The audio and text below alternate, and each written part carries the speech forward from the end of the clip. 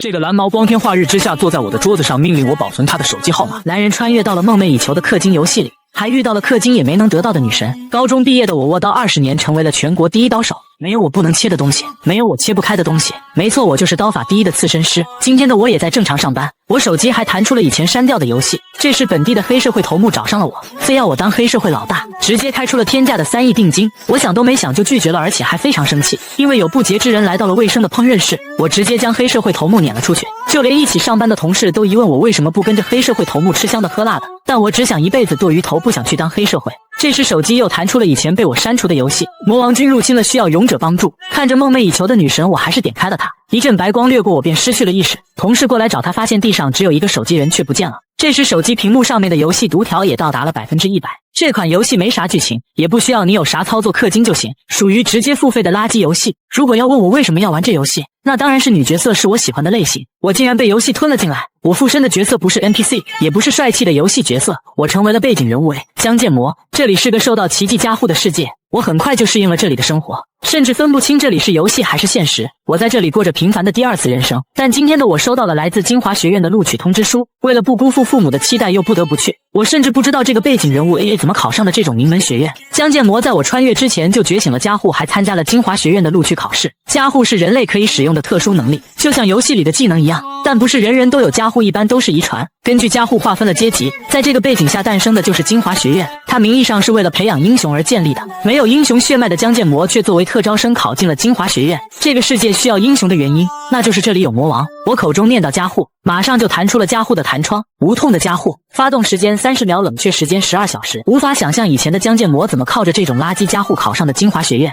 这时又看到了一个我附身之后的加护，剑神的加护，挥剑可以切开任何东西。发动条件是刃距必须在长30厘米以下，宽5厘米内。关键这还是玩游戏时没见过的加护，名字又是江建模，还得到了什么都能切的剑神加护。唯一的缺点就是发动条件太苛刻了，长30厘米和宽5厘米的刃距和前世的刺身刀尺寸差不多。如果要去金华学院，必须要佩戴武装。我完全不想把钱花在勉强就读的学院里，但又需要武器防身，于是我有了一个大胆的想法。第2天进入金华学院时，老师向我确认这真的是你的武装吗？我买了几十把菜刀，因为入学仪式必须要检查武装，老师都觉得我是在搞恶作剧。他一把拍在桌子上质问道：“你是不是把学院当过家家了？竟然拿菜刀参加分班考试？”我也只能解释这就是我的武装，就连老师也被我的气势压倒。眼看老师准备发飙时，我只能解释我是来自普通家庭的特招生，学费已经让父母压力太大，实在很难开口向父母提出买武器。老师此时还有点自责，怎么能如此对待这种大孝子？我再次补刀，只有窝囊废才会埋怨装备有问题。听到这里的老师都露出了震惊的眼神，这一脸认真的口气简直就像是到达了某个顶点的人。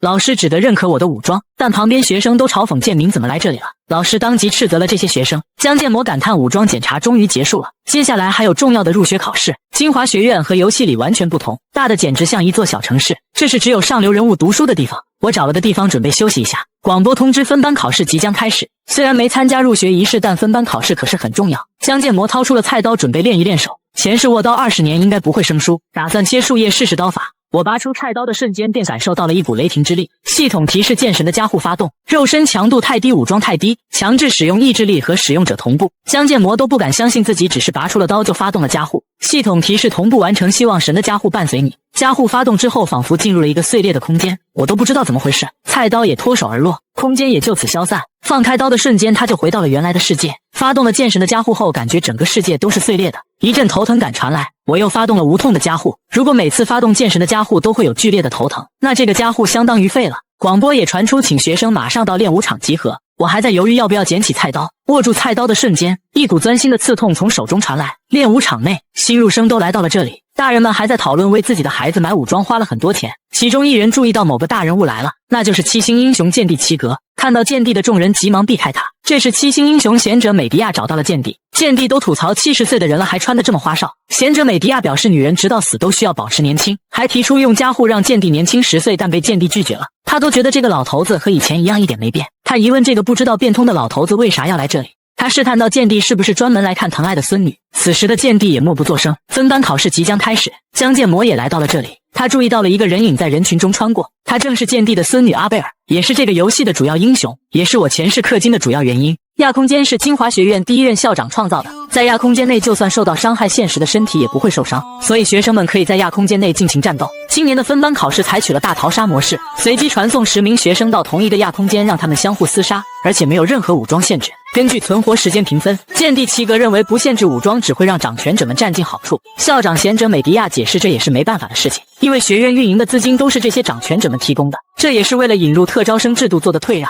特招生指的就是我这种不是英雄后代的普通人，进入学院也只能远远的看着前世氪金也得不到的女神。但是我知道眼前的女神阿贝尔已经名花有主，因为她会和游戏主角成为情侣。她和自己这种特招生不是一个世界的人，我只想稳定平安安全的在这里毕业就行，然后找一份稳定的工作，过上平凡的人生，打死也不想发动剑神的家户再次体验那种酥麻的感觉。随后广播开始宣布规则，今年的分班考试是大逃杀，随机抽选10名学生到同一个空间，根据生存时间决定排行，再统一分配班级，而我的目标是最后1名。随后亚空间装置启动，结界覆盖住了整个比武场，我只想在不拔刀的情况下结束考试。考试开始没多久，就有不少人被淘汰出局。校长美迪亚说起这次的考试结果已经注定了，不仅有剑帝你的孙女，还有其他7星英雄的后代。此时的阿贝尔轻松解决了其他对手，获得了胜利。看到这里的剑帝也准备离开，其他学生的成绩不看也知道大概结果。这时剑帝齐格和贤者美迪亚都好像感觉到了什么，就连外界的其他人也感受到了这股气息。美迪亚询问剑帝是否感觉到了，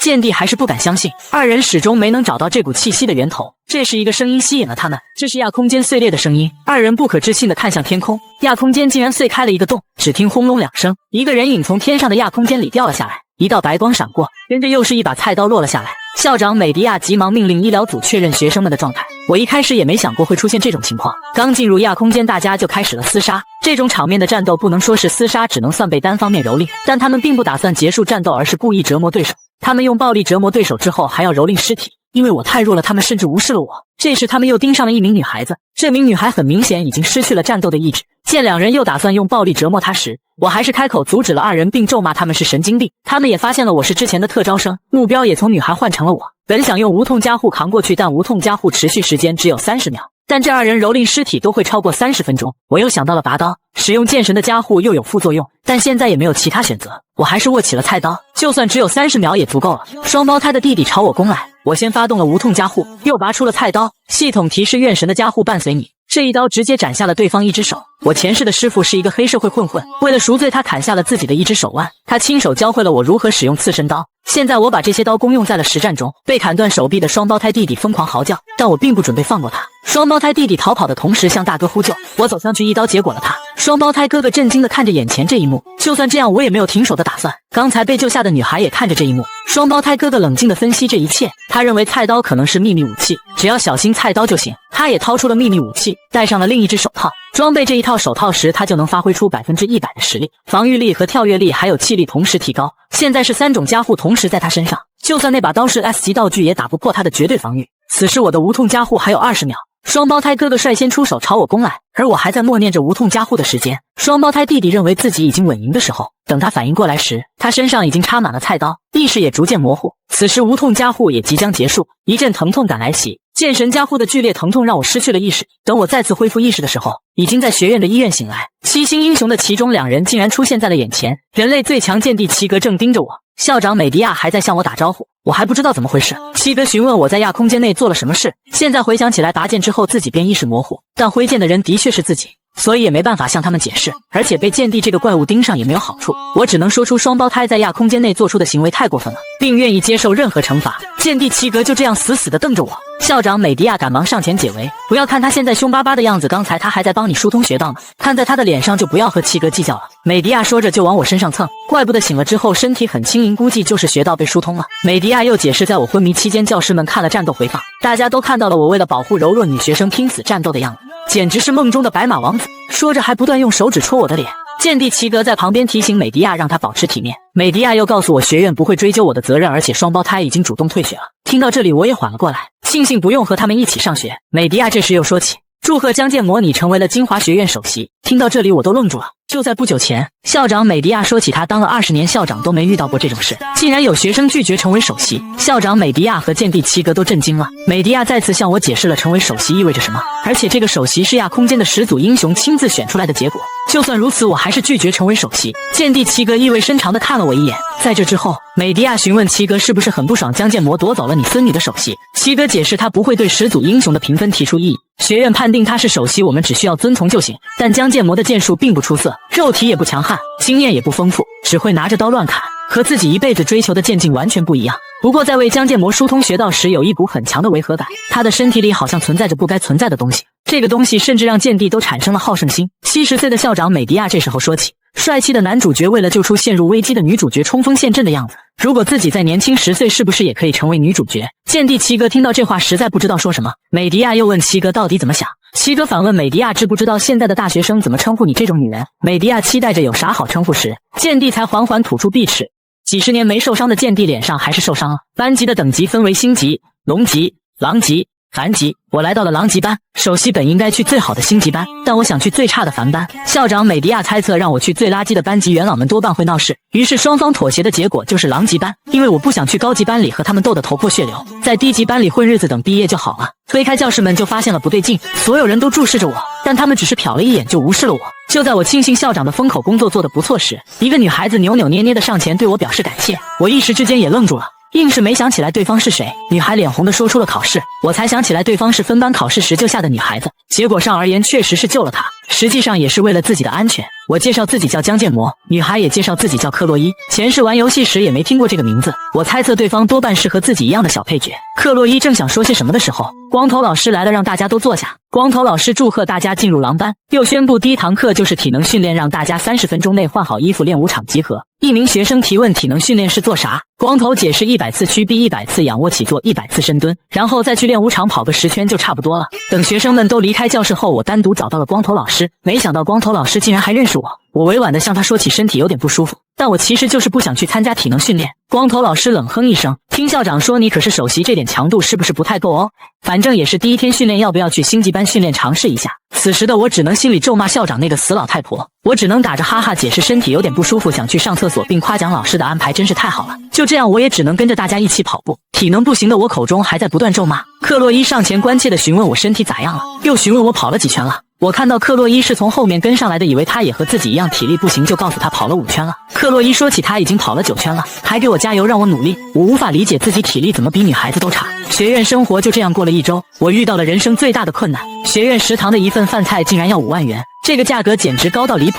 如此高昂的物价导致生活费都快见底了，所以我这几天一直喝着超市的便宜水维持生计。由于最近的锻炼，身上也练出了肌肉，不过更大可能还是剑帝帮忙疏通了穴道的原因。这时克洛伊找了过来，我询问他有啥事。克洛伊说起1个星期没在食堂见到你了，是不是身体不好？我也不能说出自己没钱吃饭了，只能找借口说不喜欢吃别人做的饭菜。克洛伊又说要不要去超市买点食材一起做晚饭吃。几天没吃饭的我二话不说就同意了，一路上自夸说我做饭技术还是不错。来到克洛伊的宿舍之后，发现冰箱里都是海鲜。前世作为刺身师的我忍不住就想展示一下手艺，但是用菜刀可能会发动剑神的加护，我只能询问克洛伊有没有长点的刀。克洛伊直接拿来了一把日本武士刀，没办法，我还是决定用厨房的菜刀。发动剑神的加护后，只要在无痛加护的30秒内完成料理就行。我可是被称为全国第1的快刀手，我仅用了21秒就去掉了鱼鳞，挖出内脏，去掉了骨头，还切好了鱼肉。克洛伊都赞叹菜做的太好吃了，他还自告奋勇的要去洗碗。听着哐啷哐啷的声音，我感觉克洛伊好像没洗过碗。看着窗外的月亮，我忍不住哼着歌。这时一阵微风吹过，把桌子上的日记本都吹落在地上，我的视线也被他吸引。上面写着今天的分班考试中有人帮助了我，以后我要报答他。我决定帮他把日记本捡起来时，又是一阵微风吹过，救出我的人和我还是同一个班级，他叫江建模。我心脏砰砰跳，不敢跟他搭话。我心想这小姑娘真可爱，看来没想到不敢搭话的原因竟然是这个。于是我忍不住翻了一页笔记本，上面密密麻麻的写着我爱你我爱你我爱你，就连我都被其内容震惊。这时克洛伊好像发现了我在看他的日记本，你看见了吗？此时的克洛伊不知道从哪儿掏出了刀，从受到大家的追捧，成为掌权者后可能会被权力腐败变成恶人，这种时候就需要影子的存在。影子的工作就是在黑暗中肃清腐败的英雄。成为影子的孩子们出生就会接受精神改造，摒弃感情，不断的训练，最终成为杀人机器。少女第一次沾血10年仅失误。克洛伊从小就被教育要成为影子，长时间不断的训练导致他心性扭曲，彻底失去感情的克洛伊来到了精华学院。这里会按照学生实力分配班级。克洛伊真正的实力最少能达到龙级，因为他属于影子家族，一辈子都在黑暗中行动，所以只能被安排到最差的凡级班。这也是家族和学院的约定。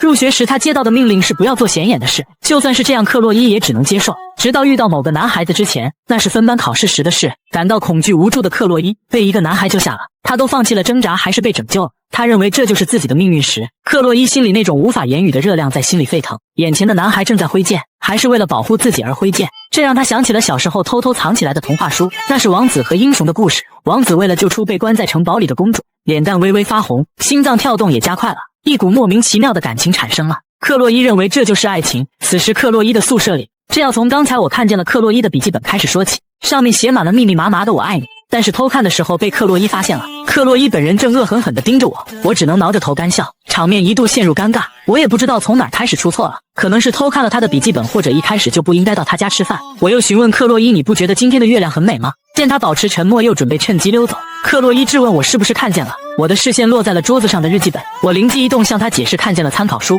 克洛伊直接质问是不是看了日记本，虽然我一直否认，但还是被他拆穿了。这之后克洛伊不知道从哪儿拿出了刀，我惊讶克洛伊这是要干啥，又看了看窗外，这里是4楼，跳下去肯定不行，而出口又在克洛伊后面。此时的克洛伊已经抄起了刀朝我走来，我很了解这种类型的人，一动不动的瞳孔浑浊色的红色眼睛，这明显是病娇啊。但克洛伊平时又是一副温柔的样子，和现在完全不一样。我猜测克洛伊可能是双重人格，病娇一个属性就很麻烦了，现在还多了一个双重人格。现在的克洛伊比入学考试时的双胞胎兄弟杀意更浓，如果不做出行动，多半要交代在这里。菜刀在厨房，现在过去拿已经来不及了。眼看克洛伊已经朝我这边攻来，我发现了后面的美工刀，克洛伊提着刀向我扑了过来，我只得抓起美工刀，将刀刃迅速划出，剑神的加护发动，克洛伊向我斩来，我也对着克洛伊挥刀，我瞄准了克洛伊的长发，咔嚓一声传来便结束了战斗。在这之后，失去意识的克洛伊从床上醒来，他还在找剑魔在什么地方，他的记忆还停留在洗碗的时候偷看江剑魔的背影，发现重要的刀还在身边，他才松了一口气，因为每次拿刀的时候都会失去意识，家族的人还告诉他不要否定自己的才能。克洛伊突然拿头撞枕头，他甚至觉得自己在失忆的时候是不是说错什么话了，又发现了地上的美工刀，地上还有被切断的头发，他觉得自己之前可能用美工刀理发了，还发现了垃圾桶的头发，以为江剑魔是帮他打扫垃圾的途中离开的，想到如此温柔的剑魔就更加无法忍耐了，一定要把它写下来，再写一遍我爱你。宿舍楼外面，我忍不住一阵干呕，这是刚才多用了5秒无痛加护的副作用，直接把晚饭都吐出来了。饿得无力的我只能找个地方休息一下。我想不通克洛伊到底怎么回事，一般的剑术都是为了击败对手或者制服对手，但克洛伊的剑术纯粹是瞄准了要害，刚才如果不还手多半就被砍掉脖子了。在刚才的战斗中，生命受到威胁时的我条件反射对着他脖子划了一刀，还好美工刀长度不够，只砍掉了头发。刚才走的时候还帮他整理了房间，应该不会怪自己才对。我刚穿越进游戏时还是有称霸的野心，但加护的无奈让我熄灭了野心。奇迹的加护是游戏主角的专属加护，也是游戏里唯2的史诗级加护，加护也很直接，从魔王手里保护世界。游戏主角还被圣剑和魔剑同时选中，而我只能用菜刀，实际差距根本不用想。以前玩游戏时对这个游戏了解还是太少了，只知道主角和重要人物剧情，其他都不太清楚。主角觉醒了，加护很晚才会入学开启剧情，最关键的还是我以前没有玩到这个游戏的结局就放弃了，现在只能这样跟着游戏剧情走。游戏剧情3年级开始会变得很阴暗，发现勇者诞生的魔族袭击了精华学院，魔族和人类发生了大战。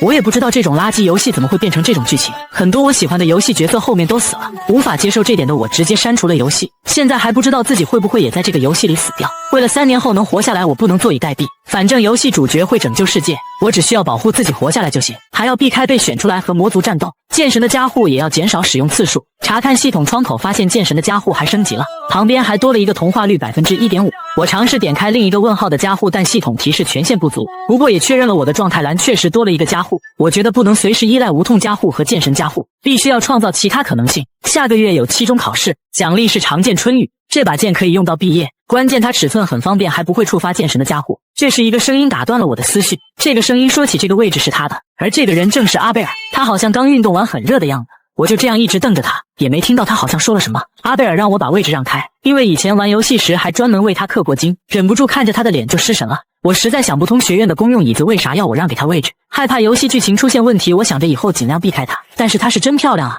视线不自觉的就跟过去了。这时阿贝尔说起这里看星星很舒服，我还以为被他发现偷看了。如此随意的性格，我都怀疑他是不是剑帝的孙女阿贝尔。他连游戏主角都拒绝过。阿贝尔向我确认我的武器是不是剑，我一问他怎么知道，阿贝尔解释是爷爷说的，还有剑客的眼神不一样。他还递出随身的宝剑，询问要不要尝试握一下，我直接就拒绝了。阿贝尔嘟起了小嘴，一副生气的样子。我再次怀疑他到底是不是游戏里的高冷女神阿贝尔。阿贝尔郑重地询问我是不是认识他。阿贝尔郑重地询问我是不是认识他。金华学院应该没人不认识剑帝的孙女，我也只得承认的确认识他。这时候阿贝尔又说起你认识我，但我却不认识你。我感觉阿贝尔想套出我的名字，我只能找借口不告诉他名字。阿贝尔又怀疑我是魔族奸细，理由是半夜3更不睡觉待在这种地方。对此我也表示无奈，我只能告诉他我正在做运动，而且还是重要的呼吸运动。这时我发现了阿贝尔手上有许多伤痕，他慌忙地把手藏了起来，我都能看出他真的很努力。阿贝尔说起拥有剑帝血脉的他必须是最完美最顶尖的存在，如果露出一点瑕疵就会被群起攻之。自从出生以来，上次分班考试还是第一次输给别人，所以很好奇打败自己的人到底是谁。听到这里的我内心还算平静。阿贝尔又说以后遇到那个首席时一定要把他打个半死。听到这里我不由得打了一个寒战，赶忙告诉阿贝尔没必要做那么狠吧。阿贝尔解释都是因为那个人不参加首席宣誓仪式才让自己这个第2名干愣的，关键爷爷也不告诉自己首席是谁。我询问他为什么和自己说这种话，阿贝尔才说出因为你看起来很弱呀。阿贝尔的家训是对强者严格，对弱者仁慈。班里的同学都是一群傻子，没办法和他们做朋友。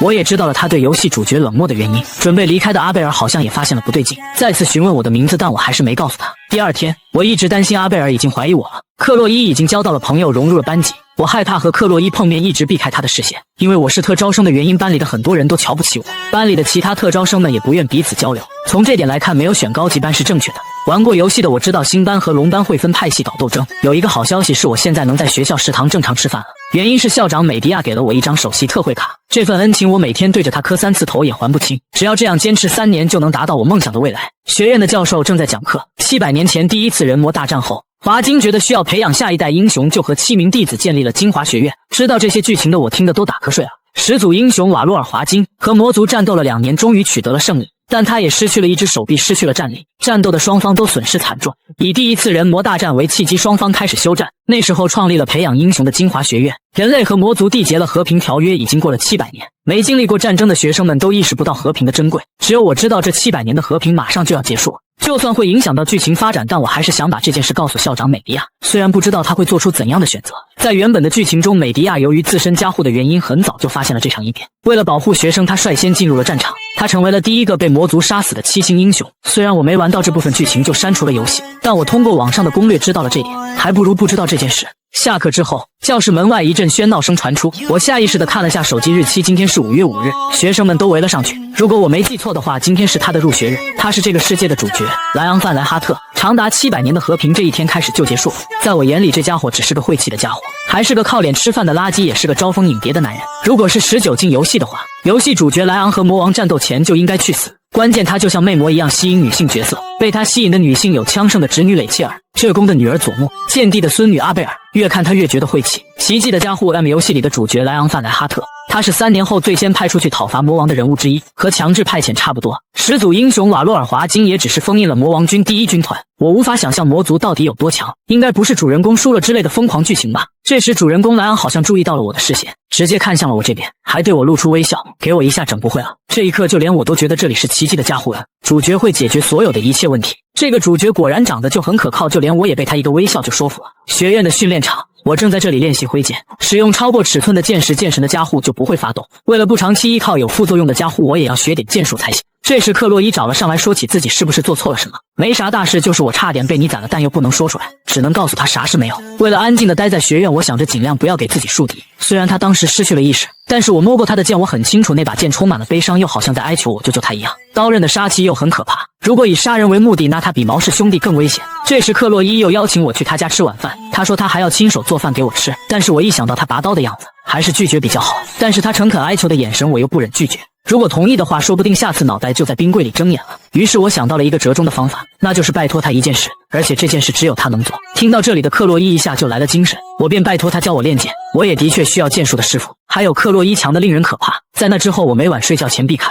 遇到恐怖事件时行动要领，这也是为了从病娇手里活下来提前做好的攻略。这时克洛伊按照约定来到了训练场，我们约定的时间是8点，但他6点半就来了，直接提早了1个半小时。我扫视着克洛伊的装扮就觉得违和感很强，平时穿校服还看不出来她身材意外的好，还有腹肌，也算是明白了她为啥这么强。随后我将木剑交给了克洛伊，她疑问为啥不用真剑，我都在想是不是我听错了，还是我说错了，又不是生死决斗，为啥要用真剑？握着剑的克洛伊还在念叨剑魔好温柔，她就像换了一个人一样审视着手中的木剑，她只是挥了挥剑，我仿佛听见空气都被切开了。我无法想象他的力气到底有多大，等会儿不会被他像切西瓜一样切开了吧？我再次点开了状态栏，确认了一遍剑神的加护，还是不懂这个童话律是啥意思，问号部分还是无法查看。克洛伊用很奇怪的眼神看着发愣的我，他询问我是怎么了，他们好像看不见状态栏，如果继续发呆可能会产生误会。训练前我让克洛伊下手轻点，前世的我好歹也是实战派，想要在某个领域成为顶点，不仅要刻苦的努力，还要做到付出一切。我之所以这么快适应学院生活也是这个原因。此时的克洛伊已经摆开了架势，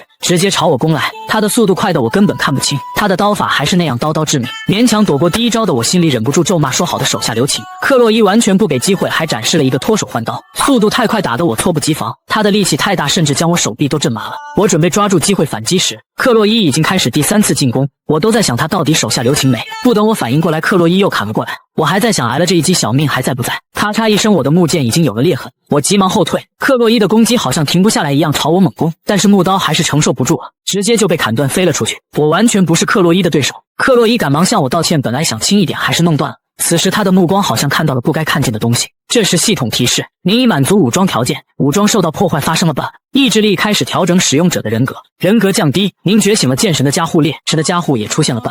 克洛伊震惊地看着眼前这一幕，而我已经失去了意识，我好像回到了记忆中的某个地方，这里有点像是前世的厨房，我好像正在处理海鲜，我随手选择了中餐刀，系统提示我不能使用此刀，我又选择了长刀，还是无法使用，现在只剩下刺身刀能用，我就这样握起了刺身刀，师傅告诉我只要切下去就能做出好的料理。系统提示，您已觉醒剑神的加护烈。克洛伊还在询问我怎么了，失去意识的我朝着克洛伊缓步走去，又突然一个闪身朝着克洛伊冲去，克洛伊急忙拿剑抵挡我的攻击，他还在呼喊我的名字让我清醒过来，我一剑将克洛伊击飞了出去，这一剑的冲击力让克洛伊喋血，克洛伊也发现了我就像换了一个人一样，我再次砍向克洛伊，克洛伊只能向后退开，被加护控制的我完全失去了意识。克洛伊受到刚才冲击力的影响，已经无力躲避下一次攻击。克洛伊还在呼喊我的名字，剑魔剑魔。我抄起了木剑朝着克洛伊袭去，克洛伊还在尝试叫醒我，眼看这一剑已经要将他杀死。克洛伊大声地呼喊出了我的名字，江剑魔。此时的我还不知道怎么回事，竟然还有切不中的鱼，最关键的是这条鱼还在菜板上不断闪避。这时师傅命令我赶紧将它切成生鱼片，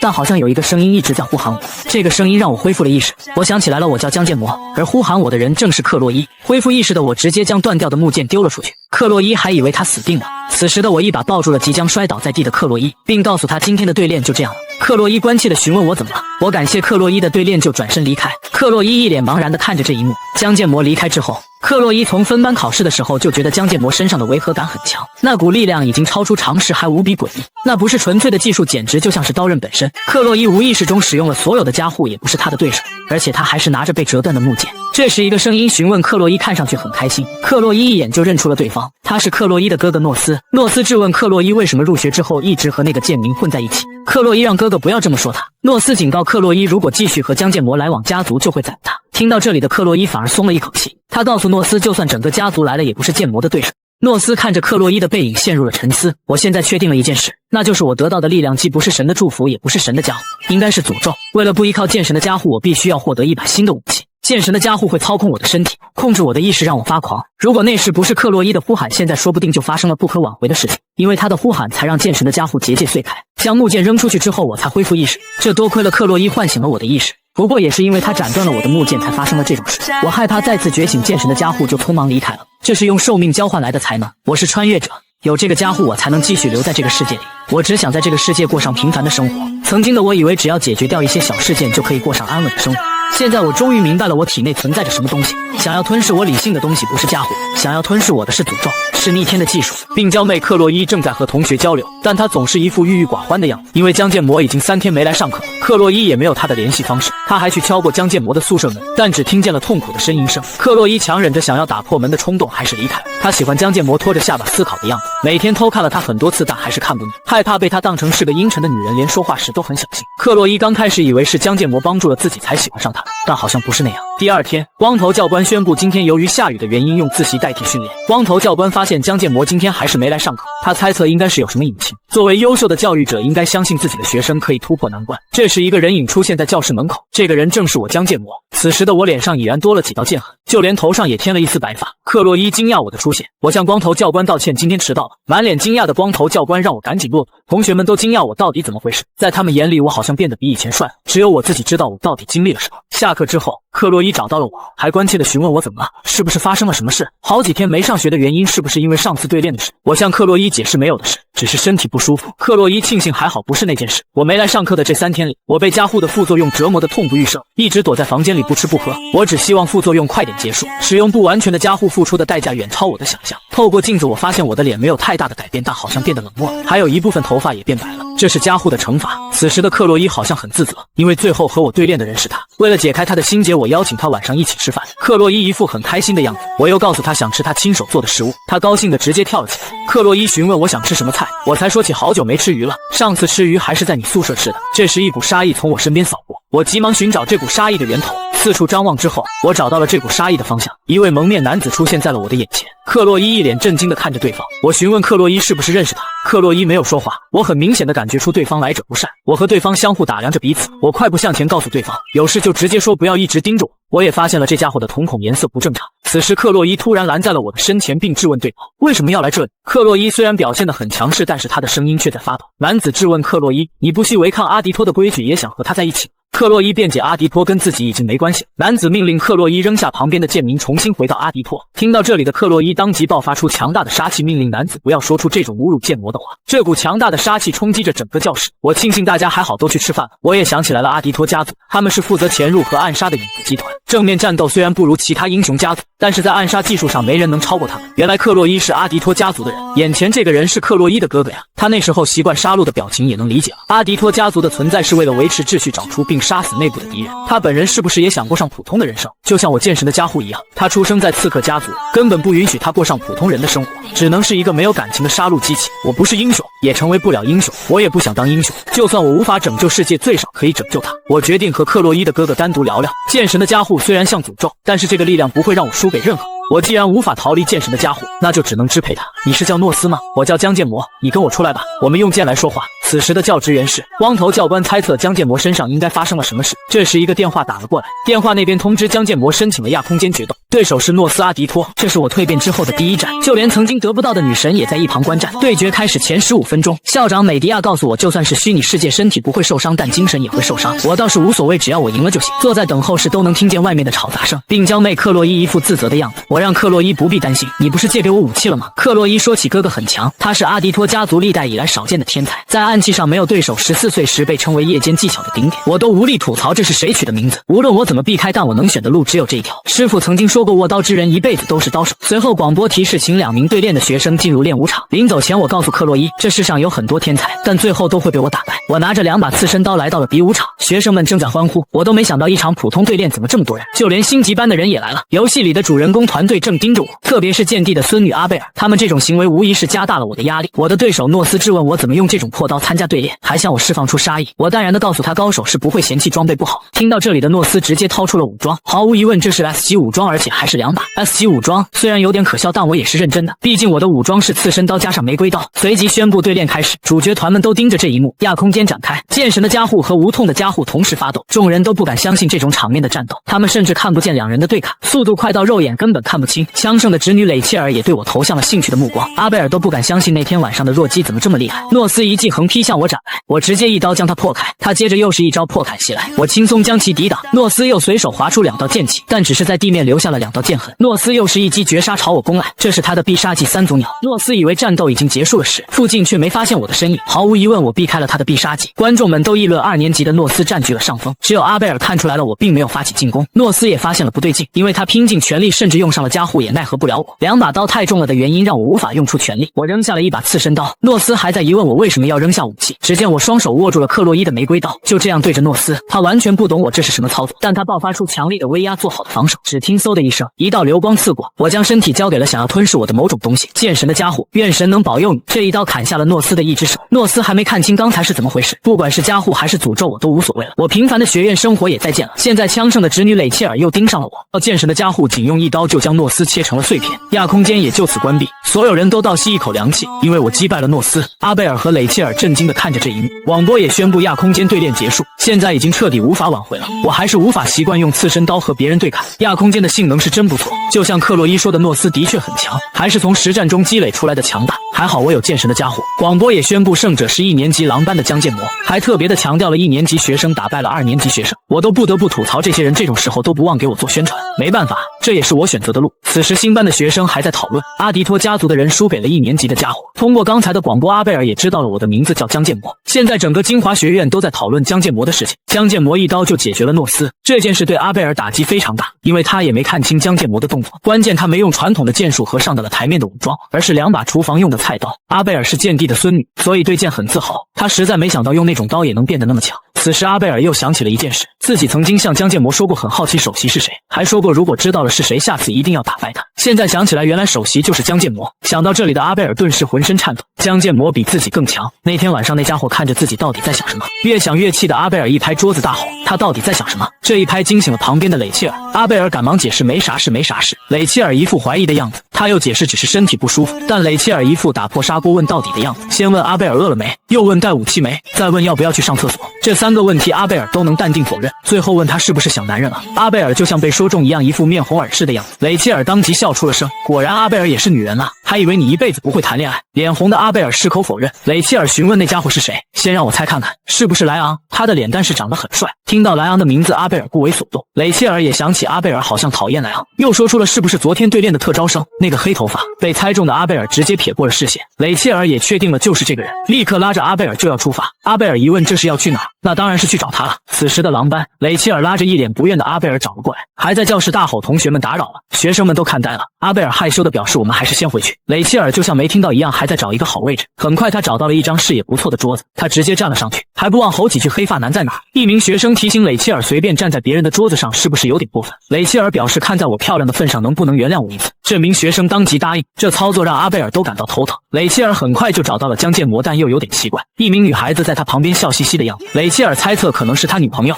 很好，有女朋友反而是一件好事，因为这样就更有趣了。他还顺手解开了自己领带，前一秒还笑嘻嘻的克洛伊，下一秒就变了脸，因为他看见了蕾切尔在江建模耳边吹气。阿贝尔和克洛伊都惊呆了，蕾切尔又一屁股坐到了桌子上，我也被蕾切尔吵醒。我刚醒来就看到了向我打招呼的蕾切尔，你是不是叫江建模？我满脸问号，蕾切尔怎么在这里？他又说起昨天怎么没发现你长得这么帅。病娇妹克洛伊直接捏住了蕾切尔的手，质问他怎么回事。下一集病娇妹克洛伊很生气，当发病的病娇妹碰上了天然的盐一米，我觉得不对劲的危险信号原来就是这个。克洛伊又要切换人格了，没想到他还在教室里掏出了美工刀，这是我在游戏里也没见过的组合，实在想不通到底怎么回事。这时阿贝尔上来拉开了蕾切尔，蕾切尔表示我们只是打个招呼没事，说着他就看向了克洛伊，他甚至摸着克洛伊的头说大人们讲话时小孩子不要插嘴，还有小孩子不要拿这么危险的东西。说完蕾切尔就准备找江建模继续聊，克洛伊毫不犹豫划出了美工刀，我和阿贝尔都惊呆了。蕾切尔好像也注意到了什么，下意识转身，他不出意外的抓住了克洛伊的手，不仅身材瘦小还有点小心眼了。旁边的阿贝尔怕事情闹大了，急忙呼喊蕾切尔，就算这样他还是无动于衷，直接一把将克洛伊扔了出去。克洛伊在空中翻了几个跟头才站稳脚跟。教室里的吃瓜群众纷纷喝彩，在压倒性的力量面前任何技术都没用，力量至上的家族嫡系圣级枪圣的侄女蕾切尔。这时他说起那个小鬼是不是你女朋友，我直接就否认了。旁边克洛伊用冰冷刺骨的眼神盯着我，但不是就不是，想了又想，我只能吐出2个字朋友。我还不懂这是什么情况，阿贝尔怎么也在这里？刚才的场面太过混乱，还没注意到他也来了。我询问2人为什么来这里，蕾切尔解释阿贝尔小姐对你感兴趣，所以过来看看。脸红的阿贝尔急忙摆手否认，还辩解这是蕾切尔强行带自己来的。阿贝尔你乖乖跟过来的，还以为你也想来呢。一时之间阿贝尔竟说不出话，教室的围观群众也越来越多。撇过视线的阿贝尔解释好像有点误会，自己也没说要来，但我觉得想来的话直接来不就好了。我告诉2人没啥事的话赶紧走吧，我要睡了。阿贝尔和蕾切尔都面色一惊，蕾切尔更是挽上了我的手并表示喜欢我，还邀请我下课后去他房间看奈飞。听到这里的克洛伊当即大喝一声从剑魔君身边滚开。蕾切尔听到这里直接笑出声来了，还问阿贝尔有没有听见，但阿贝尔在后面怒视着他。雷切尔见状只得向我告别了下次再见，我只得告诉他下次别来了。他走的时候还不忘和我说拜拜。我倒下去就准备继续睡，这时阿贝尔缓缓停下了脚步并转过了头，最后远远地望了我一眼，才依依不舍地收起视线。教室外面，雷切尔也没想到江建模会是这种态度，他从那双漆黑的眼睛里感觉到了某种东西，有种脖子被砍的感觉，现在想起来还有点毛骨悚然，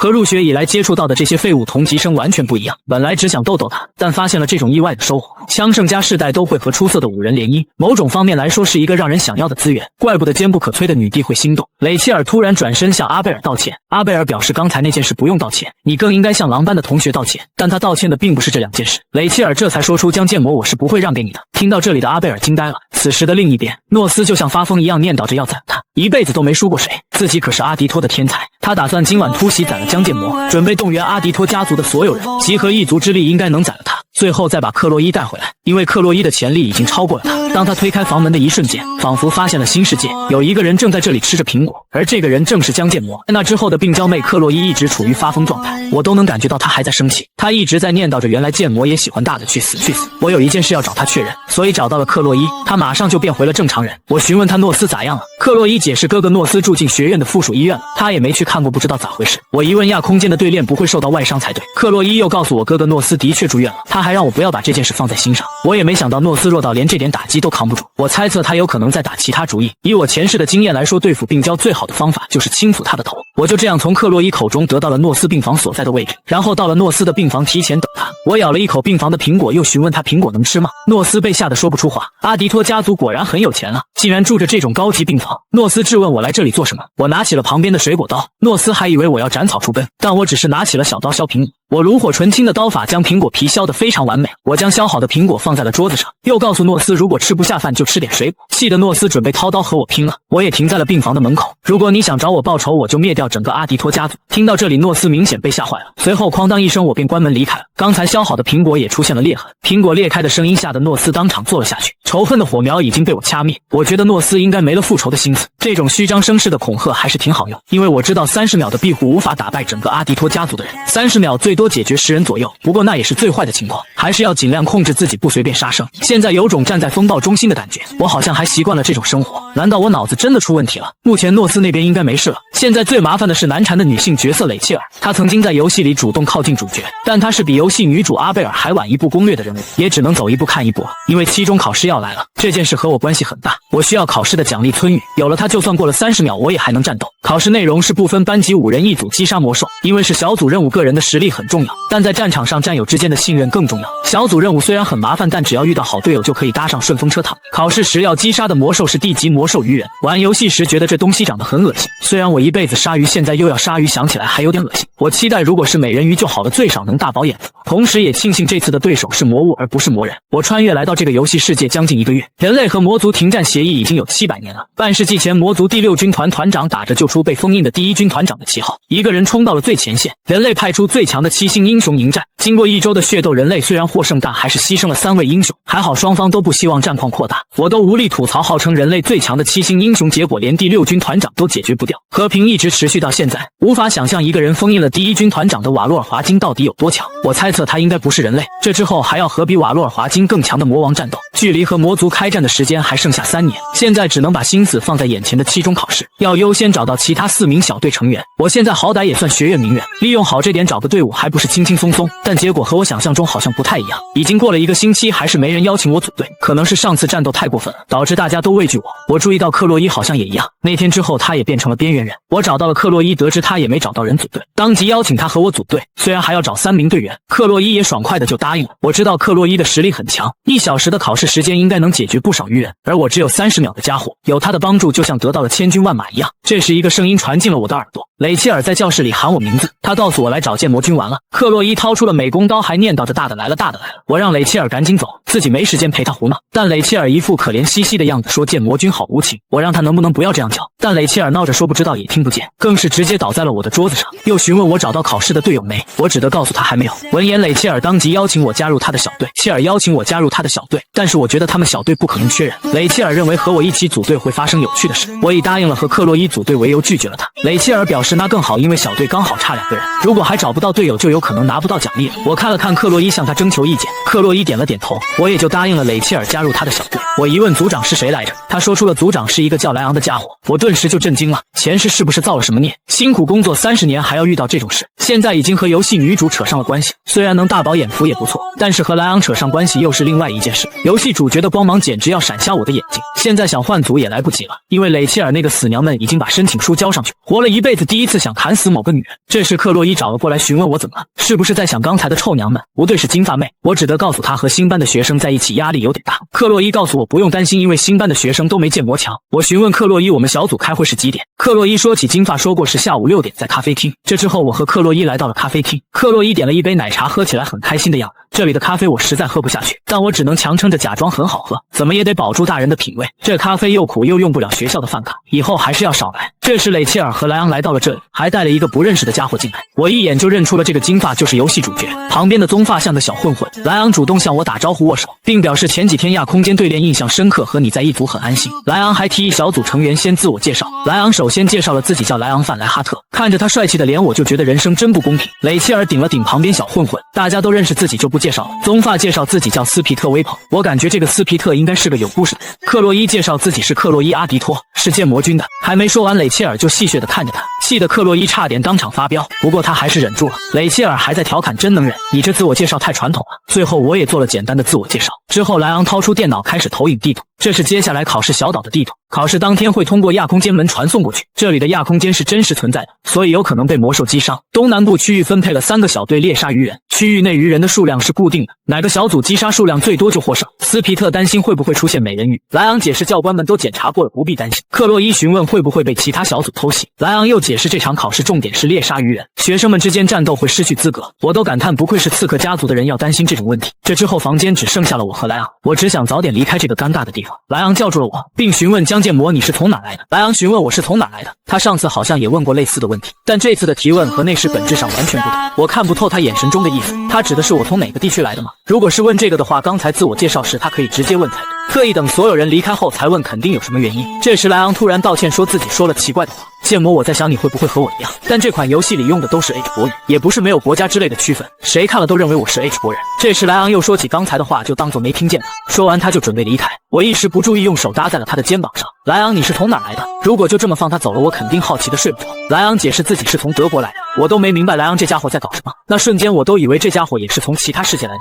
我也不能确定重生到游戏里的人只有我一个人，而且他还是主人公，比我这个小配角有更大的可能性。剑神的加护状态下，我的感觉变得锐利，我又发动了剑神的加护。我默念了一次莱昂是这里的人，剑神的加护回应了莱昂是这里的人。觉醒了剑神的加护后，只要集中注意力，隐约间就能听见声音。每次我持续发动这个能力的时候，脑子就会疼，就连无痛的加护也没效。今天看到的莱昂是我玩游戏时的那个莱昂，就算让演技高手扮演，也无法演得如此逼真。他问的真的只是国籍吗？随后我用搜索科莫百科搜索了莱昂范莱哈特的资料，也找不到他的文档。反正和莱昂也只有这次才会接触，如果又发生这种事，就拜托美迪亚帮忙吧。我暗示自己不要想得太复杂，一直以来我不希望发生这种事，但面对这种事实却很冷静。我又打开了系统面板，肉身的等级从5级升到了7级，剑的尺寸也没有变化，精神的等级还是3级，目前没有满足同化率条件，努力锻炼身体后应该提高了才对。等拿到村语之后，能力应该会提高点，同化率满足70%会觉醒附属条件，感觉马上就要解放完成一样。这段时间一直在和那对兄妹玩耍，现在最郁闷的是我自己都搞不清我自己，又不能去问别人。系统提示满足了加护的最少发动次数，调整发动时间，无痛的加护发动时间由30秒加到40秒，冷却时间缩短为12小时。不枉我吃了那么多苦啊！终于有好事发生了。倒数第5天我还在锻炼，倒数第4天还在和小队成员聚会，倒数第3天病娇妹克洛伊还在教我练剑，倒数第2天研一妹蕾切尔又缠上我，倒数第1天我还是在锻炼。此时的我已经可以用刀切开汗水，我都感叹锻炼成果终于有了效果。实习考试当天，这就是亚空间啊！有了这个东西，整个练武场的气氛瞬间就变了。小队成员已经提前到达了这里，队伍的蕾切尔主要输出，队长是莱昂兼指挥，队伍的辅助威朋，队伍的副输出克洛伊，队伍的后方戒备江建模，蕾切尔是 S 级武器方天画戟，莱昂现在用的还不是巴鲁姆克，我的目光投向了斯皮特威鹏脖子上的笛子。雷切尔这时候说起，你别看那样，那可是治愈系中罕见的 S 级，那是我曾经在游戏里花了几千万也得不到的治愈系 S 级武器。虽然造型有点奇怪，但为什么是这个样？我不由自主地贴近了观察，吓得威鹏以为我对他有啥想法。此时广播声响起，现在开始2034年1年级第1学期的实习考试。众人都被这个声音吸引。这时教官提醒，遇到危险时不要犹豫快跑，你们别忘记你们还不是英雄，只是学生。如果有人受伤或者弃权时，随时可以联系教官。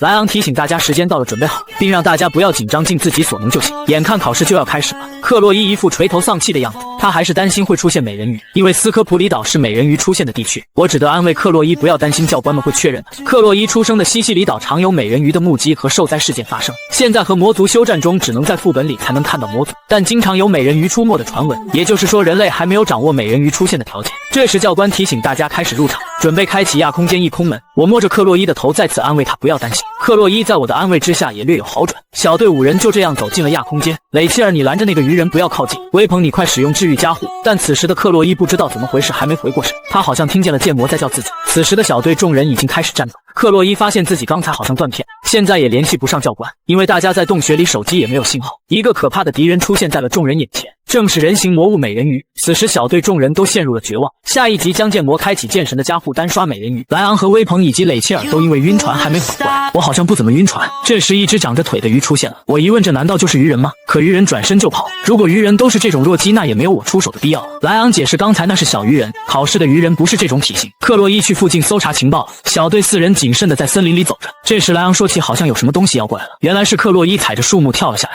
克洛伊解释树上安全些，他说起前面500米有个洞穴，很明显洞穴里有东西，这里面有密密麻麻的人鱼，大概有60只左右。莱昂还在考虑要不要进去，我知道他犹豫也是正常的，如果杀死这些人鱼多半能拿第1名，但是洞穴内可能没信号，会和外界失去联系。决定这件事的人是队长莱昂，他提前安排了克洛伊搜查小岛附近，威鹏负责治疗和辅助。我实在想不通这种小混混是治疗师，而我负责防御后防，莱昂负责指挥看情况参战。雷切尔作为主要输出，他将方天画戟一击掷出，直接砸在了鱼人的火堆中间。鱼人们还不知道怎么回事，雷切尔已经冲了上去，一击就解决了2只鱼人。他作为队伍主要输出完全足够，威鹏作为辅助给他加 buff。雷切尔太凶残，杀得鱼人四散而逃，一会儿就杀死了20只鱼人。看到这一幕，我和莱昂都震惊了。此时的克洛伊也发动了喵咪的家伙，他一击就杀死了8只鱼人，2只鱼人朝他扑来，他一剑就将他们切成了几半。雷切尔和克洛伊就这样开始相互竞争击杀数量，我和莱昂只得震惊地看着这一幕。我猜测多半是因为上次在教室的矛盾还没平息，他们2人都盯上了同一条鱼人，这条鱼人也盯上了他们，2人直接将这条鱼人剁成了碎片，杀死了鱼人，2人的嘴巴也不饶人。我庆幸2人没打起来，真是太好了，60只鱼人被他们2人一会儿就杀完了。莱昂也呼喊大家准备离开，从决断力和领导力来看，他确实是这边世界的人。他上次问出生地狱，看来只是单纯的询问，从结果上来说，这次考试算是躺赢了。此时一道能量形成的激光射来，径直地刺中了莱昂胳膊。雷切尔、克洛伊、威鹏都震惊了，我马上就发现了异常，众人都不知道怎么回事。水池中间一只怪物浮起，毫无疑问这是魔人美人鱼，众人都不敢相信美人鱼出现了。现在如果带着受伤的莱昂肯定跑不掉，因为在山洞里没有信号，也联系不上教官。我看出来他们都失去了理智，我当即命令雷切尔拦住附近的鱼人，威鹏给莱昂治疗，又告诉克洛伊赶紧出去向教官求救。克洛伊犹豫片刻之后还是同意了。此时的雷切尔和威鹏惊慌地询问怎么办，我只得让他们解决附近的鱼人。前世就觉得切那些小的海鲜很没意思，因为鲨鱼方面我可是专家，在这个世界人类可以使用加护，而魔族可以使用魔法。游戏主人公莱昂就是被魔法一次就击倒了，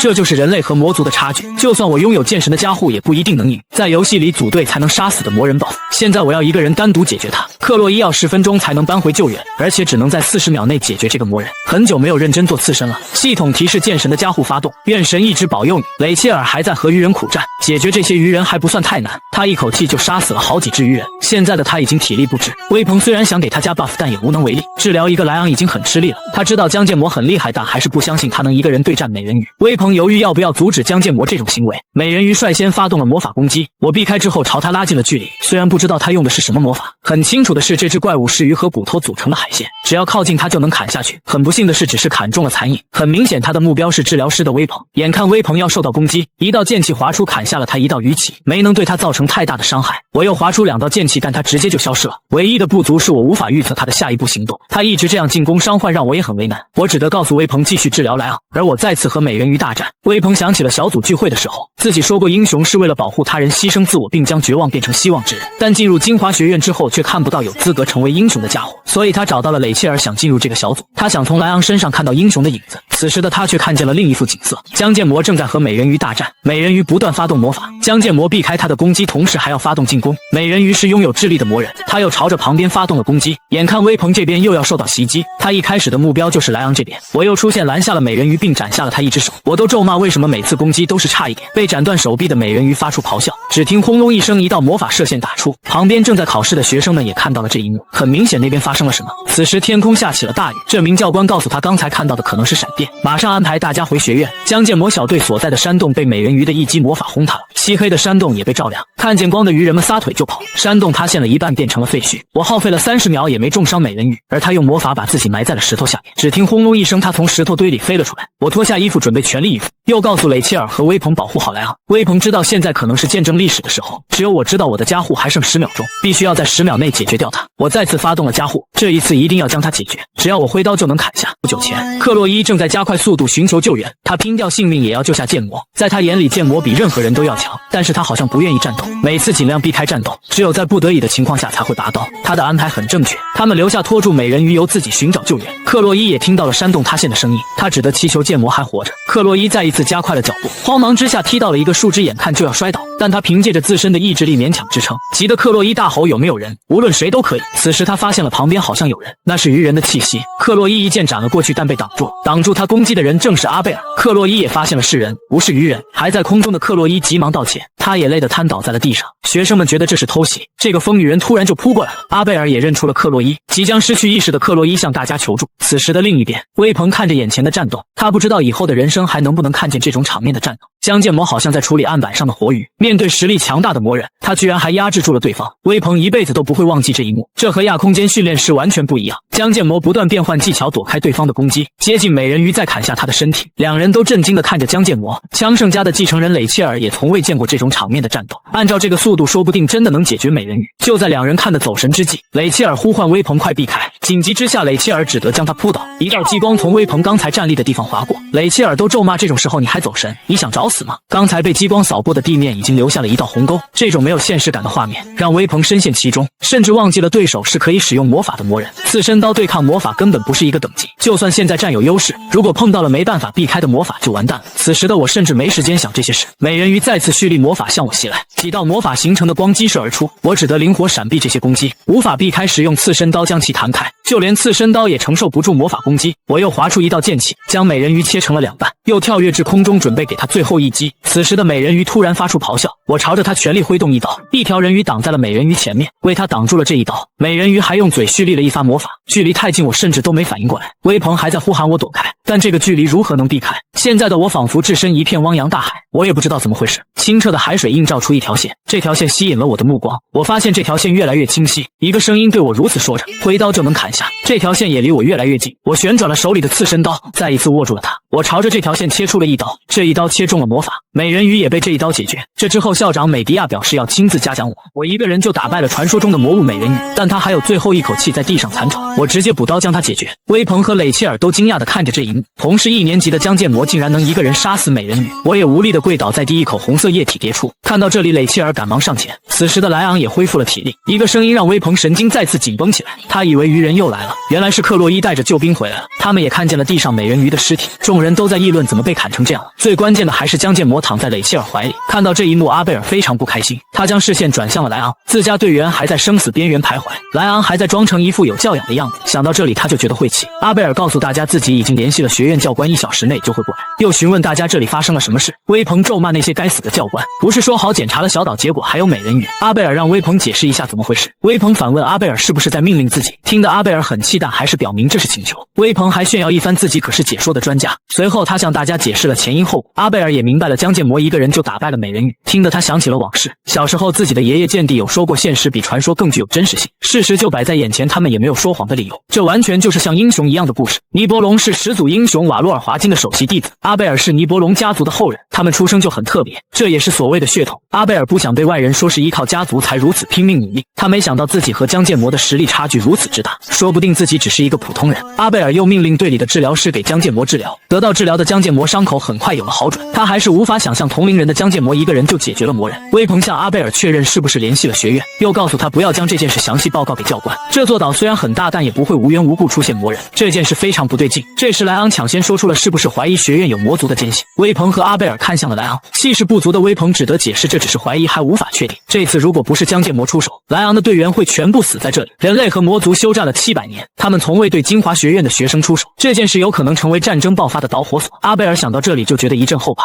威鹏都觉得阿贝尔想得太深了，只是怀疑学院有魔族的奸细还不能确定。莱昂提出不能让外人知道江建魔一个人杀死了美人鱼，消息泄露的话他有可能被魔族针对，但他一个人做了这些事又不能假装不知道，这样的话对他也不公平。阿贝尔说出找自己的爷爷商量一下，也就是剑帝。这之后学院的医院，从病床上醒来的我自己都无法想象自己还活着。美人鱼死前发出了蓄力的魔球，在最后避无可避的时候看见了一条线，将那条线砍断之后，蓄力的魔球也被破坏。我确定砍中的魔球是水。觉醒了剑神的加护之后，有一股无法形容的感觉。打开系统面板之后，发现了精神等级提升了，童话率也到达了7%。这时一个人影出现在了门外，校长美迪亚突然抱了上来，还念叨着自己一定要把那些考察的教官炸飞。我都被他抱得喘不过气。他又不停地翻找着亚空间弹，拿出了期中考试的奖励村语。下一集剑帝盯上了我，人类和魔族的战争开始了。我终于拿到了期中考核的奖励村语，本来应该正式通告并奖励给你的，但情况实在不允许。美迪亚发现了有人在外面偷偷摸摸不敢进来，他当即命令死老头子赶紧进来。来人正是剑帝七格。美迪亚都吐槽你这个70岁的老头还像少女一样害羞。我也疑问剑帝大人来这里干什么。校长美迪亚解释这件事的来龙去脉他们已经知晓了，他代表金华学院正式向我道歉，因为学院的疏忽导致学生们差点丢掉性命。他以校长的身份发誓一定会找出魔人出现的原因。剑帝七哥也认为是我救了学生们，我表示只是做了力所能及的事情。美迪亚告诉我这件事找出真相之前要先保密，这次的事情确实是学院内部出现了问题，当然我也理解他们的处理方式。校长和美迪亚离开医院的路上，美迪亚询问七哥记不记得二人刚来到这所学院的事情。遗憾的是七哥已经不记得了，他感叹眨眼间就在这里工作60年了，但这所学院有700年的历史，我们只占据了这所学院的1/10时间。这700年以来发生了不少事件，但这次好像地主强大的力量将旁边的玻璃击碎，一层能量保护罩将二人守护，这是怒不可遏的美迪亚发动了能力。期中考试前教官们提交了报告，考试的岛上有可能出现美人鱼，因此他非常慎重地对待这场考试。剑帝齐格看出来美迪亚动怒了，此时的美迪亚表面上已经冷静下来，剑帝齐格知道他是真生气了。美迪亚突然转移话题，说起剑魔是不是很厉害，一个人就打败了美人鱼，又询问他剑魔是不是天才。剑帝齐格一生见过无数天才，但他们就像流星一样一闪而过，就连自己的孙女阿贝尔也禁止使用天才这一称号。如果这个世上存在天才的话，那肯定只有他了，说不定他真的能踏入自己也未曾踏入的领域。想到这里的齐格不由得迈开了脚步，他决定暂时留在金华学院。美迪亚知道剑帝认同了江剑魔，这之后的狼班教室还是和之前一样风平浪静，看来杀死美人鱼这件事还没暴露出去。我出院之后的第一件事就是找到学院的铁匠，重新强化了村语。铁匠让我1个星期后过来拿刀。这时一个声音在呼喊我，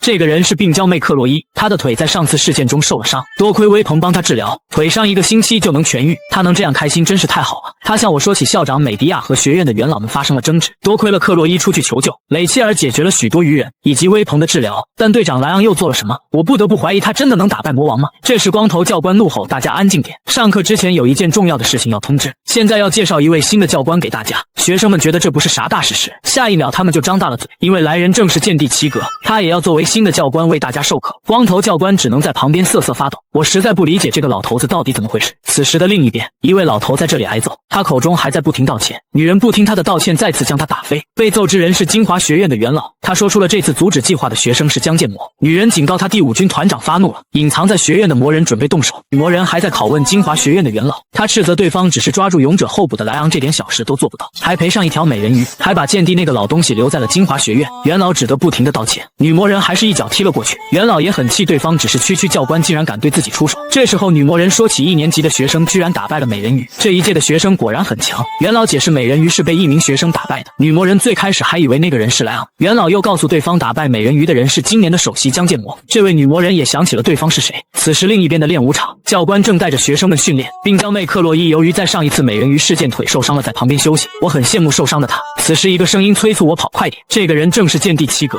我实在想不通这个老头子咋回事，为啥要跑在我的旁边。初代剑圣是瓦洛尔华金的左左膀右臂。尼伯龙家族继承了剑帝这一称号，所以说现在的剑帝齐格是人类最强。第二次人魔大战中，他成为了莱昂的师傅，但为啥这个老头在自己身边啊？他应该去莱昂那边才对。不过在原作游戏里，莱昂也没有得到剑圣这一称号。剑帝在我身边，让我实在适应不了，就像一张海报贴在身上这种感觉。剑帝还提醒我赶快跟上他，我都觉得这个老头真是越活越年轻。之后又到了实战训练，剑帝将一堆武器倒在了地上，并让学生使用这些武器。一名学生提出使用祖传的武器练习比较好，剑帝否定了这点。越是依赖武器，就越会疏忽锻炼，甚至会把武器的力量看成自己的力量，所以高手不会挑武器。我也是这么觉得。剑帝又告诉大家，只要精通一般武器，年末升班的概率就很大。学生们听到这里都兴奋不已，只有我知道大家都被他骗了。我也随便选了一把刺身刀，我感觉这个老头子一直在盯着自己看。学生们开始1对1的对练，但大家担心不在亚空间里受伤了咋办？剑帝告诉大家，来这里是为了继承始祖英雄的遗志，只有经历了危险的训练才能成长得更快。还警告大家对练时不要瞄准对方脑袋。在大家对练之前，他还要给大家亲自做个示范。学生们都很兴奋，因为他们都没亲眼见过剑帝大人的剑术。此时的光头教官只觉得自己陷入了职场大危机。他虽然是精华学院的顶级教育者，但要和人类最强的剑帝对练还是有点。想到这里，他只得提前和母亲告别。光头教官让剑帝手下留情，但剑帝却指明了剑帝点名要和江建模决斗。学生们都期待剑帝要出手了，但是为什么对手是江建模那个家伙？我也不知道剑帝这是什么意思。剑帝询问我伤好没有，如果伤好了就拿起剑。此时的我怎么可能和剑帝对练？如果硬要和他对练，我和他之间多半有人会出现伤残。但家伙的本能在渴求胜负，考虑到继续发展下去可能会偏离原作，我只得拒绝了剑帝的对练。学生们都觉得江建模多半害怕被打得很惨，对此我无动于衷。剑帝齐格也质问我到底要隐藏力量到什么时候？难道就没有剑客的自尊吗？我前世成为全国第一刀手时一直把他刻在心中，剑帝如此挑衅就是要逼我出手。我准备同意对练时，光头教官赶忙上来阻止。剑帝知道我已经下定决心了，众人都等待着我的回答。我拔出了刺身刀，接受了剑帝的对练要求。剑神的加护瞬间发动，剑帝和剑魔二人同时进入了冥想模式。剑帝也确定了他的想法没有错，在他年幼的时候，有一位骑士向他展示过一次剑路，已经到达了那个领域，所以剑帝一直关注着江建模。如果是他的话，应该能带着自己进入那个领域。这一瞬间，两人便交手了几个回合。江建模和剑帝各自挥舞着武器，他没有正面躲开剑帝的攻击，而是用完美的技巧接住了剑。两人在这个空间里持续对砍。剑帝的剑经历了岁月的洗礼，和普通人的剑完全不一样。这一剑朝着江建模劈去，外面的学生们还不知道怎么回事，大家不知道为啥剑帝要选一个特招生作为对手。两人这样僵持了许久，大家也发现了事情不对劲，为什么他们站着不动？光头教官知道他们没有站着不动，已经交战了无数个回合了。最开始光头教官不同意剑帝和学生对练，剑帝提出了用冥想的方式对练，江建模应该踏入了那个地方。剑帝都惊讶江建模挡住了自己的全力一击，最关键的是在冥想的这段时间他还在成长。想到这里，剑帝不自觉发动了加护，这是剑帝齐格剑灵的加护，他准备全力挥出一剑时，这股剑气的威压吹向众人。光头教官知道这是冥想世界要被破坏了，眼看二人的决斗要分出结果时，光头教官还在想，这和剑帝大人说的不一样，这场对练如果现在停不下来，必定要见血。光头教官大声呼叫时，美迪亚从空中落下，责骂剑帝真是个疯子，是不是老年痴呆了？下一集胜负。剑帝一直向美迪亚道歉，但美迪亚还是很气愤，斥责剑帝是不是得了老年痴呆，怎么能向学生发动加护。剑帝齐格解释自己没那种想法，实际上他已经失去了理智，还拼尽了全力。剑帝齐格再次向美迪亚道歉，美迪亚知道50年了，剑帝齐格从未对他道过歉，但今天一天内连续2次对他道歉。冷静下来的美迪亚询问剑帝到底怎么回事，怎么突然就发动剑灵的加护了？刚才如果不是他拦住，就出大事了。剑帝表示不使用加护就无法占据优势，美迪亚都不敢相信剑帝齐格能说出这种话，无法想象江建模的才能到底有多厉害，而且江建模已经到达了冥想境界。美迪亚惊讶剑帝都是30岁才到达这个境界，江建模17岁就到达了，这像话吗？剑帝齐格也不知道怎么解释这个现象。美迪亚也想起了刚才呼喊江建模时，那一股威压让他作为7星英雄的威严都消失了，他从江建模身上感受到了恐惧。上次有这种感觉的时候还是面对魔族6军团长时，为什么能从江建模身上感受到这种恐惧？难道因为他的名字里有个魔？而且剑帝也不像撒谎的样子。美迪亚询问剑帝是不是输了，剑帝明显急了，当场表示怎么可能，虽然江建模很厉害，但还是差得远，更何况当时自己没带齐装备。美迪亚直接调侃，不是某人说高手不会说装备不好吗？你居然给自己找借口说没带装备，你现在这副样子真的很难看。这把剑帝齐格气坏了。此时的另一边，之前和剑帝的战斗太过激烈，我也从睡梦中惊醒。剑帝那个老头太好战了，如果不是美迪亚出面阻止，可能要出大事。体验了一次冥想之后，我感觉非常微妙。冥想模式对武器的激烈和熟练度要求很高，据说一辈子修炼某一种武器的高手才能踏入冥想模式。在奇迹的加护 M 这款游戏里，可以随意进入冥想的人不超过10人，就连主人公莱昂都需要训练3年才能进入冥想，但是我为啥马上就能进入？就连主人公都要花3年才行。我想起了前世握刀20年的经验，加上每次发动剑神加护时的情况，我也习惯了这里的生活。从之前经验来看，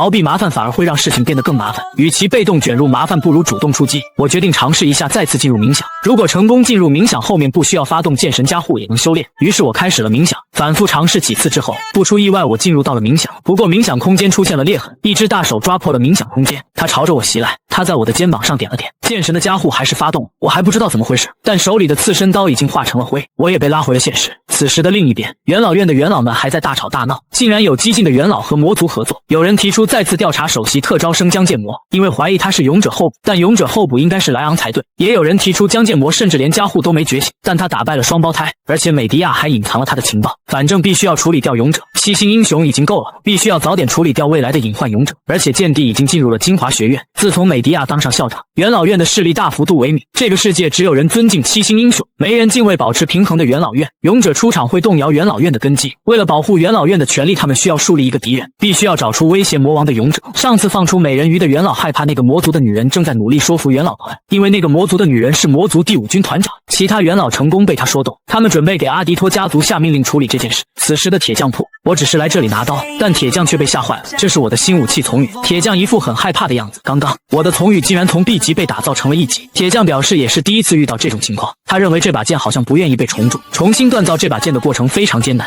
如果是一般铁匠，多半会把它铸成废铁了。总体来说尺寸还算合适，但硬度只有1级。铁匠解释强化一下还是能用，还不额外收强化的钱，气得我想当场宰了铁匠。万一强化爆了咋办？铁匠说出只要有不会失败的材料就行，但1级魔兽才会掉落这种材料，1级魔兽相当于美人鱼水平，我可不想为了强化武器赌上生命。如果是游戏就能氪金了。我提醒铁匠不要忘记强化不收钱这件事，又喊铁匠归还打造失败的1000万。铁匠当然不认账，都强化不收钱了还要赔1000万。看到铁匠拒不认账，我直接拿出刚打造好的刺身刀确认一下性能，铁匠居然还要和我杀价赔800万，我可不想和他说废话，直接武力胁迫。铁匠没办法，只得认栽。得到新武器从羽之后，武装升了2级，考虑到使用加护会带来肉体的疼痛，我还是不想频繁的使用加护。随着等级提升，加护也在变强，由疼的要死变成了呼吸困难。武装的等级可以通过得到新武器或者强化提高，只要慢慢成长，可能性就很高，说不定还能找出这个世界的真相。这时候病娇妹克洛伊找了过来，她已经拆了石膏，一条腿走路也不会摔倒，但骨头的碎裂短时间还不能剧烈运动。这时我发现了克洛伊嘴角沾了东西，于是伸手帮她拿掉，拿下来才发现原来是饭粒。克洛伊仿佛失了魂，原地瘫软在地，我赶忙将她扶起。她也发现了我的新武器从羽，根本看不出来这是1级，听得我都自闭了。克洛伊赶忙解释不是这个意思，我只得自我安慰，反正铁匠退了钱，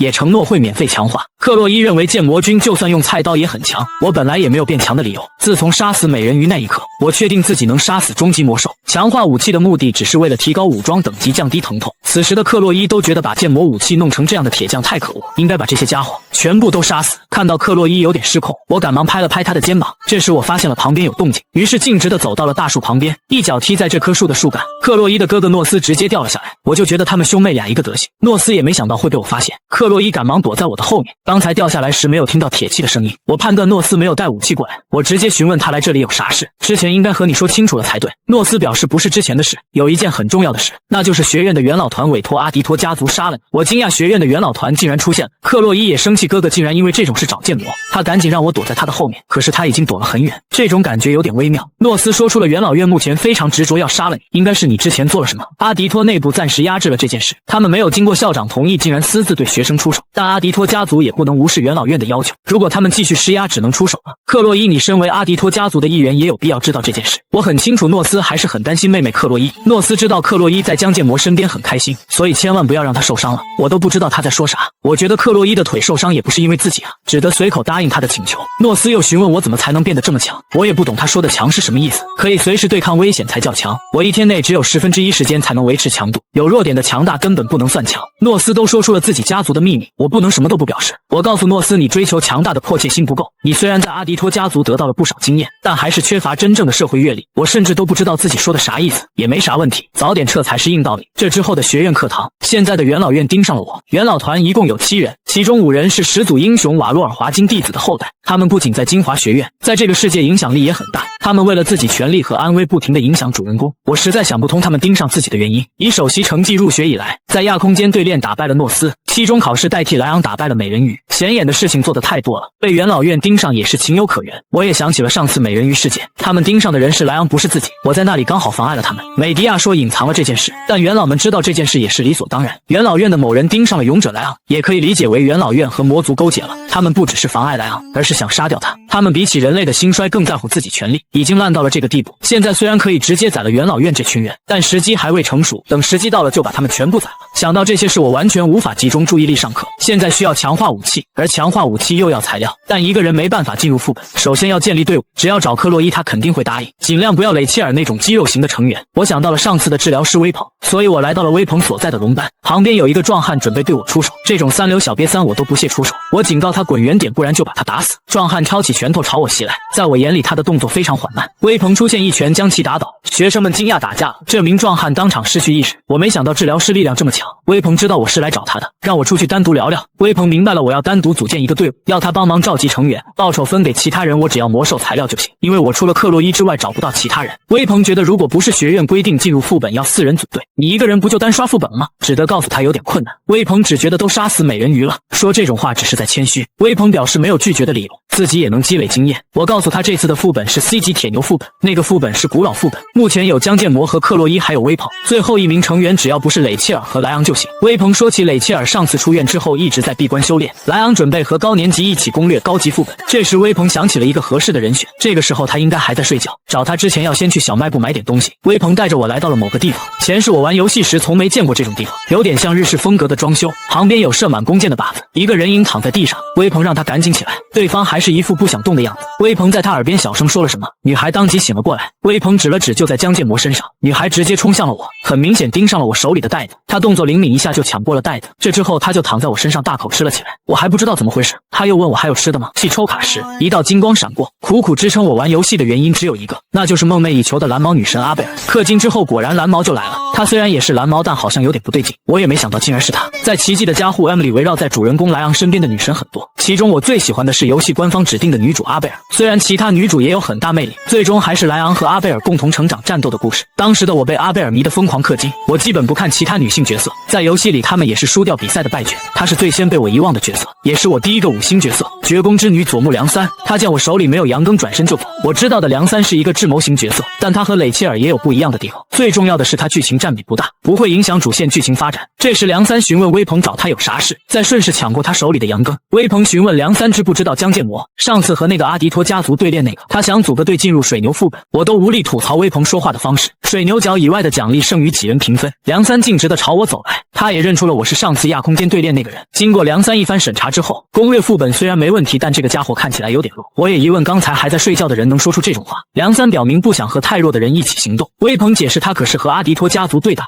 最关键他还在期中考试，差点他就说出来了上次美人鱼事件。威鹏命令良三快同意组队，良三表示又不是狗，为什么要听你的使唤？威鹏怒吼看到杨庚就流口水的人，不是狗还是啥？杨庚也买了怎么还不听话？吵起来的他们看得我一脸懵逼，我实在不想低头求别人加入小队，我只得告诉威鹏，既然他不配合就算了，就算强行让他加入了也只会坏事，我们再找找其他人。梁三这时也嘲讽，看来你们也不急着进副本。沉默片刻之后，我只得掏出腰间的刺身刀，看得二人一愣，我当着二人的面随手扔出刺身刀，这把刺身刀正中靶心，速度太快，梁三都没反应过来。我询问他要不要再来一次，小脸微红的梁三表示不用。第二天，梁三就在小组会议室等大家了，他还比我们几人先来，我也疑问怎么回事时，他还先向我打招呼，看来刺身刀的效果不错。很快组队申请已经准备完毕，接下来就是攻略方式。水牛副本是 C 级魔兽生活的地方，威鹏向大家解释了水牛副本的特性。水牛的弱点是远距离攻击，他们近身战很强，还有一件非常重要的是，水牛副本里有一个绝对不能触碰的石门。克洛伊疑问里面有什么，威鹏解释可能封印了什么东西。梁三都知道进入副本的条件就是不打开石板，我也告诉大家绝对不能打开石板。此话一出，大家都看向了我。威鹏也疑问剑魔是不是知道些什么，我只得告诉他们不知道，反正不能碰就对了。我不能告诉他们那里封印了隐藏 BOSS， 那个石门要满足特定条件才会打开。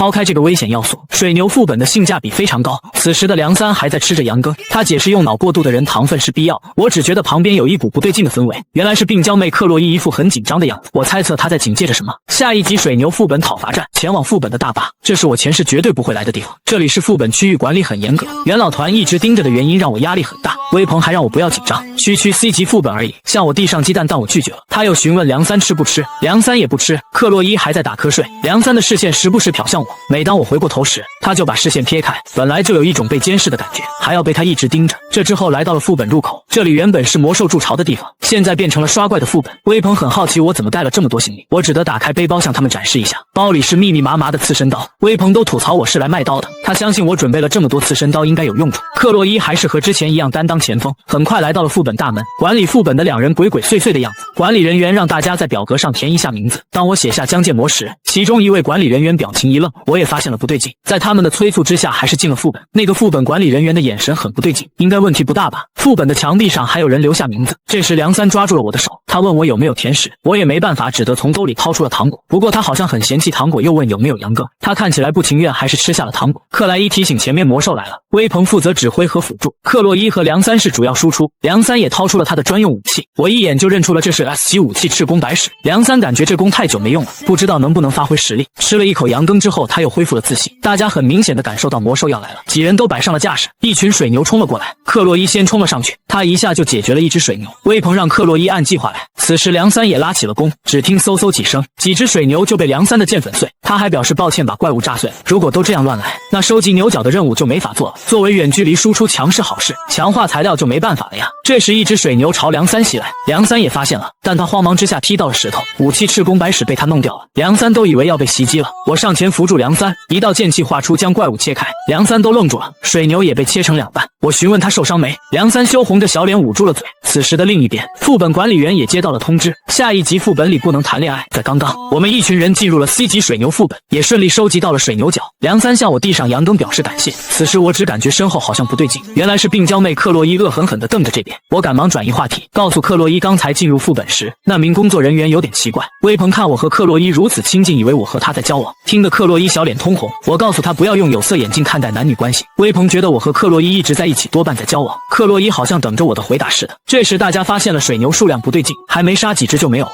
梁三也觉得刚才的水牛样子有点奇怪，他们好像在逃命一样，而且水牛习性温和，不应该这样才对。最关键，这个世界还有人用这些水牛耕地，我都无法想象这些人竟然用魔物耕地，有点奇怪，大家也没当一回事。我询问微鹏和梁三怎么认识的，梁三自信地解释自己是笔试考试首席，微鹏是次席。然后微鹏很不服气，就来找自己闹事。我还以为微鹏是社牛，不但认识雷切尔，还认识梁三。微鹏急忙否定并解释自己和雷切尔是远房亲戚，这是我作为玩家都不知道的知识。微鹏还说出自己的家族是枪圣家族的旁系，听得我都愣住了。微鹏表示很满意现在的立场，还提醒我以后出名了不要忘记他。我知道自己永远不可能出名。微鹏认为我以后多半会成为七星英雄，克洛伊也觉得有可能，只有梁三一言不发。大家也发现了梁三有点奇怪。这时梁三说出了讨厌七星英雄，大家还疑问他这是怎么了。微鹏提出快速通关副本，我发现了不对劲的地方，地面有残留的魔石痕迹，这可能和现在的异常有关。在微鹏的催促之下，还是深入了副本，地上还有3颗碎掉的魔石。此时的另一边，副本外面的工作人员正在向上级禀报，水牛因为魔石都狂暴了，狂暴化的水牛足够杀死那些学生。电话另一边的魔族女人提醒他不要忘记失败的后果。副本工作人员也没办法，反正左右都是死，他索性也打开了副本的门。因为进入副本的学生存活率是0，他又想起了那名学生的眼神，仿佛看透了一切，准备进副本确认一下。此时的副本内，克洛伊发现了前面有魔物接近，大概有50只，众人听到都惊讶了。地面一阵晃动传来，50多只水牛冲了出来，大家都没想到怎么一次性出现这么多，而且这些水牛都跟发狂了似的。本来是温顺的魔物，这是怎么回事？这时我也想起了师傅的教诲，每一把刀用途都不一样，用杀鸡刀不能杀牛，刺身刀只能用来杀鱼。我一问刺身刀可以片牛肉，为什么不能杀牛？听到这里的师傅很明显出现了感情波动，他用刺身刀把鱼切成了2半。这之后师傅也认为杀牛也不是不可以。现在我要用刺身刀杀牛，我让克洛伊吸引水牛的注意，不要和他们正面冲突，又询问微鹏应该懂得起吧。微鹏表示当然。梁三也疑问大家面对50只水牛怎么这么冷静，我又告诉梁三杀死靠近的水牛。梁三询问微鹏到底怎么回事，江建模怎么这么冷静。微鹏让梁三无论看到什么都不要吓坏了，我准备这么多刺身刀的原因就是以防万一，无论有多少水牛都通通砍掉。剑神的加护发动，一群水牛朝我袭来，我将手里的刺身刀全部投掷了出去，这把梁三都看呆了，还没见过这样的人。下一集 BOSS 出来了，剑神的加护发动，一瞬间就击杀了几十只水牛。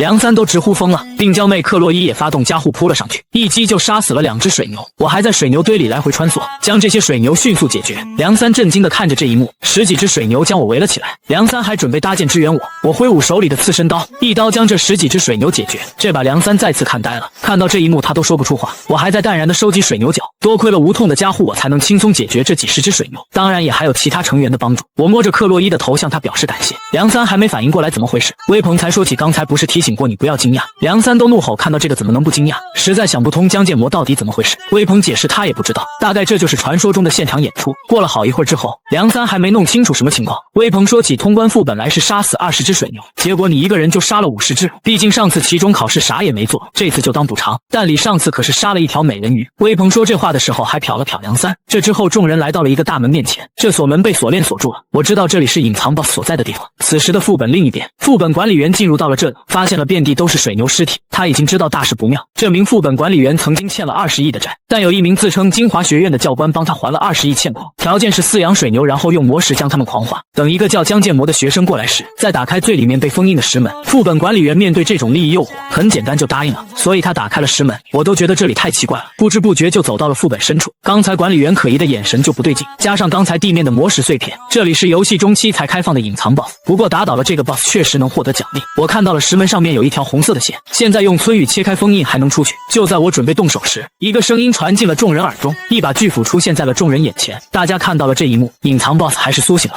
杀死他的奖励是转移的加护，他是即魔物弥诺陶洛斯，外号王牛。BOSS 以生命为代价发动了魔法，我拿出刺身刀接住了他这一斧，但完全破不了牛头人 BOSS 防御。如果现在退缩的话，身后的同伴多半有危险。牛头 BOSS 一斧子将我击飞，梁三趁机射出一箭，射中了他的眼睛，还让我赶紧宰了他。我也趁机拉开距离，平静下来之后也想起来了，只要挥刀就能斩下。无数条线出现在了我眼前，刀身上面也被一阵蓝色的光覆盖。这一刀切开了牛头 BOSS 的巨斧，更是一刀将他拦腰斩断，将他斩成了2半。梁三和克洛伊也看到了牛头 BOSS 被杀死，杀死牛头 BOSS 我也虚脱。梁三以复杂的表情看向这边，辅助加护结束的微鹏也瘫软下来，感叹江建模每次都能打破常识。他也看到了刚才剑身上面蓝色的光，想到江建模年纪轻轻就能用剑气，受伤的微鹏突然变得呼吸困难。梁三拍着他的肩膀喊微鹏快呼吸。这之后梁三哼着小曲，他也明白了刚才微鹏说见证传说的时候，还知道了微鹏为什么喜欢跟在江建模身后，又询问江建模今年是不是不能向高级班跳级。微鹏还以为梁三脑子坏了，不过学院好像也没规定不能从高级班往低级班跳。梁三不知为何想和江建模去一个班，虽然有微鹏的加护，但还是要休息一段时间，以后尽量还是用无痛的加护战斗。此时克洛伊突然冲了过来，整个人压在我身上让我很难受，在我提醒之下他也发现了这点。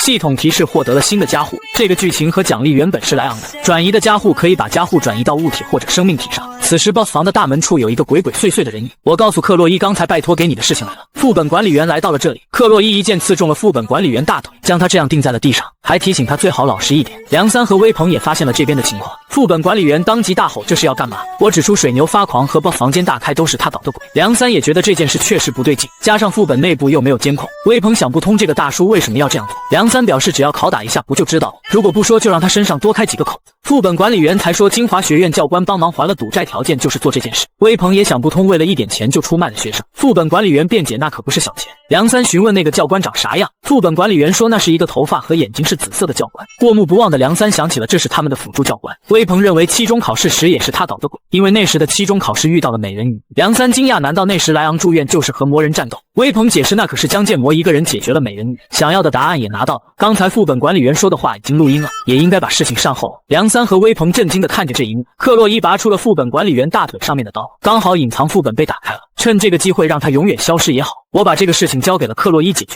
克洛伊把剑架在了副本管理员脖子上，不顾他的求饶将其解决。我也知道了学院的元老团和教官盯上了我，只要他们过来就将他们通通砍死。来到了铁匠铺，这是隐藏副本的 BOSS 弥诺陶洛斯的脚，强化 A 级以下装备时100%成功，快用它给我村语强化一下。看到这个铁匠都惊得说不出话，没想到真的有人拿来了这个，因为 A 级魔兽的材料，金华学院的学生能拿到实属困难。铁匠甚至猜测这个 A 级材料是江建模一个人获取，我只得告诉他和小队成员一起，反正你要强化，顺便给我修一下它。铁匠怒吼：“你这家伙到底做了什么，才把武器弄成这样？我让他注意一下自己言辞。”铁匠顿时换了一副面孔解释：“这不是担心你吗？”临走的时候还提醒他记得强化和修理。敢怒不敢言的铁匠暗道要把这家伙武器做得更短点。铁匠还以为内心想法被看穿了。我告诉铁匠，剩下的材料你可以拿去买点酒喝。又到了上课时间，我来到了教室，身体的疼痛感还没彻底消除，我决定等会找微鹏治疗一下。剑神的加护等级又上升了，同步率提高到了 12.7%， 如果再去攻略副本可能还会提高。身体特征也只有最开始的一次出现了白发，其他地方也没有太明显的变化，不过白发还在增加。我甚至担心会不会像师傅一样成为强大的光头。既然元老院准备对我动手，我也要提前做好准备才行，需要研究一下这次得到的转移加护。虽然对不起游戏主角莱昂，但也没办法，首先要恢复一下身体。还发现了桌子上有一块羊羹，我也做好了被人刺杀的准备。万幸的是有2个可以被称为朋友的同学，微鹏和克洛伊对主线影响不大，应该可以和他们交朋友。克洛伊从副本出来时身体不舒服就住院了，抽空还是要去看看他。这时光头教官和剑帝走了进来，我实在想不通剑帝要在学院待多久。这时我手机响了，有人发消息问我在干嘛，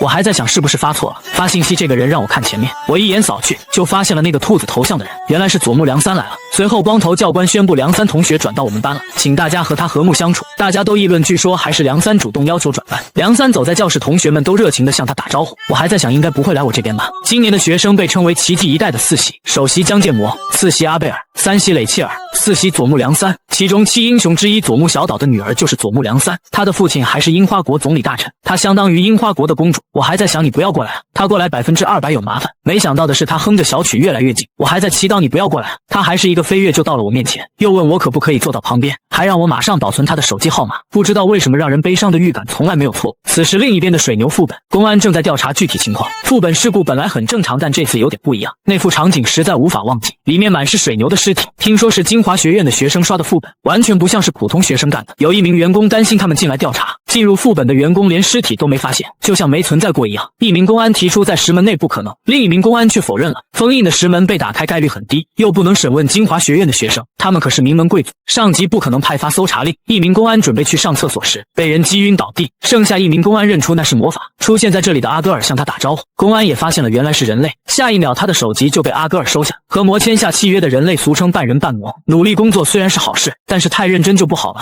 下一集小姐晚安。佐木在我旁边高兴地吃着羊羹，我实在不知道怎么说他。佐木还问羊羹都分给你了为啥不吃，是不是不给他面子？我告诉他那是克洛伊之前坐的位置。佐木表示你在哪儿我就坐哪儿，位置谁先坐就是谁的。此时的我更加想不通了，又询问佐木为什么要来狼班。这时教官喊大家出去训练，佐木一副准备睡觉的样子，看他样子就不像要去参加训练。大家都出去了，他直接戴上眼罩开始睡觉，最后还不忘提醒要叫他良三，不要叫佐木，因为在他的国家关系亲密的人都叫名字。我也疑问微鹏不是也叫你佐木吗？良三还解释那不一样，这让我都没话说了。此时另一边的新班雷切尔这才睡醒，他询问阿贝尔有没有听说佐木跑去了狼班，每天只会睡觉的丫头怎么抽风了？阿贝尔一副无所谓的态度敷衍回答。雷切尔再次调侃你不觉得可惜吗？没有名额就无法换班，刚好今年的狼班有一个空缺，得到情报的佐木就先下手了。阿贝尔疑问这和自己有啥关系？听微鹏说佐木和江建模他们一起刷水牛副本，佐木就算再喜欢江建模，不是也有先来后到吗？毕竟也是我们的阿贝尔先看上建模。阿贝尔当场就急了，发现这点的雷切尔再次询问他是不是有什么。阿贝尔一脸严肃的解释和江建模只说过几次话，让雷切尔不要乱想了。但雷切尔觉得那可不好说，对别人说谎倒是无所谓，对自己说谎可不是好事。听到这里的阿贝尔也发现了不对劲的地方，爷爷剑帝突然宣布要到学院当教官，阿贝尔还觉得爷爷当教官太显眼了不行，但剑帝说出了要去的是狼班，刚好也要调查期中考试美人鱼的事，不会去新班和你碰面。阿贝尔也看出来了爷爷的不正常，他强行压制住那股兴奋的表情。能让剑帝都感兴趣的人只有一个人，那就是江建模。他是靠实力打破阶级的旷世奇才，拥有可怕力量的特招生。第一次见到他时，他还是个身材柔弱还厚颜无耻的家伙，不知道怎么就变成了身材高挑的美少年。比起勇者候补莱昂，江建模表现得更像英雄，不像任何人炫耀自己的才能，一个人默默地走在那条荆棘之路上。因为没得到爷爷承认的阿贝尔很嫉妒他。雷切尔一副坏坏的表情出现在了阿贝尔旁边，吓得他慌忙将其推开，赶忙解释自己对江建模没那种感情，也没那个精力。雷切尔表示听到你这么说就安心了，这样就不用和你争江建模了。虽然有自信打败那个小丫头和佐木，但实在没自信赢过你。听得阿贝尔还有点害羞，雷切尔尔又询问是不是承认了。另一边的狼班教官正在为同学们讲解加护的等级，他的等级分为司灵、守护灵、精灵、阴灵。一位学生提问：经常梦到爷爷，是不是有祖先加护？教官解释：祖先最多减轻武器重量，不会成为加护。梁三在课堂公然流口水睡觉，就连教官都不敢说他。转班2天了，梁三也没说转班的原因，整天睡觉也没时间问他。睡觉就算了，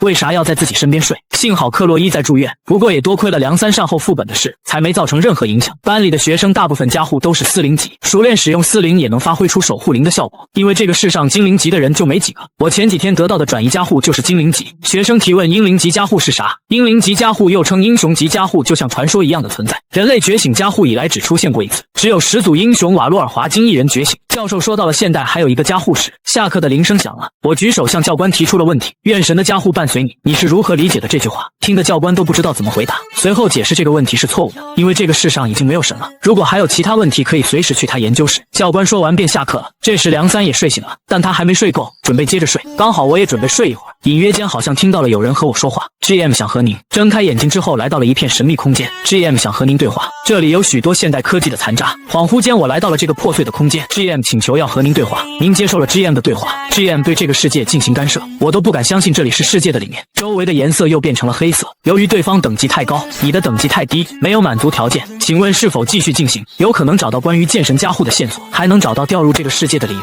我果断选择了继续。 GM 为了和你联系使用了意志力，世界调整开始，我所在的地方开始碎裂，这和进入学院时觉醒剑神加护的时候一样。我要看看那个镜头到底是什么。眼看马上就要碰到的时候，一只手搭在了我的肩膀上，因为外界的打扰 ，GM 表示下次再聊。我还是不想放弃这次机会。GM 给你留下了信息，只要挥刀就能斩断一切，无论那是什么。愿神的加护伴随你。原来是梁三叫醒了我，还让我感谢他，不然明天就要直接在教室上课。很快梁三也发现了我的奇怪，因为现在的我满脸泪水。这之后我想起这件事，梁三还以为我做了一个悲伤的梦，虽然是梦，但也想不起来了是什么梦。这时威鹏和梁三还有克洛伊来了。威鹏解释盯上剑魔的敌人在学院内里，梁三让威鹏讲重点，不要说废话，每次讲师不说重点才不到首席，听太多废话耳朵在流血。威鹏怒吼下次比试一定要拿回首席。梁三表示耳朵流血了，听不下去。我才发现克洛伊离得很远，赶忙询问他身体咋样了。克洛伊解释害怕把感冒传过来，故意站的远点。我告诉佐木事情现在有点复杂，我一个人怎么也没有收获。佐木凑了过来强调要喊梁三，见我没回答，再次强调了一遍梁三，听得克洛伊都疯狂咳嗽。我只得承认就叫梁三行了吧。威鹏告诉众人盯上剑魔的是学院的元老院，还有上次水牛副本里得知的那个女教官的样子，大概是这样，应该马上能找到她。目前清楚的是阿迪托暂时不会管元老院的请求。然后梁三黑进了学院的网站里查看了所有教官的信息，找到了那名教官，但无法确认身份。我都无法想象梁三还会这些技术。梁三表示在这个产业泛滥的世界，起码要会1-2种技术，要黑进学院的系统必须要挑选最脆弱的晚上，所以晚上才没睡好。你该不会以为我只会睡觉吧？还真被他说中了，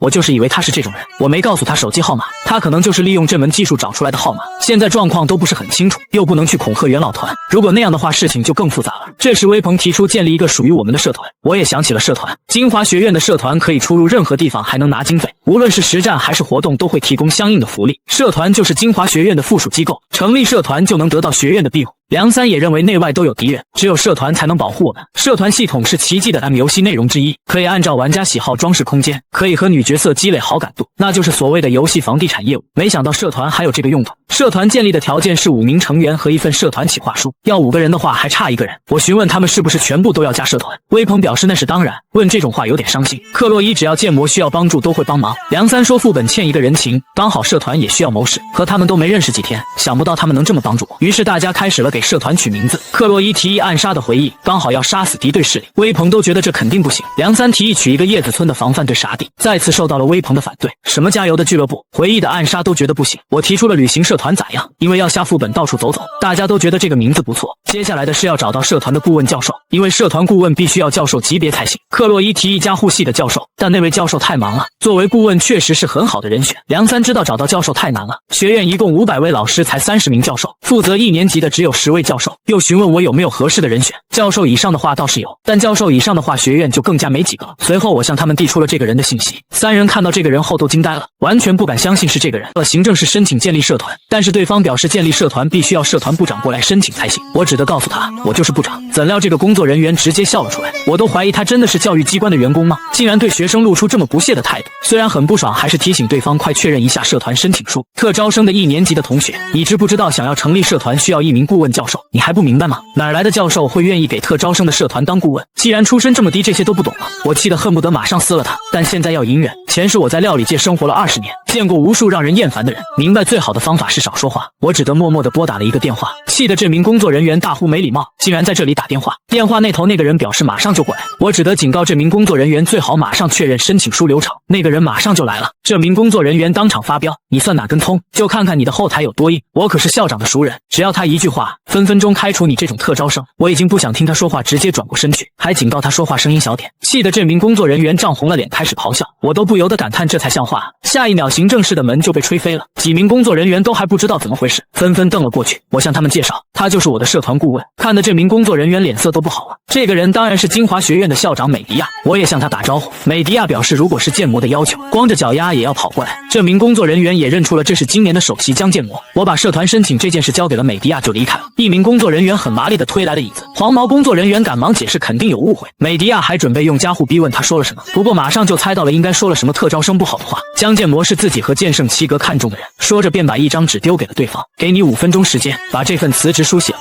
随后校长美迪亚告诉我社团申请书已经解决了，我也猜到了那名员工被炒了。美迪亚还让我下课去他办公室一趟，我先去了铁匠铺一趟，我发现他还在忙于打铁，终于有了一点铁匠的样子。前世作为玩家时对铁匠兰德简直是又爱又恨，之前我还觉得他有点可怜，这个游戏的特性就是坑钱，所以玩家们都对这个铁匠恨之入骨。我前世花钱不多，所以不太理解其他人的想法。高消费玩家称呼铁匠为光兰德，大部分都骂铁匠兰德是神经病，还把我的从语都打造降级了，不知道他是怎么想的。铁匠忙完之后拿出了我的从语载，看到我的新从语我都不由得惊呼，真的是铁匠光兰德。拿上新的从语后，无痛的加护持续时间也从40秒变成了50秒，增加了10秒，也是很大的提升。曾经还自嘲身体原主人觉醒了一个废物的无痛加护，铁匠还说过有东西增加了。我查看从语的数值，发现它的硬度从 E 变成了 C， 有了巨大的提升，也是好事一件，暂时不用担心从语承受不住力量而崩坏。系统一直提示让我按下去，我按下去之后发现了奇怪的一幕，现在的武器从语可以得到3个新的特性，但是需要把魔石放进去才行。此时的另一边，元老院的某位元老在这里借酒消愁，他不知道现在应该怎么办。7星英雄其中有一个被称为狂虎的人，他是人类的英雄，那是他的父亲，但是父亲在60年前的魔族讨伐战里死，有人为了得到狂虎家族的财产，盯上了年幼的他，所以他把暗杀诅咒转移到了其他人身上，让那些人自相残杀。他为了振兴曾经的英雄家族，加入了元老院，成为了元老，领导愚蠢的人们，维持元老院的权利。刚好人类有了魔族这个敌人，权力也拥有了正当性，但是某些变数会影响元老院的权利，那就是勇者莱昂，他是能够讨伐魔王的英雄，上天指定的勇者。人类和魔族实力悬殊太大，勇者也无法打败魔王，但是封印了第一军团长的始祖瓦洛尔华金，这个传说中的人真正存在，绝对要杜绝那种事情的可能性。这时一名教官找了过来，对上视线的一瞬间就知道了谁强谁弱，所以他就和第6军团阿戈尔签订了契约，成为了半魔半人的反派。一个莱昂已经够头疼了，现在又来了一个特招生江建模。阿迪托家族以理由不充足为由迟迟不肯动手，他向另一位元老提议召集送葬者。我还在上课，从语可以镶嵌3颗魔石，但魔石要在特定的 BOSS 怪身上才会掉落，要爆魔石的级魔兽和魔人一个水平吗？旁边的梁三又在睡觉，和他们一起解决水牛副本已经过了1个星期了。打开水牛副本隐藏 BOSS 房间的钥匙是魔石，那个魔石来自巨人魔兽，不知道是谁解决了他得到了魔石。游戏里的巨人魔兽是一个庞然大物，后面还有更可怕的邪恶巨蛇，甚至还有凶兽，这些魔兽堪称自然灾害，我实在没必要冒险去给武器镶嵌魔石，本来解决这些魔兽就是莱昂的事。这时克洛伊来到了这里，他死死地盯着旁边的梁三。克洛伊提起上次在水牛副本时武器发出蓝色的光，我也想起了那是剑气，所以为了魔石还是有必要冒险。现在的我满脑子都是变强，早就放弃了之前平稳低调生活的想法，这个世界已经彻底偏离了游戏剧情，就好像这个世界在不停地找我麻烦一样。这时微鹏也来到了这里，我知道不久后就会揭开第2次人魔大战的内幕，为此在从语上面镶嵌魔石是必要的。目前情况来看，第2次人魔大战结果都无法判断，因为游戏主角莱昂不太靠谱，被美人鱼一击就打倒了。这时微鹏靠近了正在睡觉的梁三，结果被他一拳打了过来。我想不通这是怎么回事，微鹏向我抱怨梁三打他，我告诉他社团的事情校长帮忙解决了，只要再找个社员就能开始活动。微鹏又提起最近莱昂很活跃，连续解决了几个高级副本，我也感叹他终于有了主角的样子。梁三也说起莱昂昨天才解决级副本，我们解决一个 C 级副本都这么困难。微鹏询问梁三是不是在调查莱昂，看来你是对他很感兴趣。听到这里梁三还是撇过了头。头，并表示现在对莱昂没兴趣，莱昂会在无人岛生存训练中得到猛霸。我用一把菜刀坚持到现在已经很不错了，有一种自己一直在为莱昂挡下麻烦的错觉。就算这样，我也不会乖乖被欺负，也不会像主角一样优柔寡断。我不是主角，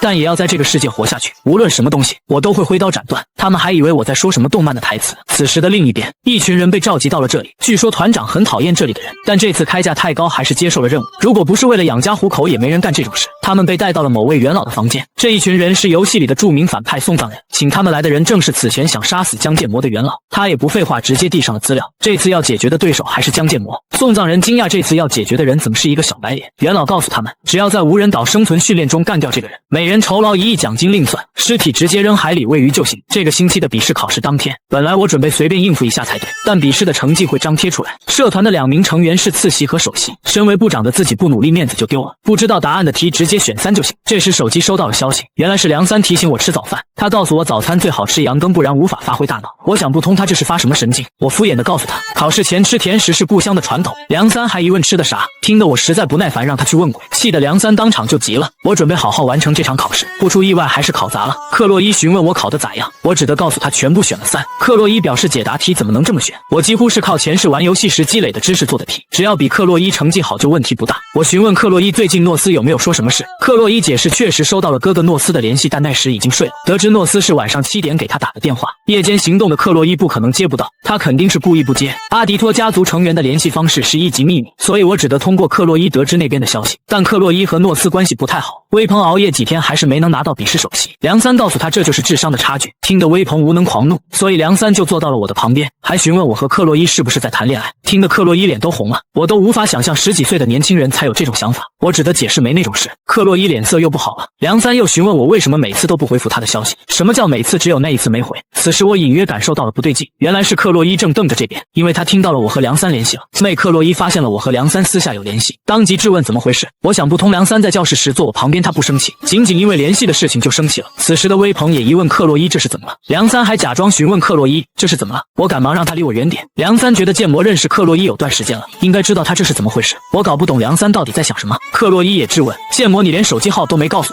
我赶忙解释那是因为克洛伊你的手机号是机密啊。此时克洛伊很明显眼神都不对劲了，不是说好只做我的王子吗？梁三又询问克洛伊到底怎么了，我询问他有没有听过病娇，梁三当即装傻，病娇那是什么意思啊？自己英语不太好，毕竟是外国人。威鹏马上拖开了梁三，这个样子了还不明白吗？这幅场景看样子就是要发疯了。克洛伊掏出了美工刀，我知道这次和上次的情况不同，完全不知道怎么办，最近太忙也没时间看油管上面遇到病娇如何处理。此时克洛伊已经走了过来，你只能看我一个人。我告诉克洛伊我们应该先谈谈，他一刀就划了过来。威鹏更是张大了嘴，梁三一副吃瓜看戏的样子，建模你每次都伤透了我的心，你的身边除了我以外还有其他的女人。这次的女人很明显指的是梁三，我当即推开了挥舞匕首的克洛伊。梁三继续一副吃瓜看戏的态度，克洛伊越发疯狂。为了建模我一直都在努力，不过下一秒发生的事情超出了梁三的预料，因为我把克洛伊按倒在了地上。我觉得我们应该沟通一下。克洛伊还在大吵大闹，我让他先冷静冷静。克洛伊反问你根本没联系过我，还要沟通什么？我赶忙解释我是想和你面对面说话，用手机这种铁块沟通完全没感情。听得克洛伊小脸通红，感觉有效果，我准备趁胜追击。克洛伊谢谢你一直想着我，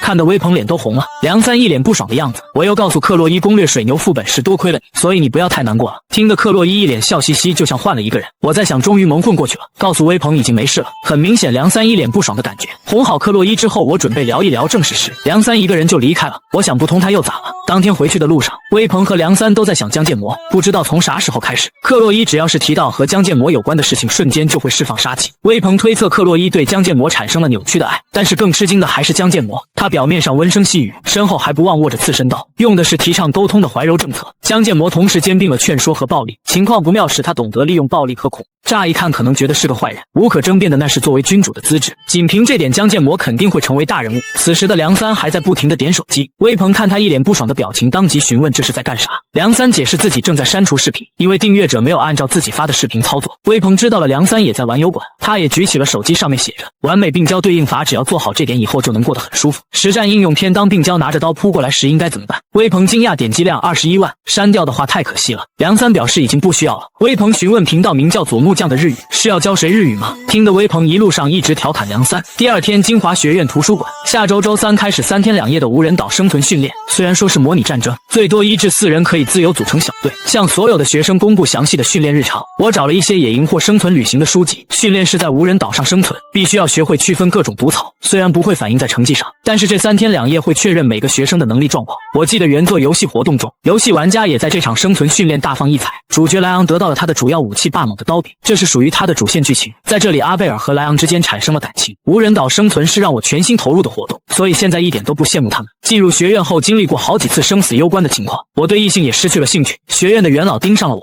加上还有身份不明的教官没处理，社团成员还差1名才能开展活动。就算长得再美，我也没什么兴致。无论对方是谁都一样，青春下辈子再继续吧。比起那些，我作为剑客更感兴趣的是这个圣剑的同时也是魔剑的霸猛。可能因为我也是剑客，所以忍不住起了贪念。我曾经作为游戏玩家知道霸猛在什么位置，也知道霸猛的威力，但是寻找霸猛碎片也是剧情的核心内容。就算我知道所有碎片的位置，但是我肯定拿不到它，因为霸猛有主动选择主人的条件，那就是觉醒奇迹的家伙。和字面上一样，那是设定成主人公的专属武器。和他相比，我拿着的只是超市的刺身刀，实在没办法比较。反正得不到这把武器，还是别想了，安心的在这里学习3天2夜需要的知识。阿瓦隆是个没有魔兽出没的无人岛，希望不要像上次期中考试时一样突然出现特别事件就行。这次校长下了特别命令，让狼班的临时教官剑帝领导的教官们也参加。人类最强的英雄带领1年级学生野营，虽然已经偏离了正常的剧情，不过我也可以安全的走向目标。我在图书馆找到了一些情报多的古书，因为我在阿瓦隆岛也有需要找的东西。阿瓦隆是位于西海的小岛，地形时刻都在改变的神秘场所。岛的正中央有个叫女王之湖的古代的湖水，对几个少数民族来说被称为起始之地、乐园的地方。现在是没人居住的无人岛。我找遍了图书馆都没找到我要的东西。就在我一筹莫展时，一个声音向我打招呼：江建模，好久不见。来人是游戏主角莱昂。下一图书馆看书的时候，莱昂来到了这里，还向我打招呼。他手里还拿了一本魔法概论。原作剧情来说，他不应该在这里才对。他询问这是在看什么书，我告诉他正在查下周去训练的阿瓦隆岛的资料。莱昂都赞叹建模你真努力啊，这一点我倒是不可否认。忙着锻炼，同时探索副本，还要学习魔兽知识，就是每天都很忙。因为我知道3年后要发生的事情，所以要尽最大的努力做好准备。我认为最起码要自食其力。莱昂上次那句你从哪儿来的，虽然他和原剧情的莱昂没有太大的偏差，但是和前世游戏的莱昂又有点不同，脸上笼罩着悲伤的影子，有点苦恼的态度。临走的时候他还提醒我继续努力，离闭馆没剩多少时间了。难道这就是肩负着人类存亡勇者的压力吗？他的双肩被看不见的光影压着。我也准备在闭馆之前解决完事情。无人岛生存终于要开始了，雷切尔和阿贝尔在这里，并将妹克洛伊和梁三也来到了这里。4人碰面倒是没有出现争吵。阿贝尔询问梁三准备好没，梁三表示和平时一样。雷切尔就像发现了什么似的：梁三，你这丫头一个人偷偷换班，最近学院生活很有趣吗？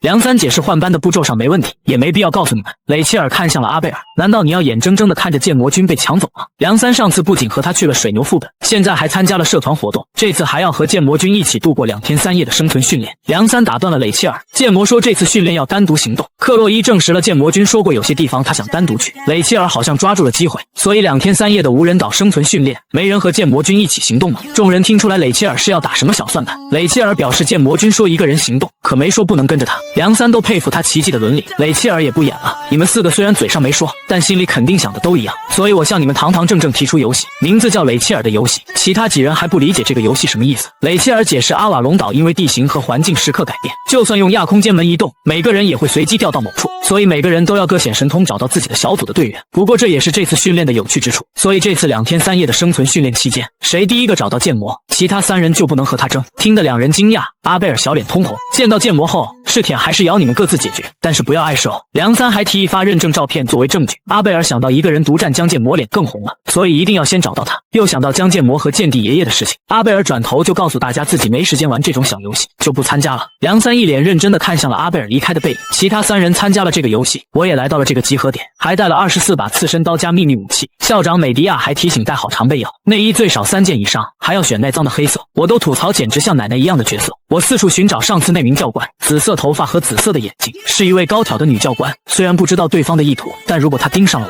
我，无人岛生存训练是绝佳时期，利用地形环境随时改变的小岛的特性，杀人之后尸体处理也容易。当然这一点反过来对我来说也一样，虽然我不愿用刀杀人，但也是没办法的事情。我拿出了微鹏的素描画，开始寻找这名教官。全是紫色头发，根本无从下手。这时剑帝和阿贝尔走了过来，他告诉我天赋加上努力，成果才会成倍增长，但是也要劳逸结合，注意身体，趁这次训练时好好休息一下。看得出来剑帝是要去钓鱼享受生活，我也希望他也能钓一条大鱼，不由得吐槽剑帝穿的真时髦。这时阿贝尔走到了我的身边，看到我还冷哼一声，阿贝尔马上就有男朋友了，表情应该放松点。旁边的梁三一副偷偷摸摸的样子朝我扑来，我一个脑瓜崩弹在了他的脑壳上，只是开个玩笑，你怎么能这样？我赶忙向他道歉，不是故意的。梁三怒吼自己的额头又不是沙包，我搞不明白佐木梁三这个角色，这丫头最近也不睡觉，一直在我周围探头探脑，如果不这么做的话，不知道她还会发什么脾气让人受不了。虽然不知道我什么地方吸引了她，但是佐木是女主之一，我可不想和她走得太近。这时广播提醒，前往阿瓦隆岛的亚空间门打开了，请大家注意安全，度过愉快的时间。这次我的目标是平安的活下来，愿英雄的加护永远伴随着你。一阵白光闪过，我来到了小岛上。我来到这个世界已经有1年，终于有种进入魔幻世界的感觉了。这里就是神圣之地阿瓦隆，眼前的就是最初的世界树，也没时间欣赏风景了。当务之急是要去找新的家伙。岛生存训练开始了，我上岛第一件事就是寻找再生的家伙，因为前世玩过游戏，知道这个家伙具体的位置，好像在岩石层的另一边。家伙的具体位置在小岛中心湖附近，也就是说靠近世界树所在的湖水边就要翻过岩石地带和森林。学院为了不让学生一直玩耍，所以在小岛上安排了寻找球体的任务，相当于就是郊游时经常玩的寻宝游戏，找到的球体还会算在成绩上，还能当武器强化材料。我也想顺便找找。为了这次的无人岛生存训练，我在超市买了一把超级大砍刀，这也是为了这次的生存训练。无痛的加护还是要省着用，挥舞几刀之后好像手感还不错，就是有点不对劲，关键时刻用刺身刀就行。这时我发现了可爱的兔子，今晚的口粮有了，还能顺带练练砍刀。下一秒可爱的兔子就变成了巨型兔，水牛我都不怕，更何况这只兔子。我准备发动剑神的加护，但又收住了刀。这只兔子完全不慌。此时的另一边，阿贝尔也发现了一只兔子，他觉得兔子太可爱了，不忍心下手，甚至还伸手去摸它，没想到还被兔子咬了一口，这可把阿贝尔气坏了，拔刀就要宰了这只兔子，刚好用它证明一下特训的成果。此时发飙的兔子跑得更快了，跑的时候还不忘回头嘲笑阿贝尔。看到这里他更气了，没想到这个死兔子还隐藏了实力，就像江建模那家伙一样，阿贝尔发疯一样要追上这只兔子。眼看最后要抓住兔子时，小岛的地形出现了变化，阿贝尔整个人直接掉进了海里。作为剑帝的孙女，尼伯龙家的嫡系，竟然抓不住一只兔子，最后他把兔子看成了江建模，就好像永远追不上他。此时的我还在和兔子大战，就算拼命的做体力训练也没用啊，不依靠加护的自己简直就是个弱逼，和前世比起来体能已经很不错了，可就是追不上这只兔子，与其浪费体力，不如饿肚子来的痛快。于是我告诉兔子，今天先放你一马，快滚。兔子还要咧着门牙嘲讽弱逼，叔能忍婶都不能忍，气得我直接发动了剑神的加护。旁边的雷切尔还在一路狂奔，因为他在附近迷路了，虽然和他们说了一起玩雷切尔的游戏，但完全不知道怎么做。这时他发现了天上的乌鸦，听说乌鸦喜欢发光的东西，跟他跑应该能见到剑魔，而且他黑色羽毛和江剑魔头发一样，颜色都一样，只要跟到乌鸦走多半能看到剑魔。于是他开始了行动。附近的梁三好像听到了雷切尔的声音，他确认好粮食和武器之后，也准备寻找江剑魔。既然玩游戏那就不能输，阿瓦隆岛的位置随时在改变，唯一不变的地方就是世界树。以江剑魔的脾气，他想要一个人应该打算做什么？很大可能在人迹罕至的中心地带做些什么。为了不被别人抢走，他必须要做出行动。见面后还要报谈脑门之仇。旁边的克洛伊还在一路冲刺，他也想早一步找到剑魔君，让剑魔君只看自己一个人。这时他看到了前面有亮光，此时的我正在烤兔肉，把剩下的肉做成肉干，暂时就不用担心粮食问题。我好像听到旁边有动静，这不是动物的声音，可能是盯上我的敌对势力，完全不能放松警惕。对方没有停下来，正在靠近我，还剩一些无痛的加护，刺身刀也准备好了，随时能拔刀杀死对手。克洛伊冲向了前面的光点，刚好碰到了也在找江剑魔的雷切尔，两人见面就吵了起来。拔刀的我才发现这个人是熟人，看得我都愣住了。浑身湿透的阿贝尔在这里瑟瑟发抖，他好像想说点什么却说不出口。看到旁边的烤肉，很明显他是肚子饿了。夏叶尔也发现了旁边有看上去就很温暖的毛皮，不用担心饿肚子的肉感。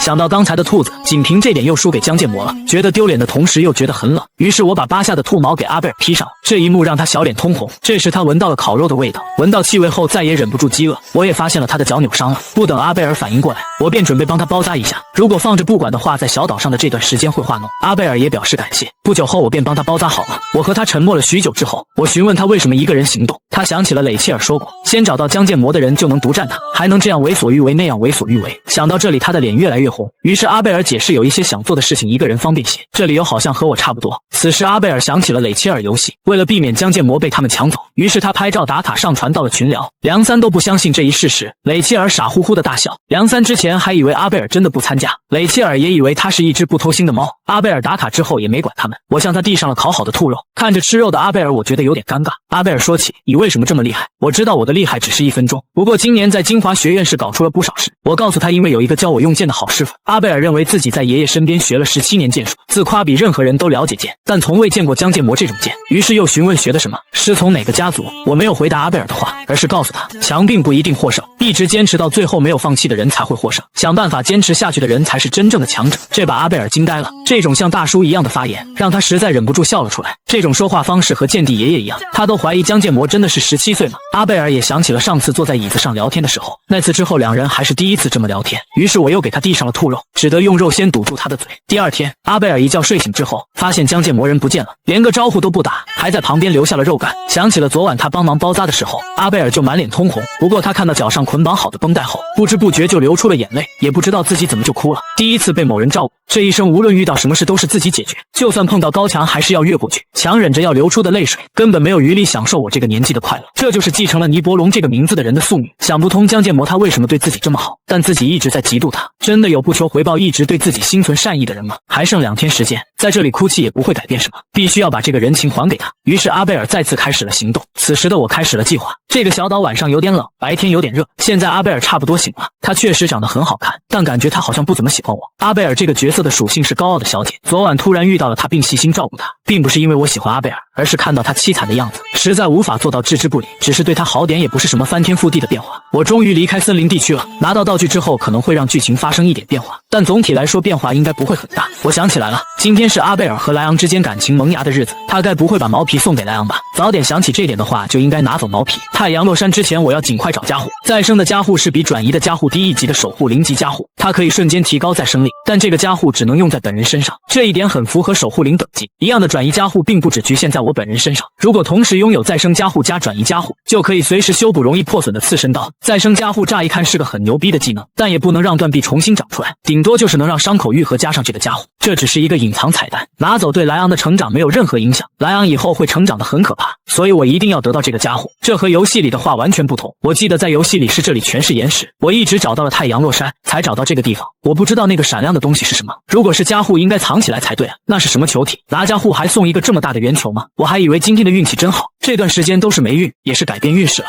我准备拿到这个球之后再去找加护，看到闪闪发亮的东西始终还是忍不住，希望能在太阳落山之前找到加护。这时一个声音传来，没想到你会来到这么深处，应该不是来看世界树吧？你是为了找球才来到这里的吗？来人正是游戏主角莱昂，还是说来这里另有目的？我告诉他从远处看到了这颗球，所以来拿球。莱昂也不废话，既然你看见了这颗球才过来的，那就没办法了，打一场吧。出生的那天半个世界都在笑，因为他拿到了勇者的证明。我想不通现在是什么情况，莱昂不是应该和阿贝尔在一起吗？今天可是剧情重要的转折点，难道是我抢走了他们2人的重要剧情，所以什么事都没发生？但也不能因为这件事就打架。莱昂找到了霸蟒，不过好像是不完全的霸蟒，这个世界最邪恶最凶的魔剑霸蟒，中间还镶嵌了蓝色宝玉赋予他神圣力。中和魔力的催化剂是以太宝石，但是霸蟒本身是以魔力为基础，就算用以太宝石中和魔力，仍然严重影响使用者的性格，所以在游戏里霸蟒根据玩家有时会成为魔剑，也有可能成为圣剑。我猜测莱昂应该是什么地方出现了问题，这时莱昂表示就当作是一场对练，他现在还没学会怎么进入冥想状态，直接战斗可能会出人命。他到底在胡说什么？真的是认真的吗？莱昂表示自己不擅长说谎，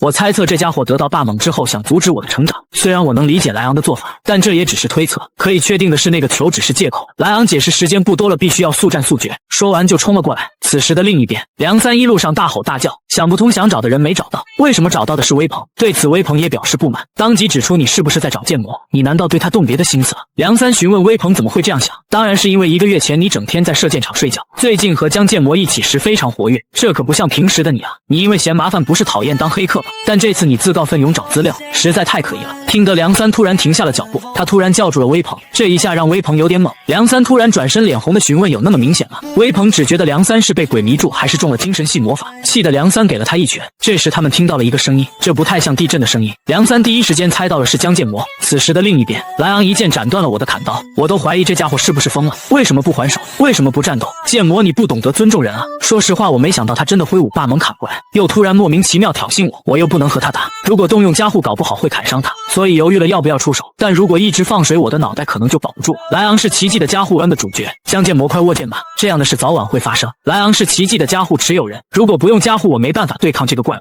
我只得放弃安逸的生活。剑神的加护发动，只听轰隆一声，我和莱昂的战斗开始了。用刺身刀只能勉强抵挡他的霸蟒，但刺身刀的本身还是扛不住霸蟒的力量，还是被砍成了2半。我只得向后拉开距离，抛出备用的刺身刀，将他们投掷出去。莱昂挥舞霸蟒将其斩断，再次冲了上来，我和他的距离已经避无可避，莱昂朝我挥出了刀，只听嗖的一声就将石柱斩断，就连装刺身刀的带子也被切成了2半。所幸的是我避开了这一刀，我再次和他拉开了距离。莱昂和期中考试时完全不是一个水平，主人公的 buff 也太夸张了，只有他一个人在升级吗？不等我反应过来，一道剑气朝我袭来，只听轰隆一声，地面都被砍出一道裂痕。这就是圣剑霸猛的威力，这一剑让莱昂失去了不少魔力。我也从烟雾中走出。莱昂，你为什么要这样？他一时间不知道如何回答，因为世界，因为某种原因，他好像无法完整的说出来。如果是你的话，可以让世界上所有人幸福快乐。此时的莱昂再次握紧了霸猛，通过这次对练就能知道谁是谁了。一道剑气冲破了云霄，我和莱昂的身影被这道光芒覆盖。就算如此，我还是冲了过去，一刀挥出，霸猛被斩下了一个角落。这场战斗分出了胜负。莱昂回想起了父亲的话，这件事对自己来说好像太难了。被选中成为勇者的人不应该是自己才对，应该是江建模拟啊！我顺利的拿到了发光的球。下一集送葬人来袭，和莱昂的战斗分出了胜负。一阵金光掠过，莱昂的身影变得模糊。等我回过头，竟然消失了，地上只剩下一根羽毛。突然的对练，我以为只是莱昂作为勇者的觉悟，锤炼自身的行为，但是我也不想输给任何人。看他冲过来的架势，肯定不会善罢甘休。可惜了我一堆刺身刀，稍有差池小命就不保了。为了不砍伤莱昂，我左躲右藏，但莱昂的成长也令我吃惊。刚才的对练好像砍断了一点霸猛，修理之后多找一些零件，应该还是可以达到最终形态。没有砍伤莱昂算是万幸了。如果游戏主角死了，说不定世界也会灭亡。我尝试触摸这颗发光的球，一阵光芒激射而出。祝贺您获得了再生加护，可以迅速让受损的细胞快速恢复，但是掉落在地上的身体部位不能重新再生。我都没想到这样就得到了再生加护。我刺破了手臂测试一下这个加护的性能，被刺伤的伤口迅速愈合，这种程度效果远超预期，幸好得到想要的东西。当天晚上我一个人支起了火堆，回想起白天的事情还是想不通是怎么回事，该不会真的是因为阿贝尔吧？反正迟早要发生的事情，因为情况紧急，当时也来不及反问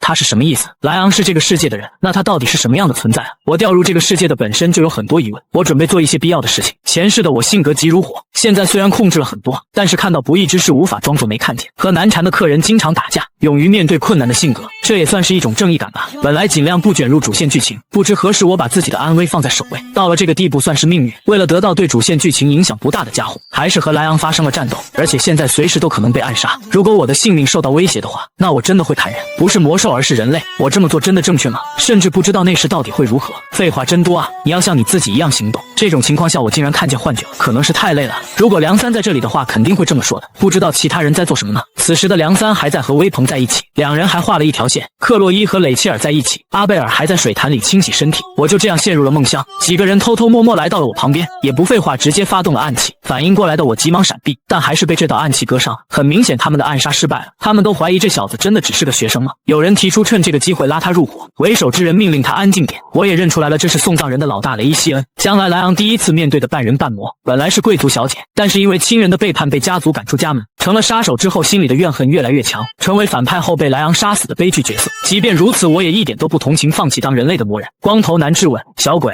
你到底是谁？居然能躲开刚才的暗器，难道是伪装成学生的杀手吗？光头男看出来眼前之人不是普通人，在这种情况下还能露出这种表情，再次向团长提出拉他入伙。雷伊西恩没有回答，而是询问：你是哪个势力的？我不懂他们在胡说什么。这群受到委托来杀我的杀手还问我是哪个势力的，在他们的眼里我不像个学生吗？小子，虽然你马上要死了，但你真厉害。团长也是第一次对猎物感兴趣吧？虽然是首席，没想到只是个小鬼，刚才能躲开我们的攻击，说明可以进入这一行了。我也猜到了他们的来路，看这个样子，你们来这里是受到了某位元老的指使吧？被拆穿身份的几人也是一惊，再次质问：你小子是哪个势力的？竟敢调查我们？我只知道你们是拿钱杀人的屠夫。旁边一人当场就怒了，这小子说了团长最讨厌的话，你觉得自己是贵族身份，讨厌像我这种特招生嘴里说出屠夫这种话吗？旁边一人抡起拳头一拳朝我袭来，我轻松就避开了这一拳，他嘴里还在咒骂小老鼠，竟然躲开了，殊不知他已经挨了一刀，下一秒他的手级就掉了下来，我以最快的速度将他解决，其他几人还不知道这是怎么回事。我第一次砍了人，不是在亚空间，而是在现实，这种感觉不算太糟糕。我毫不犹豫发动了剑神的加护，愿神的加护陪伴你。我的目标是送葬人的老大雷伊西恩，我这一次要将他们全部杀死。今天是12月7日，我准备下班的时候想找我的人性放哪了，应该在冰箱才对。推开冰箱发现了不对劲的东西，我在冰箱的牛奶上面看到了剑神的加护这几个字，下一秒我又回到了游戏世界，不知道这些是谁整理的，我想着把它们全都拿出来才行。上面的字又变了，砍下去。快砍下去！我都以为这是睡眠不足，字好像又换了。无论是什么东西，冰箱里发出了红色的光，将我拉回到了现实。剑神的加护发动，砍下去！这个声音在我耳边回荡。我毫不犹豫对人挥出了刀，又是几人朝我冲来。不等他们反应过来，我也迎了上去，一刀斩出。三人身上已然留下一道斩痕，身体变得支离破碎的他们当场毙命。又是两人朝我袭来，我凌空跃起躲开二人攻击时，再次挥出两刀，这两人也被斩杀。这一幕把送葬人的老大雷伊西恩吓坏了。不是说只是一个学生吗？光头看到这一幕，让老大赶紧想想办法。话都没说完，我的刀已经挥了过来，光头也被一刀解决，以为这次白捡了个便宜。元老院的老头承诺1亿酬劳，奖金还另外算，被那个疯老头子骗了。这个家伙根本不是人，他是伪装成学生的半人半魔。雷伊西恩以为也要被解决时，我只是把刀架在了他的脖子上。无痛的加护还剩下9秒，从莱昂到送葬人花了太多时间。虽然是正当防卫，这种事情还是希望不要再发生了。砍人和砍魔兽是完全不同的感觉，对方也是想要杀我的人类屠夫，没必要对他们心软，所以也不后悔。现在只剩下我和雷伊西恩两人，我逼问他到底是谁派你来，他反问你觉得我会说吗？这是能知道想杀死我的人是谁的机会，在这里用压倒性的恐惧让他说出实话才行。如果现在将他杀死，就永远无法得知真相，我可能会一直后悔。不知道你是愚蠢还是勇敢，你的部下已经变成这样了，说实话对彼此之间都有好处。雷伊西恩开始剧烈咳嗽，现在终于知道那家伙为什么要杀你了。调查你的个人资料时就该发现了，你的亲人和父母关系的不对劲，那个老东西竟然委托我们杀死伪装成学生的反派。早知道这样，先解决那个老东西。我还听不懂他在说什么，我的亲人父母关系全都被抹去，什么意思？此时我也反应过来了，我父母到底长什么样子？他们的样貌变得模糊，我当即质问他刚刚是什么意思。雷伊西恩也没搞懂这是什么情况，你居然说我没有父母和亲人，本来只要你说出主谋的名字就给你个痛快，现在要问你一件事，这不是协商是威胁，就算少了一只胳膊一条腿也能说话。突然间一股威压袭来，这股魔力如狂风暴雨般洗刷大地，地上的血液朝着雷伊西恩聚集而来，全部涌入他的体内，就算他挣扎也没用。我也不懂这是怎么回事。此时的另一边，剑帝齐格还在钓鱼，虽然来这里是管理学生顺带钓鱼，就是一条鱼没钓上来，突然水面涌起了巨浪，剑帝也感受到了这股违和的魔力，这是军团长级别的魔族降临了。雷伊西恩疯狂咆哮，他以为是我做出了什么行动，急忙向我求饶，全部都说出来，因为还不想死啊。一道金光闪过，只听轰隆的一声落在了雷伊西恩身上，这道金色光芒冒着黑色火焰。另一边和阿戈尔签下契约的教官也看到了这一幕，他知道主君降临了，地上一块铁皮落下，此时的天空也变得昏暗，一阵烟尘散过，雷伊西恩狂笑不止。时隔了700年的人界，听到700年我也猜到了什么，让美人鱼变成小喽啰的可怕魔力。魔王军第5团长罗摩妖火的阿戈尔降临了，他要亲手杀死江建魔。打招呼的方式错了吗？已经700年没有离开魔境了，不知道人类这边的人情世故。他还介绍自己是魔王军第5军团长阿戈尔，见到你很高兴。小朋友，你叫什么名字啊？连名字都不说吗？真冷漠啊。我也想起了前世的记忆，过去这些毫无意义的记忆碎片也能变成映照未来的进步。我在这个世界生存最大的依仗就是玩过奇迹的加护了。妖火之阿戈尔种族恶魔，火属性性别女，他在军团长中武力并不突出，但是擅长精神系魔法。我还记得玩游戏时看过阿戈尔的大概特征，但现在还不知道阿戈尔隔了700年出现在这里的理由。以雷伊西恩为宿主降临在他的身上，想不通他到底有什么目的。阿戈尔也发现了地上的尸体，这个是你做的吗？小朋友，你真厉害。虽然我早看出你不是普通人类，见到自己还能保持理智站着的人，从你的长相来看还是个奶娃，真是前途无量啊。阿戈尔直接发动了精神魔法，要不要趁这个机会和我签下契约？世界变得恍惚，也不知道他在说什么。小朋友，这可是天大的荣耀，特别赏赐你做奴隶的机会。反正你们人类表面装的高尚，其实暗地里勾心斗角，总要分个排名。每个人都在追求自己的利益，还不如来做一场浮华的美梦。现在的我觉得阿戈尔说的没错，人类追求个人的利益，现在如果想要活命，接受阿戈尔的提议才是正确的答案。而且我的目的只是想要活下去，站在魔王军这边的话，保住性命会更容易。阿戈尔的精神魔法在吞噬我的意识，想要活下来，这一想法在我脑海回荡。但对方是魅魔的女帝阿戈尔，我冲开了她的魅惑魔法，她都没想到这么快就被解开了。这可是高级魔法，也有可能是因为这个卑贱的身体，上次看他哭哭啼啼祈求才签下了契约。这家伙办事真不靠谱，宿主这样子什么都做不了啊。听到这里，我不由得笑出了声。阿戈尔不懂我为何发笑，我笑你满嘴胡说八道很好笑，就你这种程度还让我当你的奴隶，去你的！我毫不犹豫拔出了刺身刀。阿戈尔直言太没礼貌了，我一刀劈向了他，却劈开了他的魔法。阿戈尔打着哈欠让我砍，我砍出几刀也被他避开。刚才是开玩笑的，现在他是真的准备出手了。地面涌起了几道火焰柱，几团火球朝我袭来，我一刀将其切成2半。阿戈尔还有点惊讶，但我已经提刀朝他砍去，追赶他的速度已经超过人类极限。阿戈尔这边已经快被追上，他刚降临人界，身体一时之间还适应不了。我的刺身刀砍向了阿戈尔，他都没想到速度这么快，只得用肉身勉强抵挡。一阵烟尘散过之后，阿戈尔徒手接下了我的刺身刀。我已经没时间了，必须要速战速决，连续挥出几刀斩向阿戈尔，但每一次攻击都被他挡下了。无痛的加护时间也越来越少，直到加护的时间用尽，我也没有杀死阿戈尔。他手臂被我砍得满是刀痕，片刻之后他的伤痕就恢复了。你当人类太可笑。惜了，你身上像火焰一样燃烧的斗志太有魅力，虽然很无理，但热情四溢的样子我很喜欢。你这个年纪这个水平，比被预测为那位大人容器的孩子更有前途。现在已经彻底适应了这具肉体了，小朋友，你会不会成为实现我们夙愿的孩子呢？最后就来试验一下吧，只要你接下这招就合格了。阿戈尔凝聚出了一个巨大的火焰漩涡，我的意识已经逐渐模糊，眼看火球已经来到了眼前，剑帝奇格挡住了这一次攻击，同时呼唤将剑魔快醒醒。阿戈尔质问老头，你是谁？不要多管闲事啊！他毫不犹豫加大了魔力量袭向剑帝。此时的我还不知道怎么回事，意识朦胧的我以为自己已经死了，恢复意识就发现了可怕的一幕，手断了，剑帝奇格的手被阿戈尔烧断了。下一级剑神的加护解放，人类最强剑帝奇格挡下了阿戈尔的致命一击，他知道不能让绝世天才再次陨落，这个少年一定会成为斩断人魔孽人的剑，也是人类的希望。挡下这一击代价是丢了一只胳膊，受到剑帝呼唤我也苏醒了过来，醒来就发现剑帝胳膊断了，剑帝表示没关系，握剑不需要双手，快点恢复你的体力。老东西，你是怎么回事？此时的阿戈尔也觉得奇怪，他是怎么扛下了自己的魔法？区区一个人类应该不可能。阿戈尔降临人间是用了人类做祭品，让魔镜和人界的界限变淡，附身在了作为媒介的人类身上，这也让他受到了限制，无法用出全部的力量，但仍然是个无法阻止的灾难。阿戈尔认为这具身体和自己相克，那边的小年轻就算了，还要和这个快死的老东西这么苦战。老东西，虽然不知道你用了什么招数，这次绝对宰了你。说完，阿戈尔就冲了过来，与此同时剑帝也挥出了剑，这一剑斩下了阿戈尔一只手臂，只听见他的咆哮声不断，手臂也掉落在地上，不敢相信普通人类怎么这么强。剑帝也挥舞长剑嘲讽，是不是害怕了？气得阿戈尔爆发出几道火柱。不知道你翻过魔镜来到这里的理由，但是刚才看见了你眼里露出的恐惧。剑帝一剑就砍断了火柱，同时还攻向了阿戈尔。你一介小臭虫怎么这么得意？刚才被砍到只是你运气好，实力的差距不可能被弥补。下一秒剑帝的剑就砍了上来，阿戈尔急忙向后躲开攻击，他也疑问不知从哪冒出来的老东西竟然能使用这么强的气。不过他看到了剑帝的眼睛，马上就猜到了你是亚伦的后人，只得咒骂这次降临有点倒霉。即便如此，他也只是个早就过了全盛期的身体衰弱人类，年老的亚伦后人啊，你能用你那破旧的躯体躲开这一招吗？剑帝虽然做好了防御准备，数不清的尖刺被阿戈尔聚集在空中，这种程度是不是太多了？剑帝只能左右逃窜躲避尖刺，虽然我想帮他，但完全没办法，只能勉强保持清醒。如果在这里昏过去，就再也醒不来了。现在如果停止使用加护，毫无疑问是自杀行为。剑帝也开始了反击，一道剑气划出，将尖刺切断。看不出来你这个老东西挺厉害的。说着又是无数道尖刺落下。你们魔族的实力的确远超过我们人类。年轻时的自己怨恨这个世界，因为努力也无法翻过这面墙。但是到了这把年纪，也明白了一件事：阿戈尔嘴上说剑帝在胡说八道，实际上却在寻找剑帝的弱点。很快就发现了剑帝失去的左臂有破绽，他的攻击全部都在左边，还不忘嘲讽老东西，你继续说话。气得剑帝咒骂这家伙真卑鄙。你应该也知道，人类在绝望中也仍在发展进化，这就是你们魔族一直害怕人类的理由。剑帝一跃而起，冲向了阿戈尔，他装出一副惊慌的样子，下一秒就发动了陷阱。剑帝被地面冒起的尖刺袭击，也没想到阿戈尔提前做好了准备，不等剑帝反应过来，阿戈尔已经冲了过来，一掌拍在了剑帝胸口，一道火焰直接穿过了剑帝肚子，阿戈尔断掉的手臂也长了出来，无数道火焰炸开，将剑帝全身刺穿，他一口老血跌出。此时的剑帝肚子有了一个大洞，连站立都困难。阿戈尔一只脚踩在了剑帝头上，你想说的话就这些吗？无论是700年前还是现在，你们都不行。作为活不过100年的臭虫们来说，算是不错的一眼。看到这一幕我都惊呆了。此时阿戈尔也看向了这边，小鬼，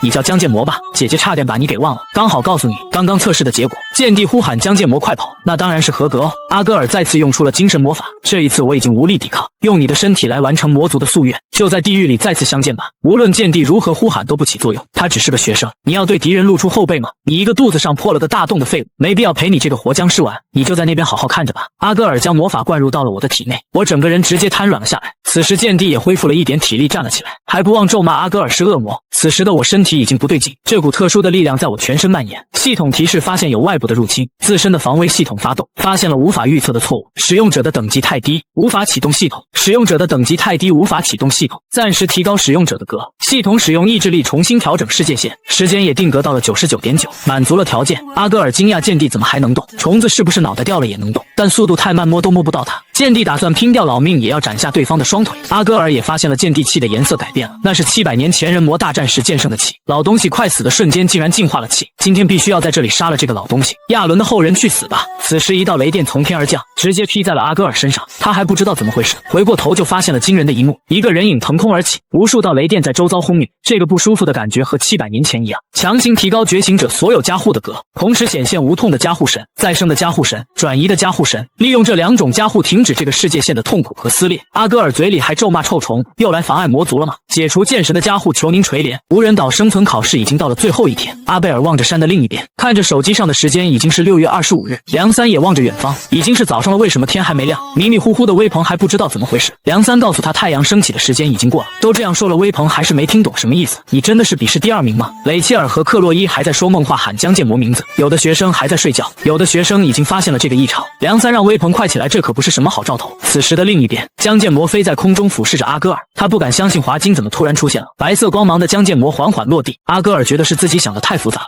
就算江建模的加护和华金很相似，也不可能是一个人。华金只是一个人类，不可能还活着。阿戈尔判断是身体太糟了，导致判断力都下降。刚才那一击应该是江建模这家伙。此时剑帝也站了起来，一脸敬畏地看向前方，整个人不自觉就跪了下去。两眼无神的江建模没有说话，剑帝还不知道怎么回事。一股绿色光芒在快速修复他的身体，片刻之后，胸口的大洞瞬间被修复，他都不敢相信伤口没有了，不知道这是发生了什么事。江建模的身影微微一颤，一道道雷电缠绕在他的身边，阿戈尔都没有反应过来，江建模已经出现在他的身后。阿戈尔觉得这太奇怪了，根本无法看清他的身形，难道是因为这个没用的身体有问题？又觉得这个情况远超出自己的认知范围。江建模不是人类，既然如此，那就只能对不起了，刚才说的话全部都要取消。阿戈尔双手交叉，将手放在地面，地面裂开了一个红色大洞。虽然你的肉身很适合那位大人，但是如果现在不把你杀了，就会阻碍我们魔族前进。剑帝也只能眼睁睁看着完全插不上手。地上涌起了一道红色火焰，阿戈尔将它抽出来蓄力放大，这是他的大招烈焰风暴。对此江建模毫无反应，虽然很可惜，就当成短暂的娱性节目吧。在地狱里见吧江建模。阿戈尔将这颗火焰球扔了过去，这颗火焰球席卷大地。剑帝看到这一幕都说不出话。江建模缓缓走出一步，启动无痛的加护神，解除剑神的加护，启动转移的加护神，启动再生的加护神，考虑到世界线，启动时间为60秒。这一刻世界仿佛失去了颜色，我将砍下1000刀。无数道强大的气流环绕在他的身边，这是剑神的加护。无数条红色线出现，这些线将烈焰切割，最后出现了一道红色的线，这是江建模最后一刀。这一刀穿过了烈焰球，也同时砍中了阿戈尔本人。只听轰隆一声，爆炸声传出，阿戈尔的上半身和下半身已经分开，一只手和双腿直接掉落，只剩下了手级和一只手。他还没反应过来怎么回事。学生们透过天空看到了光，雷切尔和克洛伊也看到了，阿贝尔也看到了，梁三和威鹏也看到了。原本黑暗的天空突然变亮了，大家第一次看到这么神奇的日出。缓过神的阿戈尔发现身体无法再生，就像魔力的根源被斩断一样，这样下去马上就要死了。此时江建模也站不稳了，一个踉跄就倒了下去。阿戈尔觉得自己不能就这么死了，这个江建模对魔族来说是灾难，就算要死也要解决他。一把长剑忽然贯穿了他的喉咙，竟然对着敌人露出后背。第6军团长巴斯蒙和你一个德行。阿戈尔还不忘咒骂老东西，不得不说你比巴斯蒙难缠。要死的阿戈尔还在咒骂亚伦的后人，你这个杂碎。片刻之后他就彻底死亡，只剩下一点不料，我的名字不叫亚伦的后人，而是齐格弗里德冯尼伯龙。剑帝又看向了旁边的江建模，他胸口的印记还未彻底消失，查看之后发现他呼吸正常，虽然有血液循环不畅的部位，但没有致命伤，也没有生命危险。刚才那一幕剑帝都不知道怎么回事，瞬间的行礼只是作为剑客无意识的举动。很久以前的古代人类开始相信森罗万象，有不可思议的意志，暴风和水灾、晴天霹雳等现象，包括夜空坠落彗星之类。超人类、超自然的干涉对人类来说是恐惧。矛盾的是，人类为了得到力量，获得了祝福和庇护。崇拜这一切的人们将其称之为灾难，也称之为神。下一集刺身刀完结，是黑夜的天空也变得明朗。学生们向前面扎堆涌去，因为前面发生了惊人的事情。由剑帝亲自护送了一名学生离开阿瓦隆小岛，他们看清了那名学生是江建模。梁三一时之间还没反应过来，克洛伊想冲上去被众人拦住了，教官也挡在了前面不让外人接近。梁三看到了震惊的一幕，看到这一幕的阿贝尔捂住了嘴流泪，因为他爷爷剑帝的手臂断了，阿贝尔整个人瘫软在地。梁三在旁边安慰他。和魔族休战中的人类，剑帝因为这次的事故损失了很大的战力，现在的7星英雄只有4人，也就是说7星英雄又出现了空位。梁三还是没有江建模任何消息，也不知道他醒了没。有人议论看到那个黑发特招生没在阿瓦隆被抬走了，应该在阿瓦隆发生了什么，现在生死不明，这样下去搞不好真的会死。听得梁三脸色都不好了，两人还以为叫他们有啥好事。喂，你们能不能去角落聊天，有点吵啊。听得二人赶紧就离开了。梁三认为江建模绝对不会死。克洛伊在那天之后一直哭，一直念叨见不到剑魔君。梁三心里也很不安，毕竟已经1周没见到他了。他们几人想去探病都不行，因为校长下令禁止所有外人进入。克洛伊想冲过去，但被保镖拦住了。梁三猜测应该是和剑帝有关的事情。阿瓦隆变成了熔岩沸腾的小岛，好几次感觉到了微妙的魔力。人类最强者失去了左臂，合理的推测就是魔人，应该是魔人突然入侵，剑帝阻止了事态的发生。为了找出相关情报，梁三在学院服务器找了好几次，但是什么也没有找到。不仅如此，美迪亚校长宣布详细调查后再公布，然后隔绝了外界所有的联系，连媒体都没有得到任何情报。既然如此，梁三打算直接问，给江建模发信息也是已读不回。这件事让梁三内心烦躁，最后一次见面还是被江建模谈脑瓜崩。他什么时候才来啊？我很担心啊。另一边的新班，阿贝尔也是一副郁郁寡欢的样子。雷切尔都疑问他这是咋了，完全没听到雷切尔说话，因为一直在想别的事情。雷切尔询问剑帝咋样了，他的舅舅也就是枪圣大人好像很担心。阿贝尔表示会帮忙转告，谢谢他的关心。他想不通的是爷爷为什么要照顾江建模，你以后会慢慢知道的。我为什么要主动照顾江建模？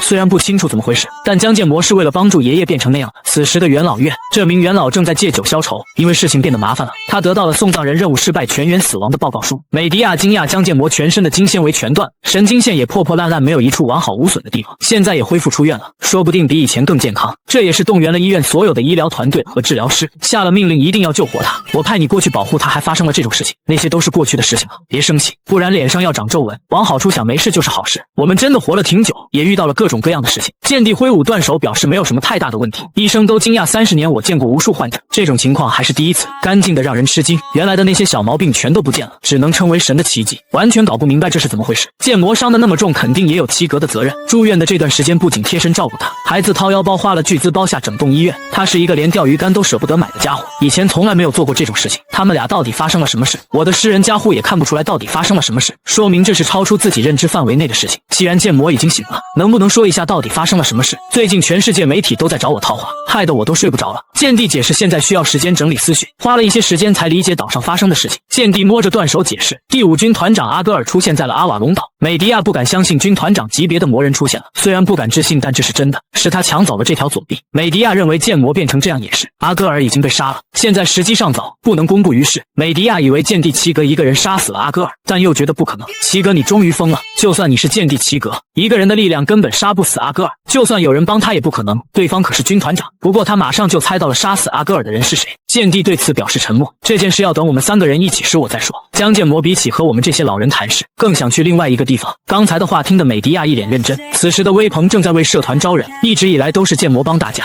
我们从来没有主动做过什么。梁三更是嘲讽，就算让自己做，也做不出这种宣传报。微鹏强调，自古以来宣传报的颜色最重要。克洛伊一刀就给他切成了2半，气得微鹏大吼：“克洛伊这是做什么？”克洛伊表示不能让建模军看见这种垃圾，这可是自己熬夜辛苦做的东西，做出来的是可燃垃圾吗？梁三感觉越是闹腾就越觉得空虚，就连杨登都没有以前那么甜了。江建模什么时候过来啊？这时克洛伊和微鹏冲了过去，因为江建模出院了。建模，你身体咋样了？我们很担心你啊。梁三也看到了江建模，上去就给他来了个脑瓜崩，然后这样愣了几秒，才说出来一句欢迎回来。江建模也愣了几秒。微鹏做了社团的宣传报，克洛伊表示不要把垃圾拿给建模军看。第1季完结，那个所向无敌的男人回来了，他带着无敌的小刀再次归来，空间被突然撕裂，一把巨大的刺身刀袭来，我只得接下这一击，一刀将他砍成2半，切开之后是无尽的深渊。我也从梦里醒来，这又是和平时相同的梦。手机也在旁边响着，大清早的谁发短信啊？原来是微鹏发信息说准备好了部员招募广告，报名条件凡是学校的学生谁都可以，看来是招不到成员了。目前身体的情况好多了，说不定比以前更好了，估计是因为在 VIP 病房充分休息的原因。听说我和阿戈尔大战以后，剑帝自掏腰包花了巨资租了病房亲自照顾我，欠了他一个大人情啊。发现领带不见了，又想起了在阿瓦隆岛的一幕幕，也不知道以后会怎么样，我到底做的对不对？前不久也为此苦恼过。梁三认为按你的方式做吧没错，到了现在苦恼又能改变什么呢？先去学院再说。大清早梁三就递来了零食，你自己吃吧。什么啊？真没意思，你为什么不吃惊？话说回来，你现在还不能说吗？说什么？当然是在阿瓦隆岛发生了什么事，为什么住院那么久？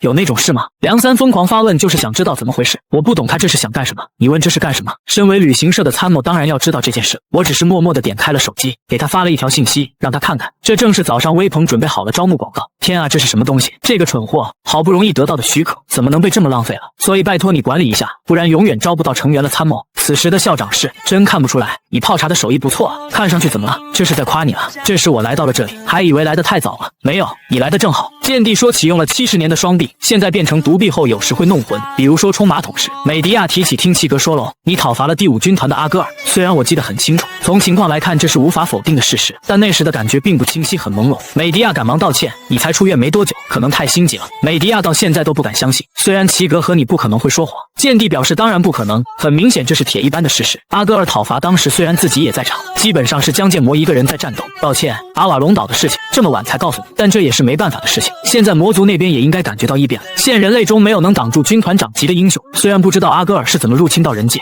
但肯定有目的，好像是为了提前阻止什么事。如果我们继续什么都不做，情况会变得更糟糕。魔族是个冲动又狡猾的群体，剑帝猜测这几年就会和魔族发生摩擦，而且和半世纪前的那次无法相比。如果现在把阿戈尔的讨伐事情曝光，魔族可能会以此为借口宣战。幸好剑帝嘴巴严，他们也没有做出其他反应。我算是明白为什么剑帝是值得人类尊敬的人物。把你叫过来是因为有话要对你说。我现在的身体无法上前线了。美迪亚不懂齐格突然是怎么了，就算少了一条胳膊，怎么说的像个看破红尘的人一样。剑帝解释这是为了给下一代更好的世界，培养更出色的英雄，这也是你担任校长的理由。闻言，美迪亚也转过了头。这时剑帝又说起，我过不了多久就会辞去七星英雄的职位，听得我都没懂这是什么情况。江建模，冷静点，这不是突然下决定的。你住院的这段时间经过深思熟虑下的决定，也不会完全从一线退下去，以后会做些自己能做的事情。美迪亚觉得全世界媒体不会放过你的。剑帝说出近期内打算接受采访，趁这个机会一口气宣布还能节约时间。美迪亚发怒，怎么上了年纪还是和50年前一模一样？我一直以来都在努力不让原作发生偏差，看着原作中的人物做出反常行为就汗流浃背，但是到了现在想想我也挺自以为是。他们的言行中蕴含着自己的意志，他们不是游戏里的角色，而是有自我的人。无论他们做出任何选择，遇到何种情况我都要接受并突破。遮住双眼否定现实，就好比婴儿在撒娇。差点忘了重要的事情了，今天听到的内容足以让寿命减少，你还想说什么？江建模已将继承七星英雄之位。美迪亚认为首先观察魔族那边的反应，还要答应媒体的采访。他甚至比剑帝更慌乱。剑帝赶忙解释说的不是现在继承，需要准备1年左右，在学校的这段时间不是应该享受学校生活吗？气得美迪亚准备暴揍他一顿。他认为继承七星英雄会不会对这个17岁的少年造成太大的压力，但是没有比剑魔更适合当七星英雄的人了。虽然没有对外公布，但是把剑魔的事情公之于众，可能会轰动整个世界，就像从天而降的天才一样。因为剑魔已经踏入传说的领域，就像当初的瓦洛尔华金一样，他也不是不能理解剑帝的想法。七星英雄的空缺不仅影响人类社会，还和魔族发生外交摩擦。虽然有人反对，但齐格亲自指定继承人的话，应该没问题。但是协会和其他的七星英雄会同意吗？看来要举办同窗会了。这之后我单独找到了剑帝齐格，他马上就知道了是为了继承七星英雄的事情。抱歉之前没能提前告诉你。你知道七星英雄为什么一直只有4个人吗？难道不是为了追忆去世的剑帝的同伴吗？也可以那么想，因为他们崇高的牺牲，大家还能继续活在这片大地上。但是如果说因为这些理由空着七星英雄的位子，这有点矛盾。理由很简单，因为这段时间没有出现比我们更强的英雄。魔族很强，比我们人类更强。我知道游戏里他们很强的原因是为了引导玩家充值，但奇迹的加护难度令人发指的主要原因就是魔族过于逆天的种族数值设定。魔族全军攻击的话，人类不到半年就会被灭亡。对话和交易是建立在实力上，可是这和3个空缺有什么关系呢？因为拥有蹩脚的力量不如没有，好像确实是这样。如果七星英雄被魔兽杀死的话，人类就会失去信心，七星也不能享受荣华富贵的位子。七星要抵御魔族代表人类，并且要承担重任。但是现在这个意义褪色了不少，把七星的威名当成权力的手段来利用，利用七星的威名的国家首领，连任40年的某个人，彩虹国的统治者，好像游戏里提到，对我来说那是很缥缈的存在。梁三也从来没有提过家里的事情，连那个克洛伊偶尔也会提到自己的家族。梁三说过讨厌七星英雄，所以我能理解您的意思。我想知道的并不是这个，请您解释一下，为什么偏偏选了我成为七星英雄？江建模，你这是装笨还是真笨？把位子交给你的理由是因为你的实力已远超所有人。我甚至怀疑把阿戈尔打得奄奄一息，但那真的是我的力量啊！从以前开始对你有疑问，现在也刚好问清楚你的力量是不是受到时间限制。我从来没有告诉任何人。剑帝是怎么知道的？难道？剑帝急忙表示别慌张，这也是猜的，你不可能在没有限制的情况下使用那么强大的力量。分班考试和阿瓦隆导师看到你1分钟后倒下推测出来的。我也想和剑帝谈谈我的力量和加护。我虽然得到力量，但会非常痛苦，只能用另外一个加护压制痛苦。我向他解释了剑神加护和无痛加护，当然没有说得太详细。虽然剑帝很可靠，但是我不想把自己的弱点全部告诉别人。我对他说这件事也是想借用他的智慧，并不是希望得到共鸣和理解。放心吧，这件事不会告诉任何人。利用加护压制另外一个加护的限制，这是划时代的想法。你接受并使用这个力量，这是只属于你的方法。果然你很有才能。如果你不想被时间追赶战斗，就需要一个经验丰富的师傅。正巧现在我需要一个才华出色的徒弟。既然决定你来当七星继承人，当然也要负责交接。虽然决定了隐退，但是什么都不做也让人浑身难受。对了，阿贝尔让我帮忙把这个交给你的，等事情整理好后会叫你的。这段时间享受学校生活吧。我还没搞懂继承人和徒弟什么意思，这种是绝对不行，以后好好劝他吧。当天晚上我又做了相同的梦，我又在梦里战斗。接受吧，如果你这次也能接受的话，你接受并使用这个力量。接受力量，接受吧，接受吧。这个声音一直在我脑海里回荡。我想着反正这只是梦，应该死不了。这一次我没有抵抗，而是让巨大的刺身刀穿透身体，一股疼痛感袭来。此时我的衣服也炸开了，我好像来到了另一片空间，身体也发生了某种奇妙的变化。我还没搞懂这是什么情况，从我身体里冒出了一个人影，一个声音传进进了我的脑海。好久没见到你了，这个声音很熟悉，这是 GM 的声音。我存在的痕迹居然消失了，来到这个世界的记忆也在逐渐模糊。就在刚刚，我被巨大刺身刀贯穿身体之后 ，GM 出现在了我的眼前，构建了比较熟悉的场所。你在这里第一次见到了我，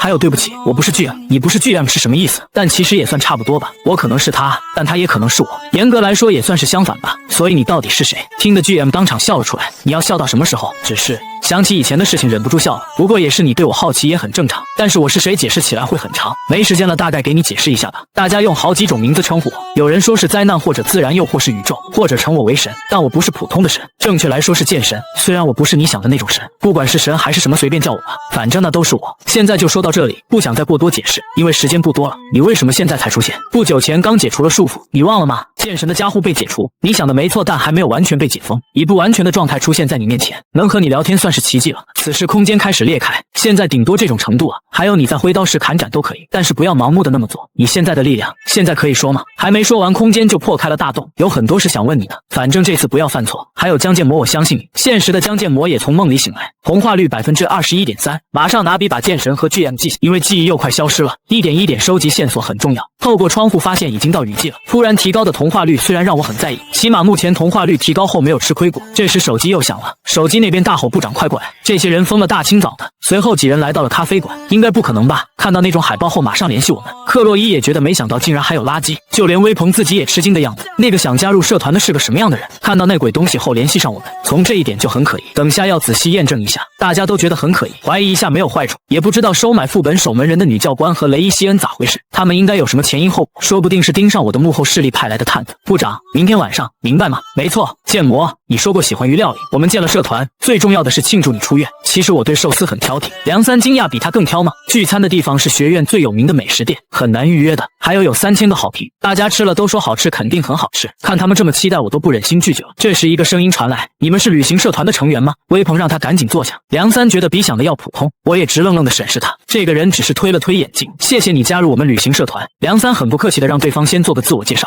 其他几人都看向了他这边。我是2年级凡班的单河呢，你是泡菜国人吗？可是这个国家有姓单的吗？不过也是前世地球上没有这里很多姓氏。以前我住在釜山时，吃了很多猪肉汤饭，猪肉汤饭很好吃，乳白色汤里放进多大吉和韭菜，然后泡饭吃的话，这种无效沟通听得梁三一个肘击发过来，赶紧清醒点，已经知道你的姓名和出身了，请你说出你加入我们社团的动机和理由吧。看了海报，你们社团的主要活动是边下副本边旅行，我今年的实考成绩有点悬，想下几个副本，正巧看到公告，所以申请加入。可是我们是旅行社团，下副本是附加活动，以副本通关为主的社团也不少了，因为到了2年级后，没人愿意收下我这种凡班的人，我这种窝囊废被淘汰很正常。其实你不用这么说也没关系，你用什么武器？我好像没什么固定武器，如果硬要说的话，拳头吧，这样可以下副本吗？你不是说下副本是附加的吗？微鹏还是第一次看见梁三无法反驳，二人就这样对峙了起来。梁三表示理解了加入社团的诉求，女孩强调自己一定要参加这个社团，不仅是副本，还想在毕业之前多积累一些学校的回忆。我见过很多客人，从他们的气质大概能猜到是个什么样的人，加上剑神加护的感应力，梁三也觉得反正很难招到人。前辈，欢迎你加入旅行社团，我们比你小1岁，你可以用评语就行，你是前辈，用评语说话对我们更方便，用敬语的一个克洛伊就足够了。微鹏拿出了申请书，和那前辈，你这周内把这个交上去就行。这个是入社申请书。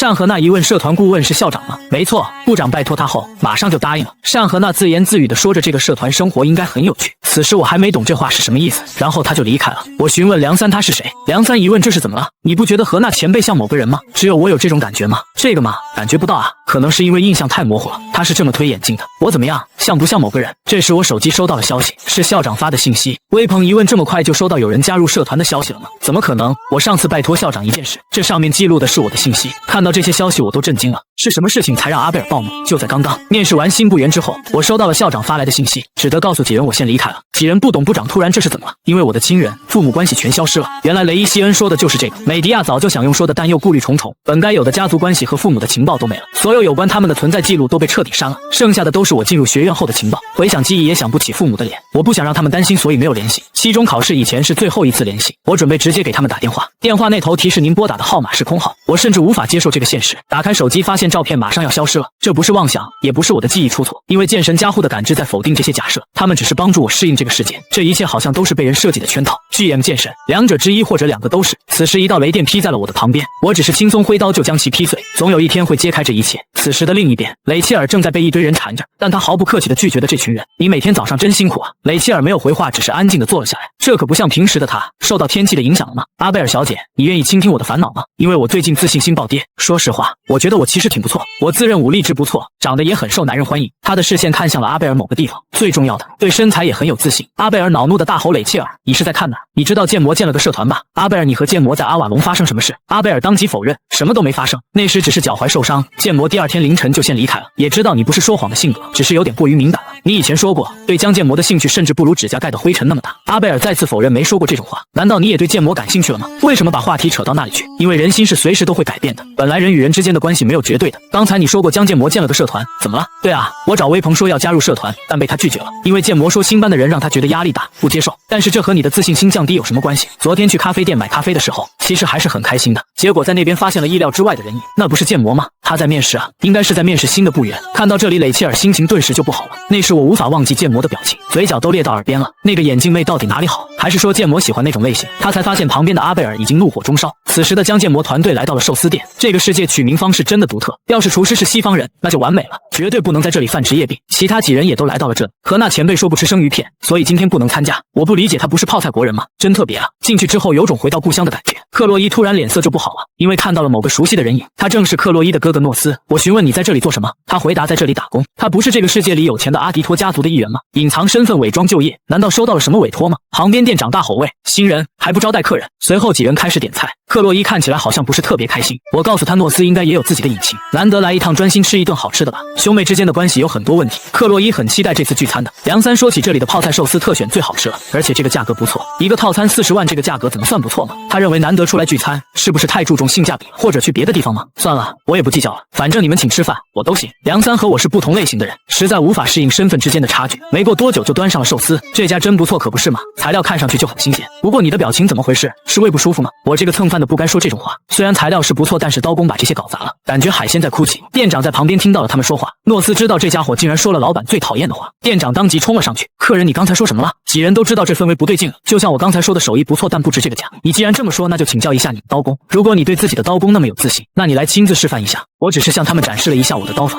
就获得了新的武器万年双利。就在刚刚，我在店里吃饭说了一句材料是不错，但是刀工把这些搞砸了，老板就找了过来让我展示一手。几人看出来大事不妙了，这个人耳朵可真灵，明明只会蹩脚的韩语，没想到马上听懂了。梁三询问我这是要干什么？华金学院的学生，你对刀有自信吗？我可是练了12年刀法，如果你比我厉害，这顿饭免费，那就一言为定了。店长心想这个小孩只是想在朋友面前出风头，让他试试比目鱼就行，而我提出要用鲷鱼，那边菜板上正好有。店长都想不通为何要选择高难度的鱼。诺斯也劝店长先静观其变，身为店员可能不该说这种话，但可以相信他。看到菜板上的鱼，也好久没切海鲜了，握住刺身刀就发动了剑神的加护，不需片刻就把鲷鱼切好了。店长当即跪在了地上，输得五体投地。客人也开始议论店长输了吗？店长表示握刀12年，这种切海鲜的方法还是第一次看到，请收我为徒吧。你别这样，还是快起来吧。虽然不能收你为徒，但是我可以给你一点建议。店长当即掏出了本子开始记录，你的实力不错，但是刀的用法有点可惜，你尝试用左手试试。从断面来看，你的右手力气太大，皮肉都被压烂了，换一只手可能会好点，剩下的等你再做几年就会明白了。所以我就不说了，不愧是大师，我可以称你为大师吗？你没有忘记打赌吧？说好不付钱，我还给了你一些建议，应该你给我钱才对，都听大师的安排。刚才问了店长，今天由我代替他招待客人，当然是免费。我开始切刺身时，客人们也围了过来，再次握刀的我还是很开心。克洛伊没想到建模也会露出这种表情啊。梁三也有同感，微鹏准备去帮忙。部长这么开心，我们这些社员怎么能什么都不做？梁三喊克洛伊一起过去帮忙。这时诺斯走了过来，来吧，我可以教你一点。克洛伊也露出了笑容，这次有点用力过猛啊，估计是因为很久没切鱼了。刚才处理3条鱼用时不到1分钟，以前都是切魔兽和人那种让人不舒服的东西，这次切鱼太清爽了。毕业后开一家生鱼片店吧，你不是很忙吗？还有时间出来？多亏了你，食物全都没了。店长说后面由他来收拾，你朋友替我当服务员了。克洛伊也说来找你一趟，询问诺斯怎么突然打工了？你不是说了吗？流着汗打工后会有所收获吗？我说了这种话吗？你难道记不起来了？当然记起来了，没想到你这家伙行动力这么快。江建模，不得不承认你说的话的确有所收获，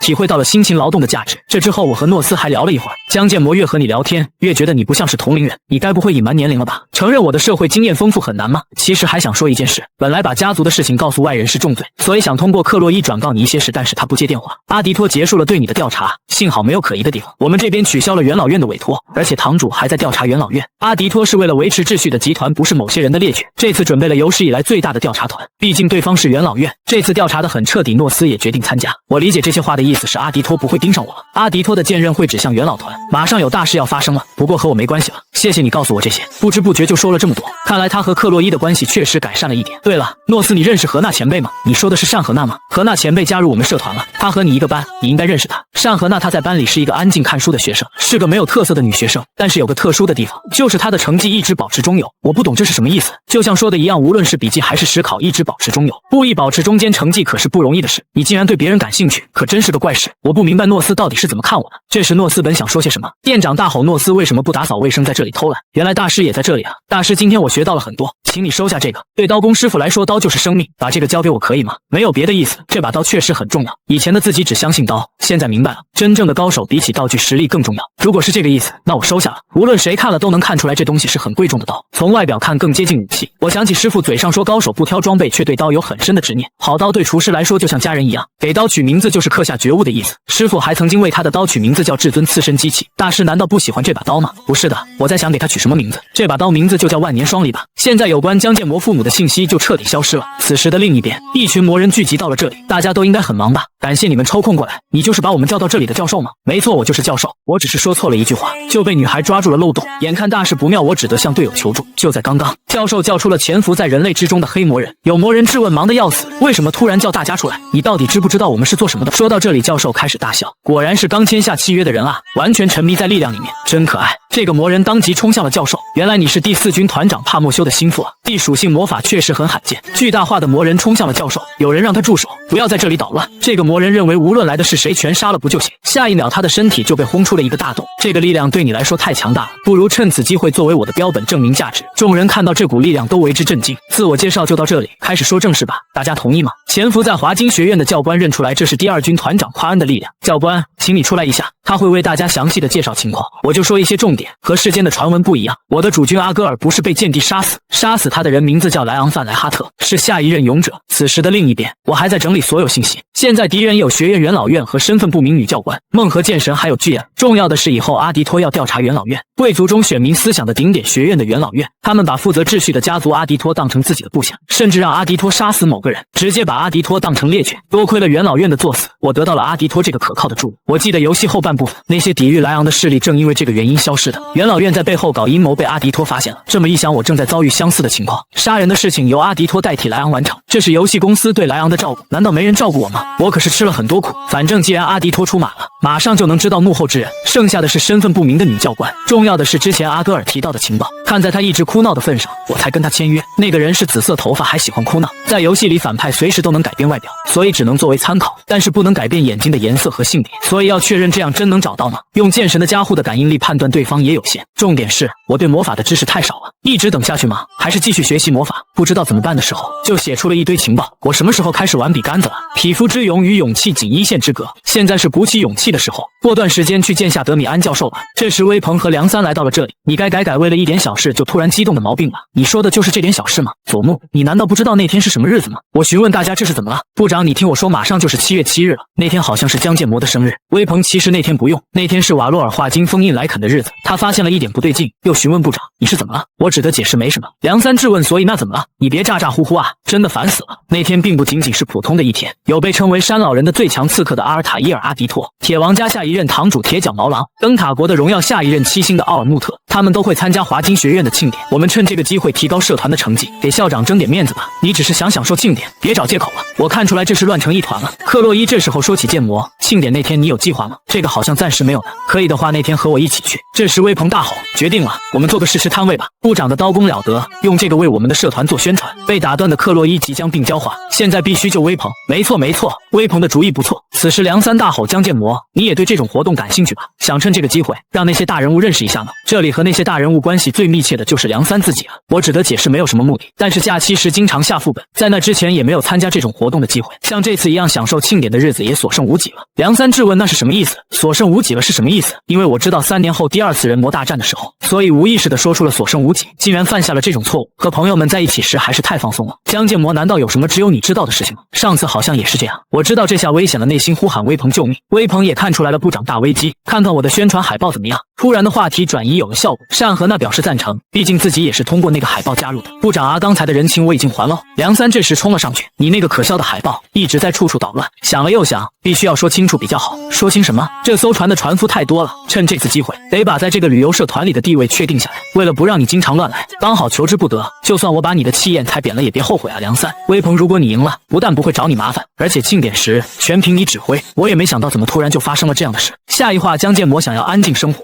愿神的加护伴随在身边。剑神的部分秘密揭开，就在刚刚，威鹏和梁三为了成为社团的掌舵人准备决斗，要让你看看到底谁对部长更有帮助。这句话可不能随便听听就算了哦。威鹏认为佐木的武器是长弓，这里又不是亚空间，他没办法真的射箭，只要拉开距离对他使用 buff 就行。单和那担任裁判宣布开始，威鹏吹起了短笛，一旁的梁三竟然拿起弓箭，就算是这个疯子也不可能射箭才对，战术还是没有改变，只要他中了负面 buff 就行。没想到的是，作为一个弓箭手，竟然到了最前面，笨蛋佐木这个距离可以发动加护判定，下一秒就被梁三用弓砸在了身上，威鹏整个人就这样横飞了出去。这一幕看得3人惊呆了。江建模，你可以做出判断了吧？可怜的威鹏只得给自己开一个治疗 buff， 离庆典还剩下10天。意外的是，没想到大家做的挺不错。负责烹饪的克洛伊还在炒他的新型鸡蛋，负责购买管理材料的单和那买了3天份的食材，大概后天下午3点到。运营总务威鹏已经租好了摊位，还要给餐桌椅子加上安装煤气，不停抱怨这些什么时候做完。梁三大吼吵死了，既然输了别废话，给我干活。从来没做过家务活的自己竟然要做泡菜汤，不是赢了吗？为啥还要做事？佐木梁三宣传行政设计，佐木，这是我做出的决定，所以请你一定帮我。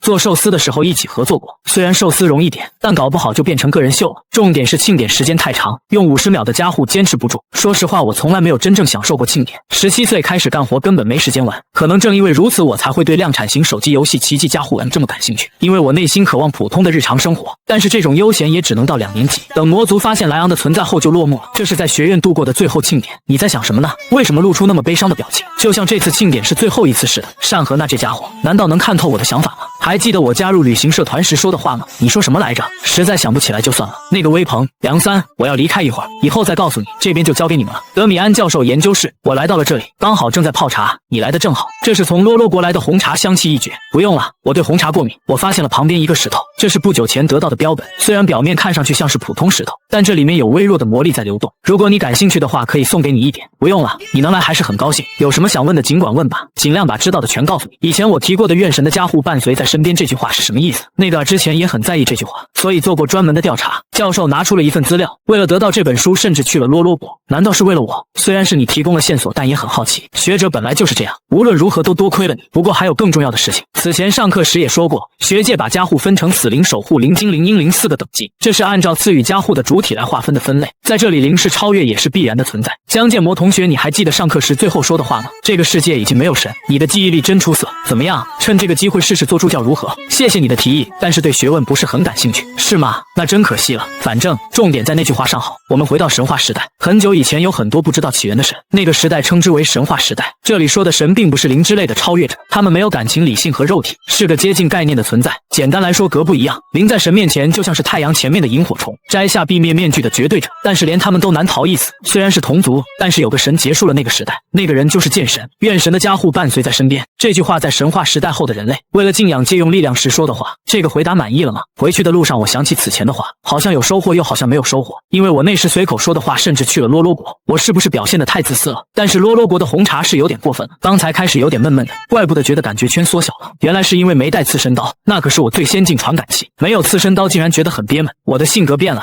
离庆典还有4天，大家还在如火如荼的忙着。最后2天的时候，威鹏还选了女仆装，最后1天的时候，大家还在吃火锅。这20年我靠刀吃饭救活了不少店铺，我从来不拒绝物质上的奖励，专门去找随时都可能倒闭的店铺。我不是慈善家，只是想泡菜国寿司名声传开，只是一种自我满足而已。用一把刺身刀打响了复活的信号弹，虽然有点难为情，我将它称之为我的浪漫。我承认我的中二病来的有点晚，这可能是受到第一个师傅的影响。距离开张只剩10分钟了，收钱卖食物可不是轻松的事情，但是也没必要太紧张，按照练习的方法做就行。说不定这是我们最后的庆典，既然要做，那就好好享受吧。下一回建模，其实我们也没有参加过庆典，女人只是说了一句这饭真难吃，我就掏出了刺身刀要剁了他们。就在刚刚，精华大庆典开始了。雷切尔让阿贝尔别担心，这样子就没人能认出我们了。大家忙着参观庆典，没人会在意我们的。可真热闹，幸好出来了，对吧？阿贝尔觉得偶尔享受一下也不错。这种庆典没有见地登场之类的活动吗？比如说祝词之类的。爷爷隐退了，而且他不是很喜欢这种活动。我舅舅也一样，绝对不会参加，托他的福倒是省事了。这时雷切尔捡到了一张美味泡菜汤传单，女仆服务的美味泡菜汤。说着还笑眯眯地看向了阿贝尔。即将介绍的是今年从危险的魔界手中保护了人类的英雄们。首先，今年最受瞩目的2名新锐英雄登场。S 国的英雄，伟大的冒险王马哈特·马辛德巴德 ；X 国英雄，走在火焰上的人布拉迪米尔耶斯卓夫。大家议论今年的庆典规模不一样啊。奥尔穆特，听说您有望成为下一任7星英雄，请说句感想吧。基于和泡菜国之间的友好立场是否有变化？微鹏看得很是激动，简直太棒了！那是奥尔穆特啊，不愧是奥尔穆特，泰然自若，太帅了，这也太刺激了。这时有人揪住了他的耳朵，让你发宣传单，你跑这里干嘛？我们忙得要死，你在这里发呆。世界级的英雄们来了，当然想过来看看了。是你说要开摊位，我们才做这些，不用想偷懒，快过来。这时有人的脚碰到了微鹏，这2个人正是阿贝尔和雷切尔。店里有人点了一份泡菜汤，他们觉得这个看上去好好吃啊。此时的克洛伊在旁边切菜，只是指点了一下，没想到他的刀工不错，因为我用不了刀，让克洛伊负责切菜，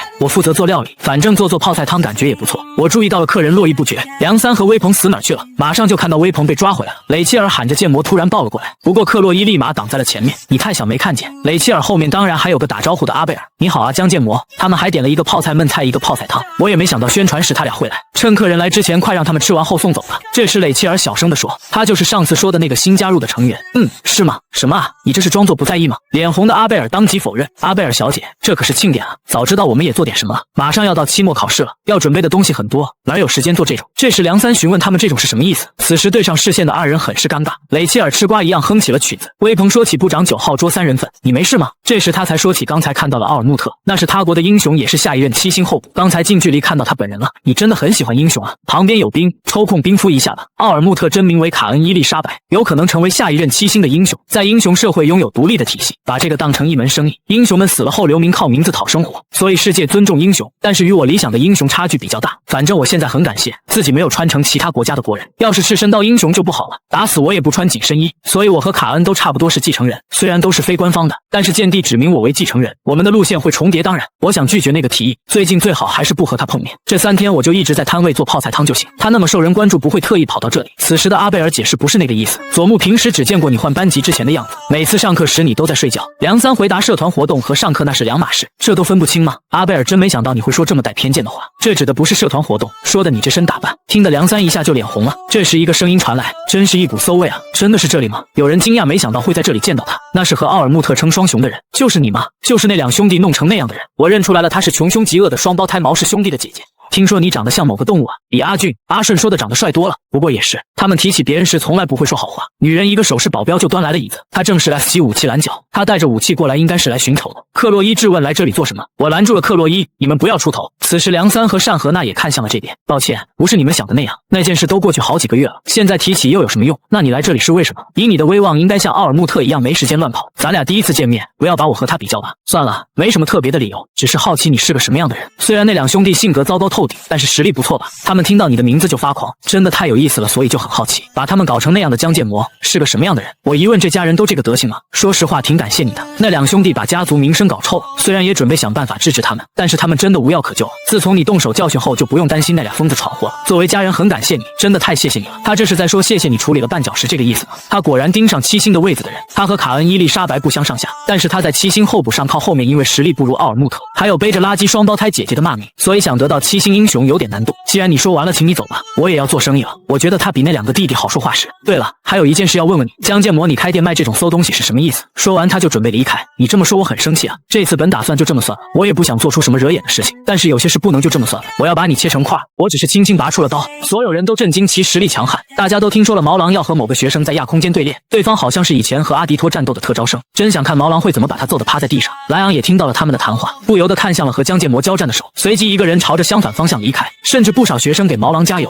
诺斯也在这里观看决斗，雷切尔和阿贝尔也在这里。想起那时候了吧，他好像每次都站在事件的中心。奥尔穆特也注视着对决，二人的对决开始前，毛狼说起好像回到了学生时代。但是建模，你没事吗？你爱逞强是无所谓，但是说不定你会成为我弟弟。那副鬼样子，你长得这么俊俏，如果脑子出了问题，以后娶不到老婆，要是以后找不到可以娶我为妻啊，男妾随时都欢迎。原来你要的就是这个，你想挑衅我后用打败我的方式得到所有名分，就是你来找我的理由吧？想不到你很聪明，你既然知道，却被这种低级的挑衅给激怒了。现在开始展开亚空间结界，毛狼，你无法成为七星英雄。看来没人说过你不会看脸色吗？愿神的加护伴随您。二人碰撞的一瞬间卷起了一阵烟雾，看来你不是个只会耍嘴皮的家伙，藏在烟雾中间真可爱。毛狼发现烟雾消失了，视线又突然恢复了。此时的另一边，克洛伊还在切菜。善和那询问你们不担心建模吗？那两个人把建模带走了。前辈，现在担心的不是部长，而是客人，他马上就会回来。梁三也提出我们只要守好自己的位置就行。善和那低男原来是这样啊！有学生议论刚才毛狼突然踉跄了一下，他俩好像什么都没做。奥尔穆特看出来刚才发生了什么，回过神的毛狼摸了摸脖子，脑袋还在我的脖子上。刚刚难道星象领域是七星英雄或者阿迪托家主阿尔塔伊尔才可以自由使用的绝顶境界？但凡事都有例外，如果拥有超越经验的才能，年纪轻轻说不定能踏入门槛。奥尔穆特是毛狼无法翻越的墙壁，真让人不爽。但是他为什么展开自己的领域呢？这里是亚空间的对练，对现实没有影响。难道他这是为了保住我的面子吗？通过领域让自己明白二人之间的才能差距，为了避免造成更大的问题，他考虑事情的深度有点不一样了。毛狼马上就想起了高层之间流传着的传闻，剑帝指定的正式继承人，下一任七星英雄就是你江建模啊！极度恐惧在毛狼脑海里扫过，不要太嚣张了，自己能走到今天这一步，可不是凭运气。江建模，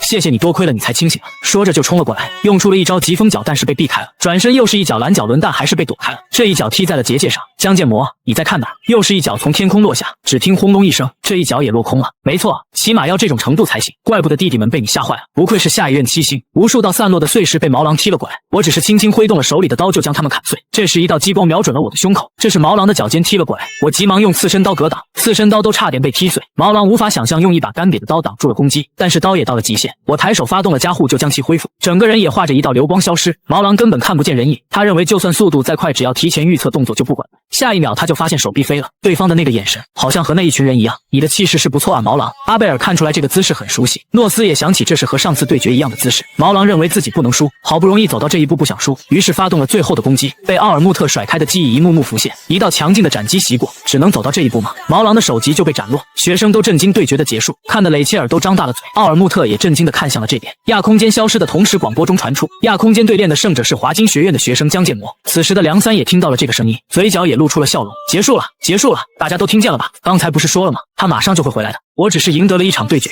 就获得了剑圣这一称号。看完对练的雷切尔和阿贝尔走了出来，结果还是没吃上泡菜汤就走了。阿贝尔表示虽然没吃，但肚子已经饱了。你该不会再说看到剑魔军战斗肚子就饱了？他是什么好吃的吗？听得阿贝尔赶忙让他别说了。此时的另一边，手下询问他咋样了，没啥事，那只是亚空间也没受伤，但是在刚才对练上丢了脸，输给一个17岁的小鬼，愧对大家。虽然想这么说，但江建模那家伙真的很厉害，不久后他会爬得更高的，到时对刚才战斗的评价也会水涨船高。不愧是毛大人，还不如趁现在输给他一次，用不了多久他就会打败所有人，连奥尔穆特也不利。手下一问，那个学生那么厉害吗？他是不明白毛大人能如此评价。毛狼看过很多被称为天才的人，学生时期的伊丽莎白，出社会后遇到的七星英雄，但江建模走在无法用努力达到的领域，他简直是个怪物。视频在网上已经传疯了，毛狼在华金学院亚空间对练，和学生发生了毫无预告的激斗，且瞬间就分出了结果，一把刀斩下了七星候补的首级。华金学院亚空间对练发生了毫无预告的激斗，毛狼今天又闯祸了，在英雄世界造成了巨大的风波，无论看几次都超牛。你看一天之内的点击量几千万，大家找到了泡菜汤的店里，打败了毛狼的人真的在这里吗？给他取了一个外号刺身剑圣，这种学生居然在当厨子，看热闹的太多了，导致店铺忙得不可开交。克洛伊马不停蹄的切菜，有人想去看江建模，被梁三拦住，15秒就行，让我看一眼江建模吧。你没有提前打招呼，而且当事人也不愿意，你想继续这么闹下去吗？如果不想被打的话，快滚！梁三都不由得抱怨到底第几个人了。不过还是有学生拍到了，等下发网上标签就写华金学院泡菜刺身剑圣。我也听到了刺身剑圣，这也太丢脸了。昨天发生了那件事后，铺天盖地的报道正如预料般蜂拥而至，怪物新人登场打败毛狼的华金学院学生热门新闻。虽然我也不是没料到，在那些头条中的一个文章已经传出刺身剑圣这个名字。剑圣是奇迹的加护 M 用系统禁止使用的称号，按照原剧情以后会得到剑帝的称号。在这个世界见地已经隐退，算是消失的称号，本该是这样才对，但是为什么偏偏戴在我头上？昨天收拾完后还被梁三嘲笑了，明明是该尊享荣誉的剑圣头衔，仅仅是在前面加了刺身二字，那个重量让我觉得很沉重。部长，泡菜汤还没好吗？还要接待250号客人。我询问微鹏，排到几号了？排到674了，现在排号纸了，还要去买纸，加上没有排号的超过1000号了吧？管他是浪漫还是什么，这也太过分了，前世生意也没有这么好过。此时克洛伊一不小心切到了手，还好只是刮破了指甲，这样下去他可能会受伤，人手严重不够啊，难道我要拿刀吗？这时一个声音传来，大师还是第一次看见生意这么好的店，是此前的寿司店店长和诺斯来了。店长因为私人原因以后再去看你，今天可能我们不是来当客人的。看完有关大师的新闻后过来帮忙的，我们明明只是短暂的交情，作为大师的徒弟当然要来，现在要叫你刺身剑圣吗？诺斯发现了受伤的克洛伊，这种眼神让克洛伊都害怕，我看出来这家伙是妹控。梁三提醒没时间发呆了，这之后大家开始忙了起来，一直忙到散场之后，这种事我再也不做第二次了，但是的确有意思。诺斯来到了这里，差不多整理完了，明天的材料有点不够，店长说自己拿过来，真的谢谢你了。不要说谢谢，要谢就谢店长吧，害羞什么反正，多亏了你们缓了口气。江建模，待会儿有时间吗？怎么了？堂主想见你一面。影子家族的家族被称为古今第一刺客的男人，在暗处潜伏维持英雄社会秩序的人物，山之翁阿尔塔伊尔阿迪托，他说要见我，多半和下令要杀我的学院元老团有关。他肯定看见我和毛狼的对练了，只要是会使用星象的人，从远处就能看出我能使用星象。诺斯说起长这么大第一次见到堂主对外人感兴趣，加上堂主亲自出面，对七星英雄也没这么做。其实来这里问你也只是走过场，你也想见一面吧，也有很多事想问吧。他说的没错，还要还曼苏尔和诺斯的人情。沉默了很久之后，诺斯询问为什么不说话。我不去，因为超麻烦，而且我很累，今天谢谢你帮我。说完就离开了这里。此时的校长室，好久不见啊，校长。伊丽莎白来到了这里，年末特别篇章。微鹏把庆典时穿的衣服借来了，卖泡菜汤还要准备什么衣服？微鹏好像想在学院里刷点好感度。社团活动的评价目录里有服装部分，刚好有女仆装，正巧有3套。克洛伊觉得女仆装很可爱，庆典时要穿这个吗？梁三质问谁穿这种衣服，选个普通点的。微鹏找了找，又拿出了圣诞装，这个比女仆装更适合夏天穿，竟然有整整5套赛季限定款，错过现在就借不到了，还剩下2套是说，已经在脑海里想象3+2是啥样的。微鹏，我刚才看见你的想象了，应该是好像看见对吧？部长，你看见了吧？那就快去找他们俩帮忙。此时梁三一个飞踢过来，这把几人看呆了，还是妥协了穿女仆装。我只是拔出了刀，就引得刺客家族全员准备动手。就在刚刚，伊丽莎白找到了校长，毕业后第一次见面，我们已经有5年没见了吧？你来的正好，庆典玩得开心吗？他只是取下了眼镜并未说话。伊丽，你来这里是对江建模感兴趣吗？那个叫建模的学生是谁？这个吗？你为什么这么问？因为他能使用星象领域，你不也会使用吗？我们建模能用星象领域，又怎么了？伊丽莎白猛地一拳，会长不是来和你开玩笑。只见美迪亚爆发出了一股力量。伊丽，多年不见，你也太没礼貌了。这股可怕的压迫力，就是枪圣和绝宫连元老团都不敢招惹的力量。英雄界有个传闻，贤者之前的另外一个绰号还以为那只是谣言。暴君美迪亚，抱歉，最近因为齐格的事情变得有点敏感，虽然不知道你听了什么传闻，又为何对建模有了好奇心，但身为校长不能把学生的情报告诉你，因为校长要对所有人一视同仁。伊利，你还在学校上学时和你说过好几次，你还记得好奇的事情自己去调查这句话吗？他听到这句话之后就准备离开了。校长，谢谢你抽空见我。美迪亚询问他打算在学校待到什么时候，本来明天中午出发，你也不用太着急，这个庆典就那样好好享受。校长，你刚才说你对所有学生都是公平的，对那个同学也一样吗？这个嘛，那是对普通学生来说，而江建模不是普通学生。伊丽莎白不懂那是什么人。庆典最后一天的摊位上，微鹏说起自己好像感冒了，睡了懒觉。梁三直言你也太弱了，我告诉大家今天只是上午开店，下午我们各自活动怎么样？微鹏大吼感冒全好了，你这个提出开美食摊位的人怎么最开心？不过材料好像也差不多。克洛伊询问我等会儿下午有啥计划吗？好像也没什么计划。克洛伊代替只能拿到50秒的我负责了大部分厨房的工作，仔细想想他最辛苦了。庆典之前他也问过类似的问题，他应该是想和我一起逛街。克洛伊一会下午可以的话和我一起逛庆典吧。听到这话的他很是高兴，真的吗？没问题吧。此时的克洛伊挥刀都更快了，克洛伊在刀上很有潜力，2天半就这么厉害了，多亏了他才能正常开美食摊位，偶尔这么报答他也不错。不过发现了旁边刺人的视线，梁三好像死死地盯住了这边，我不知道这是怎么了。转身的时候斥责微鹏，看什么看，不准备接待客人吗？他这是怎么了？难道是因为微鹏吗？关店后大家都开心地离开了，只有梁三表情不好，可能是因为昨天开始应付那群记者，他肯定也很累吧。和克洛伊约定的时间还有30分钟，我也休息会儿吧。不过想休息也难。这时一个声音传来，可以坐在旁边吗？上了年纪受不了这种热天气，我搞不懂为什么大家都不做其他长椅，非要这样。你是有什么话要说吗？老头询问什么意思？你不是大老远来的吗？阿迪托的堂主阿尔塔伊尔先生，你的直觉敏锐啊，不过是怎么发现的？我又不能告诉他前世看过他的手杖杖界辛迪甲，不愧是暗杀家族堂主的武器，因为其独特的外形很受欢迎，我当时也想得到一个。这样啊，年轻人，你也是通过过乌鸦的庇护完美的阻断动静看出来的。我心里否认不是，我是从手账。没想到你小小年纪有这么强的洞察力，那你也猜到来找你的原因了，是为了元老团下令杀我的事情吗？家族自己解决，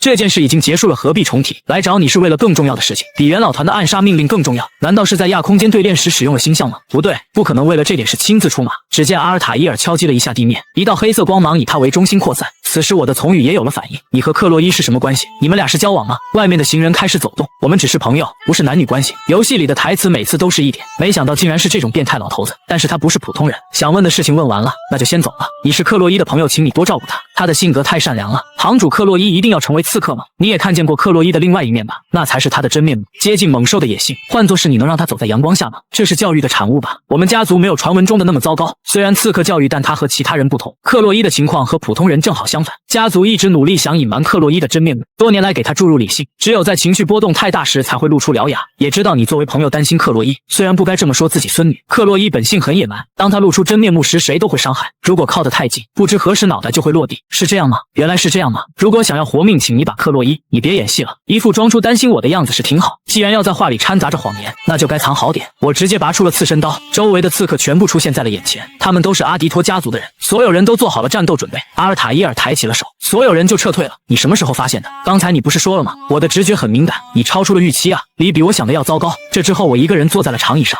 克洛伊和诺斯的关系刚刚改善了一点。阿尔塔伊尔在话中掺杂了谎言，引起我的混乱。虽然不知道他的目的，如果我没有带从语，肯定没发现可恶的老头子。这时克洛伊来到了这里，剑魔君等很久了吗？无论别人说什么都不能动摇。下一集佐木良三不会坐视不管，我只是好奇他这是怎么了，马上就猜出来了，他是有心上人了。看穿伪装成行人的刺客的洞察力，即便是在作为阿迪托的堂主阿尔塔伊尔自己眼前，他也纹丝不动。那份胆魄在领域里瞬间做出应对的判断力，这已经超出了有趣，甚至让人毛骨悚然。江剑魔已经不能单纯的称之为天才，因为那简直就是在侮辱他。随后叫出了诺斯，不枉大老远特地跑过来，幸好您满意了，这还是第一次对某个人产生了恐惧，原来是这种感觉。诺斯露出了震惊的表情。阿尔塔伊尔表示过段时间还想见他一面。我陪克洛伊逛了几圈之后，不由得感叹学院真大。这时克洛伊询问等他的时候发生了什么事吗？刚才见到阿迪托堂主的事情，还是不要告诉他了吧，只得告诉他没事。刚才看了日程，晚上有聚会，太阳落山后要放烟花，距离烟花还有时间，我们到处逛逛吧。克洛伊很是高兴，甚至弄了一个头饰，走到高的地方，甚至能看到整个金华学院。逛了很久之后，找了一个地方坐会儿。克洛伊道歉，是不是因为自己拖累了剑魔？我赶忙否认不是那样，应该多帮你的，但刀工还是不太熟。别说用刀了，我只负责简单料理，中间还去了趟练武场。如果没有克洛伊，根本开不了美食摊。摸着他的头说着克洛伊辛苦啊。克洛伊一下就脸红了，这时他扭扭捏捏的，好像想说些什么。剑魔君那个牛女。这时有人从远处呼喊，原来是微鹏和梁三还有单和娜来到了这里。他道歉来的有点晚，因为等人齐了一起过来的，所以有点晚了。我一问，不是说好各自活动吗？此时克洛伊脸色很不好啊，是部长你发的短信吗？让我们5点在这里集合的。我知道我没发这种短信，能做这种事的人只有一个，那就是佐木良三。到了晚上很是热闹。剑魔君，这就是刚才说的聚会吗？部长，我们走近点看吧，这可不能错过。他们3人就跑着过去看聚会了，我倒是没有去。梁三也注意到了这边，但是我转头就没看见他。我还是不喜欢人太多的地方，下次庆典低调点过吧。他们3人倒是很喜欢这种，虽然和他们在一起，但有种无法融入其中的感觉。而且克洛伊刚才好像有话要对我说，幸好他看上去很开心，能像现在一样享受也是好事。旁边一个声音传来，不要握得太用力，有点疼。我坐这个地方好像是情侣约会的地方，坐错地方了。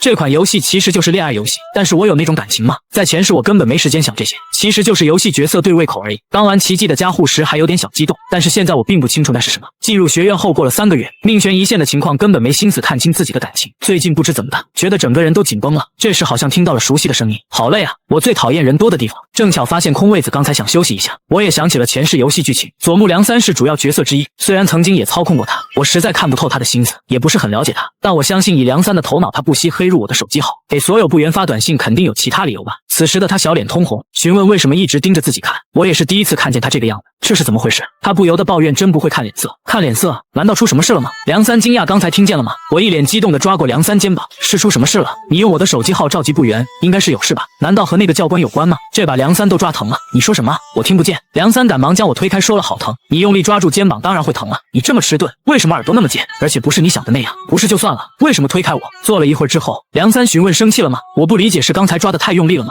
他从刚才开始这是怎么了？就算我在迟钝也发现了不对劲，这里毕竟是情侣约会的地方。话说回来，梁三虽然现在有点太突然，脸红的梁三本想说些什么，你是不是有了心上人？这句话听得梁三脸红。梁三终于有了喜欢的人，我也猜到了这个人是谁。前世玩游戏时，佐木梁三的好感度到了999，那时的他和现在的样子差不多，所以我看出来他是有了喜欢的人。那个人是莱昂吧？听得梁三当即否认，整个人一下就不开心了。不是吗？玩游戏时差不多是快期末考试的时候，我记得很清楚，难道换了吗？我知道了，那肯定是微朋。这话听得梁三口吐芬芳。剑神的加护同化率已经达到了25%，那个弓箭手怎么打人这么疼？武装的等级升到6，这可能是因为不久前餐厅老板给的万年血霜的影响。之前做梦时提高的同化率，发动加护时痛苦减轻2.5阶段同化率，在之前和毛狼的战斗中提高了。我不知道这个同化率是救命绳还是装着毒药的圣杯，但是可以确定的是和剑神的加护有密切关系。庆典也快结束了，虽然这是个有怪物和魔法的世界，但是和地球差不多。其实我并不思念前世，可以算作是人际关系的只有第一个师傅。我的刀工达到一定水平时，他无情地把我扔了出去。那时我不知道缘由，很生气，但是游历全国成为全国第一后，明白了他的意思。应变能力比学习更重要，没有比实战更好的培训班。这个学校和那老头子都是实战派。这时我感受到了一股气息，有什么东西？是人吗？但是感觉到了一点魔力。我当即发动了剑神加护的感应能力，用转移加护把地面当作媒介，效果比我想的要夸张。没想到这么厉害，马上就找到了对方，当即提着刀朝他冲去，仅是一刀就贯穿了他的身体，直接让他受到了重创。他一副要死要活的样子趴着，以为能和你沟通，没想到你这么鲁莽。这是要干嘛？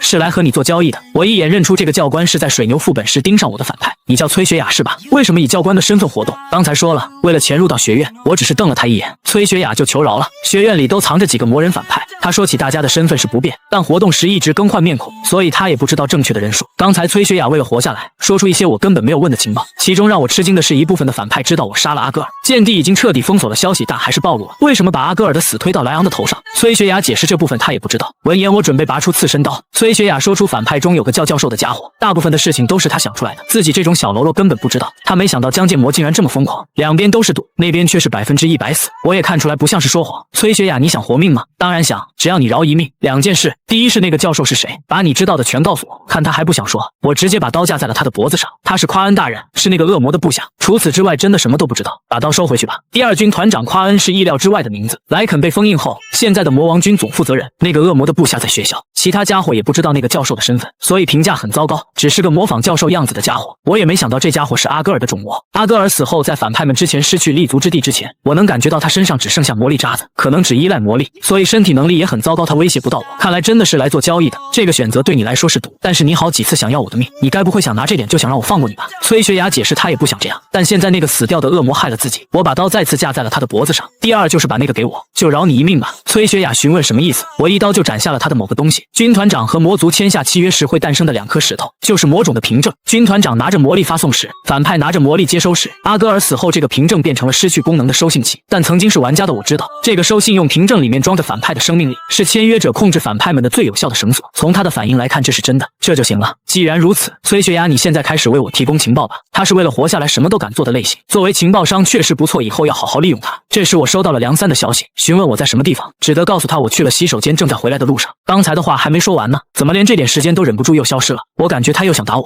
此时的梁三正在疯狂扣子，但好像有点难说出口。此时烟花突然升起，克洛伊和威鹏几人正看着这一幕，阿贝尔和雷切尔看到了，校长美迪亚和毛狼还有伊丽莎白也看到了。梁三最终还是没能说出口，只是让我快点回去，说不定是我们最后的庆典，没打算帮你啊。你是谁？剑魔救救我！刺身刀期末考试篇开始，梁三发现了一个秘密，那就是社团里的前辈好像不是学生，到庆典为止都挺好的，可是怎么又是考试啊？你们看看这个考试范围怎么这么多？部长你怎么想？怎么能这么对待学生啊？梁三让他闭嘴，威鹏让他赶紧回去睡觉。怎么了？睡觉给你添麻烦了吗？只有克洛伊好像在做什么。这次考试这么多题怎么背得完？可是好像已经背完了怎么办？气得威鹏说不出话。梁三也质问这是干什么？这时一个耳光扇在了他的脸上，克洛伊赶紧道歉，因为苍蝇落在了撕皮机的脸上。威鹏心想撕皮机又是什么？我也发现威鹏这家伙最近怎么总是被打。这时我们几人的手机同时响了，原来是短信来了，上面的内容是期末考试实际技能变更。威鹏抱怨哪有在考试3天前改变考试内容的，本来安排在家平的哥布林副本的考试，我还期待去那里收集材料，看来剧情开始变了。考虑到一直以来发生的事情，这么做也很正常。虽然我早就知道，我是不是自己踢掉了奇迹的加护 N 的玩家经验这个最大的福利。梁三说起这可不像你啊，这是紧张了吗？我急忙否认，当然没有，考试内容发生改变，大家虽然也很慌张，但也不是不能接受。期中考试途中出现了魔人，无人岛幸存训练时剑帝受伤，期中考试斯科普里岛出现了美人鱼，阿瓦隆岛上舰地受伤，每次在外面实战训练都会出事。对学生来说，学校是最安全的地方，不是吗？仔细想想，你说的没错，脑子清醒了。多亏了你明白是怎么回事了，谢谢。你为什么露出那种眼神？很难为情啊。总之，建模，你慌张会容易混乱，我不懂这是为什么。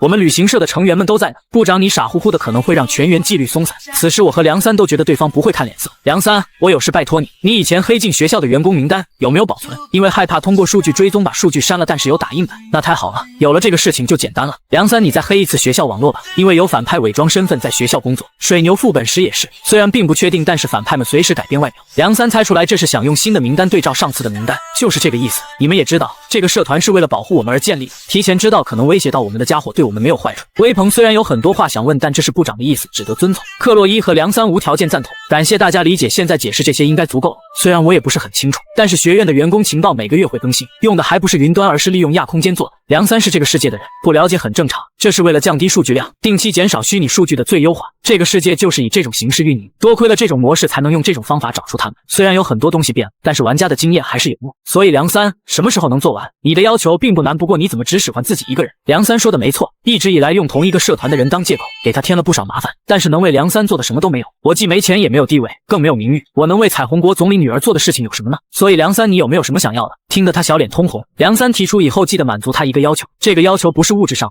等时候到了再告诉。到了第二天，你一晚上做了这么多啊，这是打印出来的员工简介，怀疑的部分现在开始要确认。虽然我知道他办事很靠谱，但是部长这样真的没事，就连他们去卫生间的次数都有啊。佐木，他们没有私生活吗？虽然目的是找出反派，但这是犯罪啊！黑进学校的那一刻已经是犯罪了。假惺惺什么？微鹏觉得这家伙也太过分了。是，就你正人君子。我告诉微鹏，就算是琐碎的情报也是越多越好。既然部长你都这么说的话，等做完这次的事情会全部销毁。刺客克洛伊和为了目的不择手段的梁三，两人的道德界限很模糊。虽然还有一个不清楚底细的人，但是起码有像微鹏这样的成员可以守住底线。反正离暑假只剩1周了。我们旅行社团在期末考试时找出反派这部分有疑问的人。上河那这时候说起来这里之前大体上听说了，现在可以问吗？想询问情报的出处。其实微鹏也表示其实昨天也想问。梁三质问你不是对部长的话言听计从吗？这部分我打算糊弄过去，可是他们直接问到重点了，不能告诉他们我和崔雪雅勾结。如果说出魔人的目标是莱昂，这件事只会引起误会，因为要解释的太多。崔雪雅现在没有魔力，如果克洛伊知道这件事，他可能会被克洛伊解决。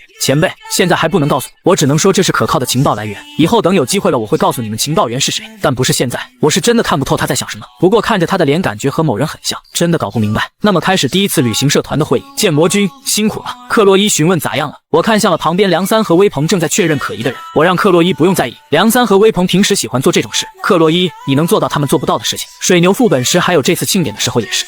真的吗？当然了，希望这次考试能和建魔君一组。这时手机突然响了，通知2034年第1学期期末考试队员如下：3年级学生因入学考试不参加，参加考试组员有2年级凡班的单河娜，1年级狼班的江建模，组长是1年级新班的雷切尔，分好的小组不可变更。建魔君，我们又在一起了。微鹏说起部长你这次又要辛苦。克洛伊疑问为什么偏偏和那个金发，期中考试的时候也是一组，肯定能做得很好。何娜也是一组，应该没事吧？而且根本不需要担心部长。单河娜让克洛伊别担心，会帮忙监视他的。微鹏询问梁三和谁一组，是2年级的狼班艾里奥前辈，而且组长是莱昂。看到这个搭配，我不由得陷入了沉思。梁三当即质问在想什么，我当即表示什么也没有。那么差不多结束了。等所有人离开之后，单河娜也准备离开。梁三叫住了他，前辈，你还有别的事情吗？这里好像有个叫单河娜的，为什么前辈的名字在教职员名单上呢？你到底是谁？听到这话的单河娜也看向了他这边。特别考试开始了，就在刚刚，梁三发现了单河娜的不对劲，性格随和，言行举止稳重，无论遇到什么事都不露声色。从一开始就觉得奇怪，河娜前辈还是应该用文件上的职称来称呼你吗？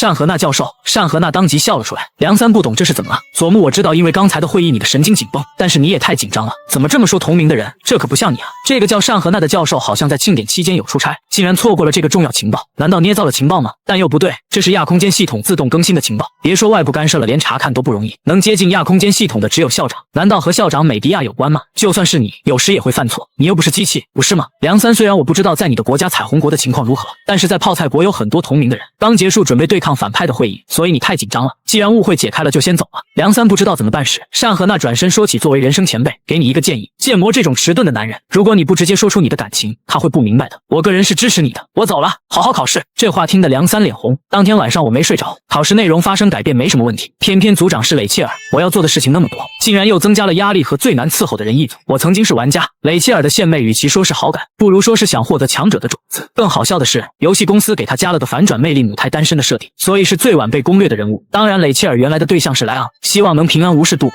半夜梁三打来了电话，这么晚了，有什么事吗？这么晚你怎么突然打电话？难道发现了什么可疑的地方吗？你以为我只在有事的时候联系你吗？那倒也是，用口头转达，肯定有重要的事，一般不都是发短信吗？没啥事，准备白天的考试吧。这之后就挂断了电话。太阳升起了，准备起来了。虽然表面看上去是个正常的建筑物，但是这里的气氛有点异常。华金学院特别馆，我记得这是学院创建者瓦洛尔·华金以自己在地狱生存的20年为经验创造的空间，甚至把魔界的石头和杂草搬到这里，创造了独立生态系统的缩小版魔界。幸好里面没有放入魔兽，虽说是为了创造逼真实战的感觉，在这种地方考试和我当玩家时不同，很多地方不习惯。这时雷切尔突然抱了过来，他的突然袭击让我很难受，只得拿出刺身刀。雷切尔这才退开。剑魔冷静点，你身上坏男人的气味比上次更浓了，不过这也是你的魅力，怪不得大家都想要你。这时单荷娜来到了这里，还拿着 B 级武器撬棍，这就是前辈的武器吗？还是停止考试吧。单荷娜小姐，你来的这么晚，你就是雷切尔啊？庆典时见过你。你好，这次的期末考试多多指教组长。不用啦，交给我吧前辈。我看他摆布人的手段就知道他很不一般。大家好像都到齐了，现在开始说明考试方法。这次1年级特别考试项目是小组对抗赛，但是和你们想的对抗赛有点不一样。考试方法很简单，只要进入副本，1小时内到达存档点就行，在规定时间内到达的小组就进入下一阶段，失败的话就会失去资格。大家觉得很容易啊，只要加快点速度不就行了？如果只是单纯的现实竞争，不能算是期末考试了。里面虽然没有魔兽，只是重现了魔界地狱，统称人工地狱，那里没有亚空间的保护罩，所以1年级要特别小心点。里面既然没有魔兽，到底要小心什么？年幼的你们如果带着武器，搞不好会发生事故，所以此次期末考试禁止使用武器，在人工魔界现实挑战嘛。这个方法比期中考试更公平一点，但是亚空间和地狱完全相反，没有亚空间的考试如何评分？每组安排1名教官，这是为了评分和预防发生不好的事情。中途想放弃的话，只要告诉队伍里的教官就行。教官们走到前面开始收缴武器。雷切尔说起这次期末考试真无聊，10来岁的孩子本来就该打打闹闹。单荷娜正觉得有点重，太好了！一名教官大吼学生们把武器交上来。他马上就发现了不对劲，剑魔同学，什么剑魔君？你认识吗？闻到一股让人不爽的气味，不认识。但是没有一个教官不知道江剑魔同学在亚空间的表现。总之我是负责此次期末考试你们小组的金教官。崔学雅感觉要疯了，为什么偏偏被安排到这个人所在的小组里？被他抢走的种魔信物咋办？但是该做的还是要做，赶紧打圆场。就算我是个大美人，你们这么看着我也会害羞的。你说啥美人像南瓜红薯一样？黄萝卜头同学你在说什么呢？什么黄萝卜头？想要打一架吗？这是对教官什么语气？黄萝卜头同学，劝你别太嚣张了。黄萝卜头，我是负责你们小组的教官，虽然是负责预防安全事故，但是别忘了也是负责评分的教官。我只得提醒开始了，我们走吧。真不明白为什么江剑魔同学不是组长。这话听得雷切尔当场就急了。不过考试开始之后就难受。人工地狱第一关卡荒野，崔学雅一个人走在前面，说着做的真不错。雷切尔提醒慢点走啊，你是教官，你应该在后面监视，怎么跑到前面？看你在外面那么嚣张，里面只是流动着一点魔力就变得蔫头巴脑，这个环境的确不寻常。跟着崔学雅进入的第一个副本后出现的第一关，不知怎么我是没问题，但是雷切尔好像对魔力很敏感，他已经累瘫了。以他的情况，可能下一关更累。崔学雅可能因为魔力亲和度比较高，像是来到自己家一样活力满满。刚开始怀疑是不是有什么阴谋，但看不出可疑的地方。他的种魔信物在我手里，应该不敢乱来。单荷娜前辈，你的身体如何？暂时还能坚持得住。剑魔，你看上去没什么事，我感觉到皮肤有点刺痛，你只是有点刺痛啊。荷娜前辈的魔力亲和度好像很低，虽然是社团成员，但是荷娜身上有很多可疑的地方。根据崔学雅的情报，那些潜伏的反派潜伏得很深，从他的反应来看，应该不是演戏。现在手里没有刺身刀，再继续观察吧。我们进入第一关卡过了多久了？雷切尔，才过了25分钟，早就料到时间可能不够，但是剩余时间为35分钟，大家的状态很糟糕，没有找到方向，时间却仍在流逝，这样下去肯定失去资格。我可不想就这么被刷下去，还不知道给什么奖励呢。如果有刺身刀的话，可以扩大感觉感应魔力。大家的武器都在崔学雅的亚空间带身上，而且在崔学雅身上，要是有魔力探索犬就好了。不过代替魔力探索犬的存在也不是没有。身受重伤的梁三命悬一线，很有可能死在这场考试里。就在刚刚，看崔学雅一直用鼻子嗅东西，我感觉他像个魔力探索犬。此时的雷切尔每走一步都非常艰难，我询问他咋样了，雷切尔表示没事，这点魔力可以用气势打败。太好了，大家好像已经适应了。崔学雅嘲讽：这么快适应了吗？单荷娜同学的脸色比刚才好多了。剑魔同学，你看上去没问题，你的秘诀是什么？可能我的名字里有个魔字吧。听得崔学雅都觉得真幽默。二人还在费劲的迈步的时候，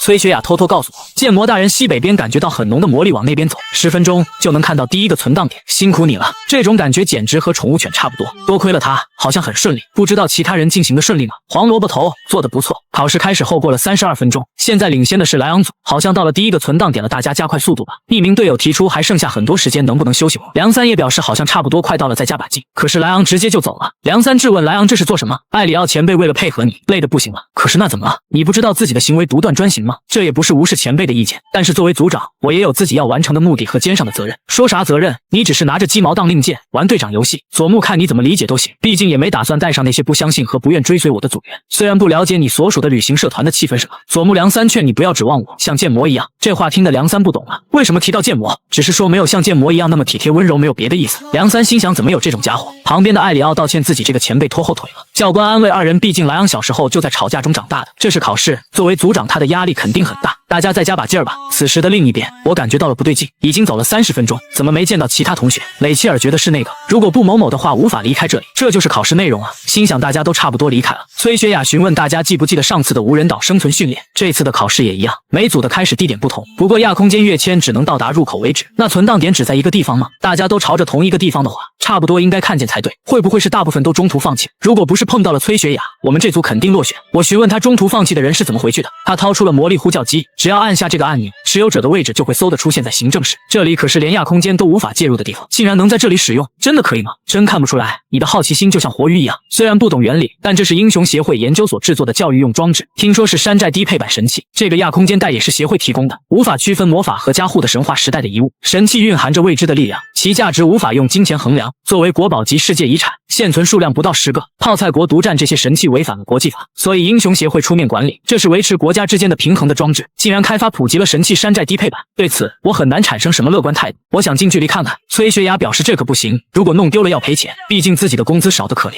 这个反派怎么说这么有人情味的台词？别担心，只要自己在绝对不会迷路。雷切尔大吼剑魔君，存档点到了。黄萝卜头同学做得不错。雷切尔组第一关卡完成时间为48分钟24秒，开始第二关卡后重新算1小时。大家疑问这就是第二关卡，这里会有猫咪机器人过来吗？但是这个真的对吗？崔学雅解释自己也是第一次当特别官，不是很清楚。可以肯定的是这里不是普通的存档点，一扇门释放的魔力甚至扭曲了空间。雷切尔发现门后面什么都没有，平板教官打开门进去就行吗？黄萝卜头，没错，进去后重新开始。随后雷切尔一把推开了门，可是下面是无尽的深渊，这可把他吓坏了，差点就掉下去了。单和娜赶忙稳住了他，于是雷切尔找到了崔学雅算账，刚才差点就死了。他也是第一次来，不是很清楚，不过这里的确是第二关卡，而且刚才也按下计时器了。人工地狱第二关卡深渊桥，扩散到人工地狱全区的魔力是从这些浑浊的水中释放出来的。我算是明白一路上为什么没看见其他人，为了安全和评分的名义，每组安排了1名教官，但是这个构造本身让学生首先想到放弃这场考试，如果不知道正确的答案会很危险。此时的梁三这边，莱昂毫不犹豫就走了上去。梁三心想他难道来过这里吗？后面的教官看着3人的背影，能感应到魔力的永准吗？第二关门外，阿贝尔的2名队友撑不下去了，他知道不能因为自己没事再继续让其他队员勉强下去了。阿贝尔宣布放弃期末考试，有很多人都放弃了考试，就连威鹏都放弃了，太累了，没想到把早上吃的披萨全吐了。这时克洛伊找了过来，斯皮特什么的，大家没能及时到达存档点，你们还算了不起，我们组到处乱转，最后落选了。不过剑魔君和梁三还在里面，应该没事吧？你明白的。担心部长简直是瞎操心，倒是不担心部长，只是梁三。莱昂是某天突然出现的时代的麒麟儿，外貌、处世之道可以说非常干净，干净的没有一点灰尘，就像白纸一样，近墨者黑，根据沾染上何种颜色，明暗度也会变得不同。他们应该会自己处理好的。克洛伊，我们也有要做的，那就是找出反派。虽然这么快落选有点可惜，但我们也要做力所能及的事情。斯什么的，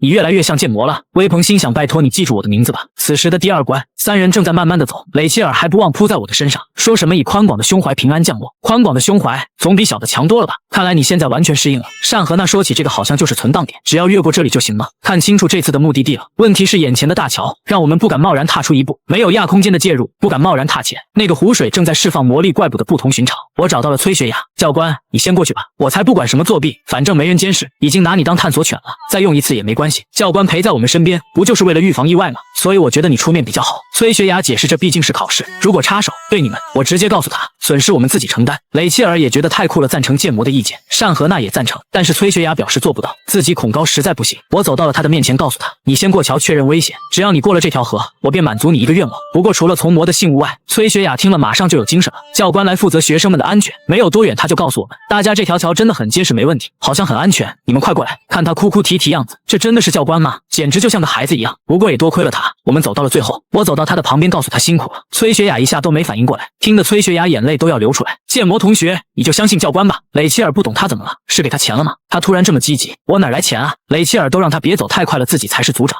单和那觉得他俩挺有 CP 感，这些都是因为剑魔你是个罪孽深重的男人。人工地狱第3关卡苦行之塔，微鹏还是走在最前面，目前为止没有见过其他学生，这是板上钉钉的第1名。他为什么这么拼命？快到了，再加把劲儿啊！有一个人再也走不动了。喂，莱昂，你没看见后面的情况吗？你其实可以慢点走。他只是瞥了一眼后面，有问题的是跟不上速度的你们。这话听得梁三表情都变了，其他的2人也不对劲了。沉默片刻之后，莱昂道歉自己太累了，变得敏感，马上就到5楼了，去那里休息会儿吧。梁三不懂刚刚他这是怎么了，莱昂告诉大家再加把劲儿吧，自己先去5楼确认一下。艾里奥哭着表示再也走不动了，真的再也跑不动了。这时梁三提出贝塔，这种事得让扛得住的人带你，快上来吧。趁改主意之前，梁三知道明明自己也很累，可能是受他的影响，没想到自己也会为了别人挺身而出。不过梁三发现了不对劲，你只剩下骨头，为什么这么？此时的另一边，我感觉到了不对劲，这是怎么回事？雷切尔询问剑魔君，你还在害怕吗？因为梁三倒在了地上，很明显这是被人用刀刺了。他彻底失去意识之前在念叨剑魔，梁三要死了。看到这一幕的我当场就怒了，现在立刻要宰了他们。剑神的加护发动，我只是轻轻挥出了一刀，魔人就分成了2半。就在刚刚，我有种不妙的感觉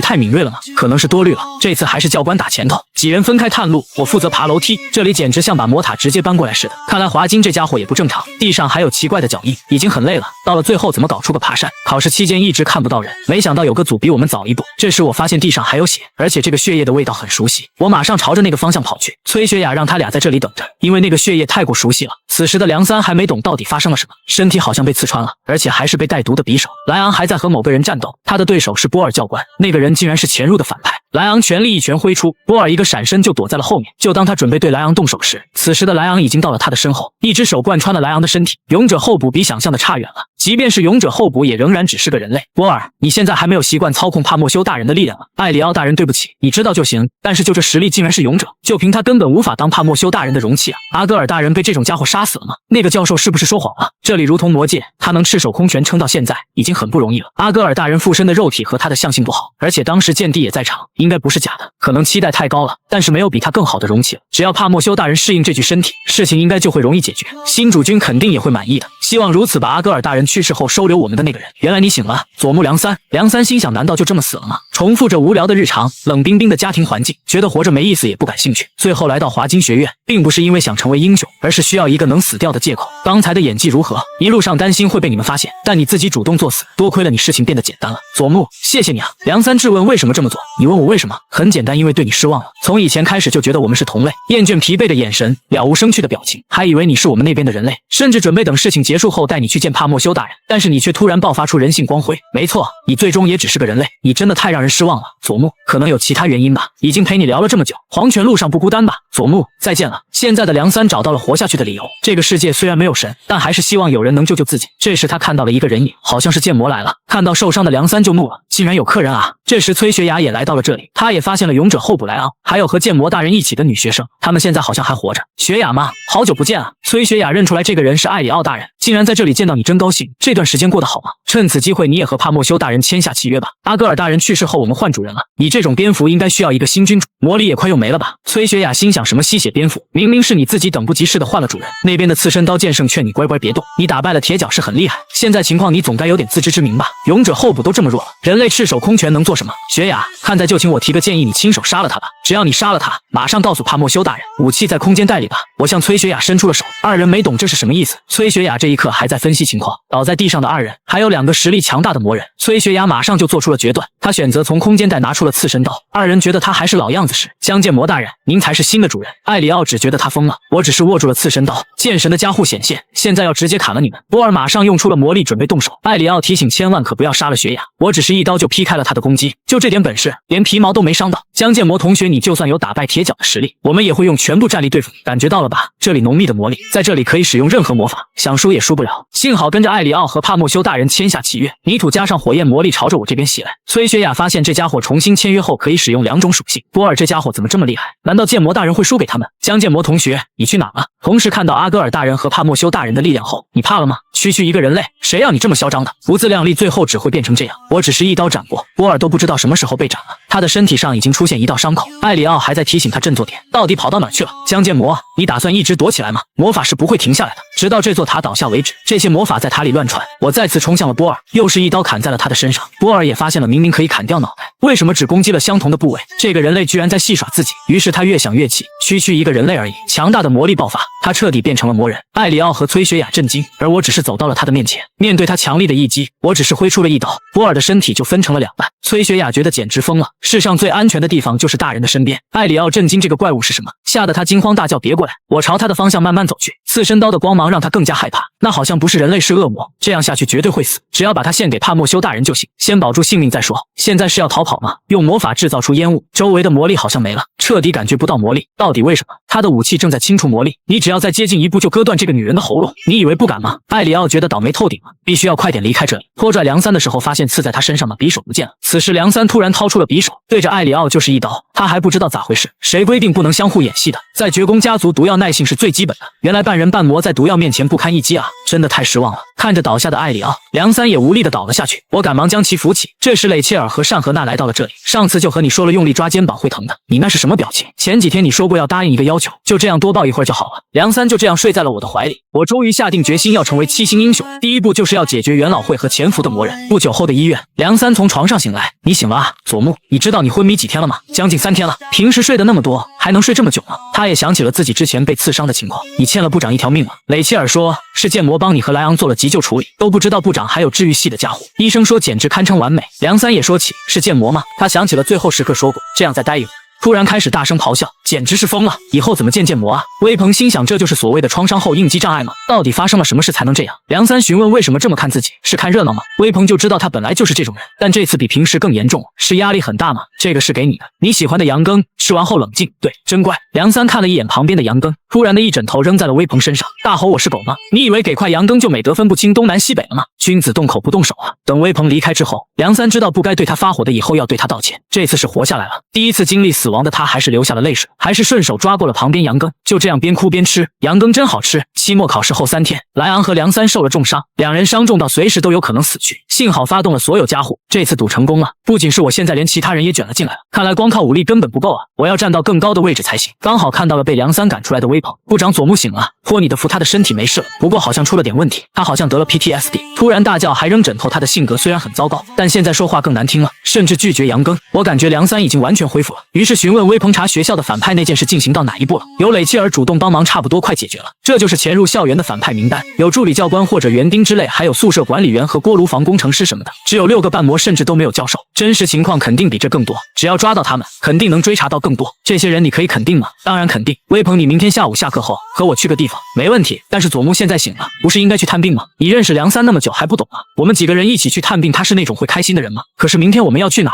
现在轮到我们进攻了。不久后的另一边，你是说元老会中的克拉迪就是开端吗？没错，他说服了元老会。期中考试出现魔人也是他搞的鬼，那这次的期末考试也是吗？刚着手2天，正在调查中，从克拉迪的支出明细表中，他还花钱雇佣了送葬人。美迪亚大怒，就是他雇佣了那群垃圾屠夫。有人举报说，最后在阿瓦隆岛附近的码头见过他们。见地让美迪亚冷静点，还能冷静吗？像你一样悠闲的喝茶。我们是教育者，有义务保证学校所有学生的安全。学校的内部人物，而且还是元老，花了这么多心思做了应对措施，但是内部却发生这种事，生气的不仅你一个人，自己孙女也是这个学校的学生。还有见地询问证据充足吗？2个月的时间收集了证据，已经确认完毕，就算马上把他杀了也不会有问题。这样啊，很明显见地已经动了杀心，今晚就动手。此时有人推开了房门，院长，我有急事来找你。我推开房间来到了这里。美迪亚询问是出什么事了吗？我来找您是为了告诉您期末考试的事情，还有其他事情。微鹏才知道原来是这个目的，这部分是期末考试和偷偷潜入学院的反派。你叫微鹏吧，虽然知道你是旅行社团的一员，还是第一次见到本人。这张纸上写的名单很有可能是半人半魔了。经过好几次检查，他们就职的经过和后面做的事情很可疑。一阵光芒闪过之后，美迪亚用家户确认了一下，这些家伙不是校方的人。既然用诗人的家户确认过了，那肯定100%正确。但是话说回来，你是个学生，你怎么能打印出学校教职工的名单？这个你能解释一下吗？听得微鹏说不出话，美迪亚再次命令他回答。微鹏心想，部长现在怎么办？我直接替他回答了，这是我和微鹏2个人黑进了学校的网络，你们俩突破了学校最高水平的安保，是我这个部长指使微鹏黑进学校网。您别看微鹏这样子，他可是学校第2名，而且还是电脑高手，也知道我这么做是错的。虽然想过和你们说，但马上要放假了，时间紧迫。如果是校长你的话，肯定能理解我。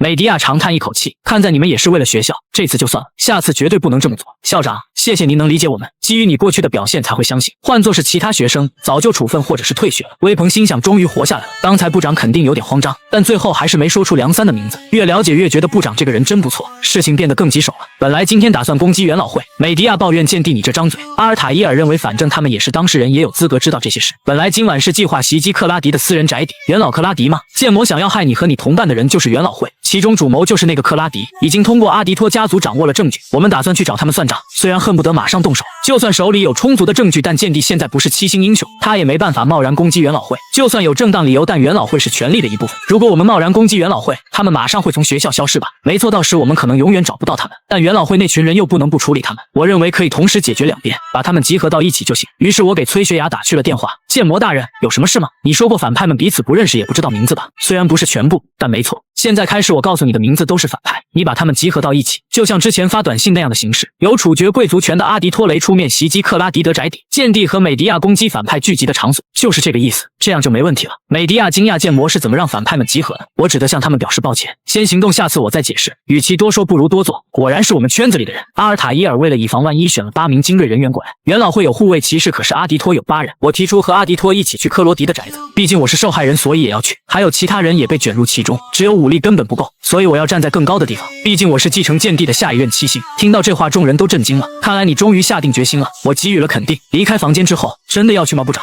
你在这里等我，马上结束后回来的。部长，你别太勉强了。此时的半魔们也收到了集合的短信，这名半魔很气，这家伙到底有多瞧不起我们，竟然发这种短信。从发信人来看，的确是教授，我们是笨蛋吗？不行，必须趁此机会明确上下关系。你们也是看了短信后急忙跑过来的吗？虽然我也讨厌教授，但他让我们怎么做也只能照做。但是为什么只有我们？不是全都要集合吗？这时一个人影从黑暗里走出，又来了一个，快过来！你这么磨磨唧唧，教授会生气的。有点奇怪的是，他身上感觉不到魔力。这时他也发现了不对劲，一名魔人被当场解决。美迪亚从黑暗中走出，众人疑问那是谁？看来是平时过得太安逸了。你们好啊，半魔们！众人也发现了这是校长。下一集我不要变成怪物。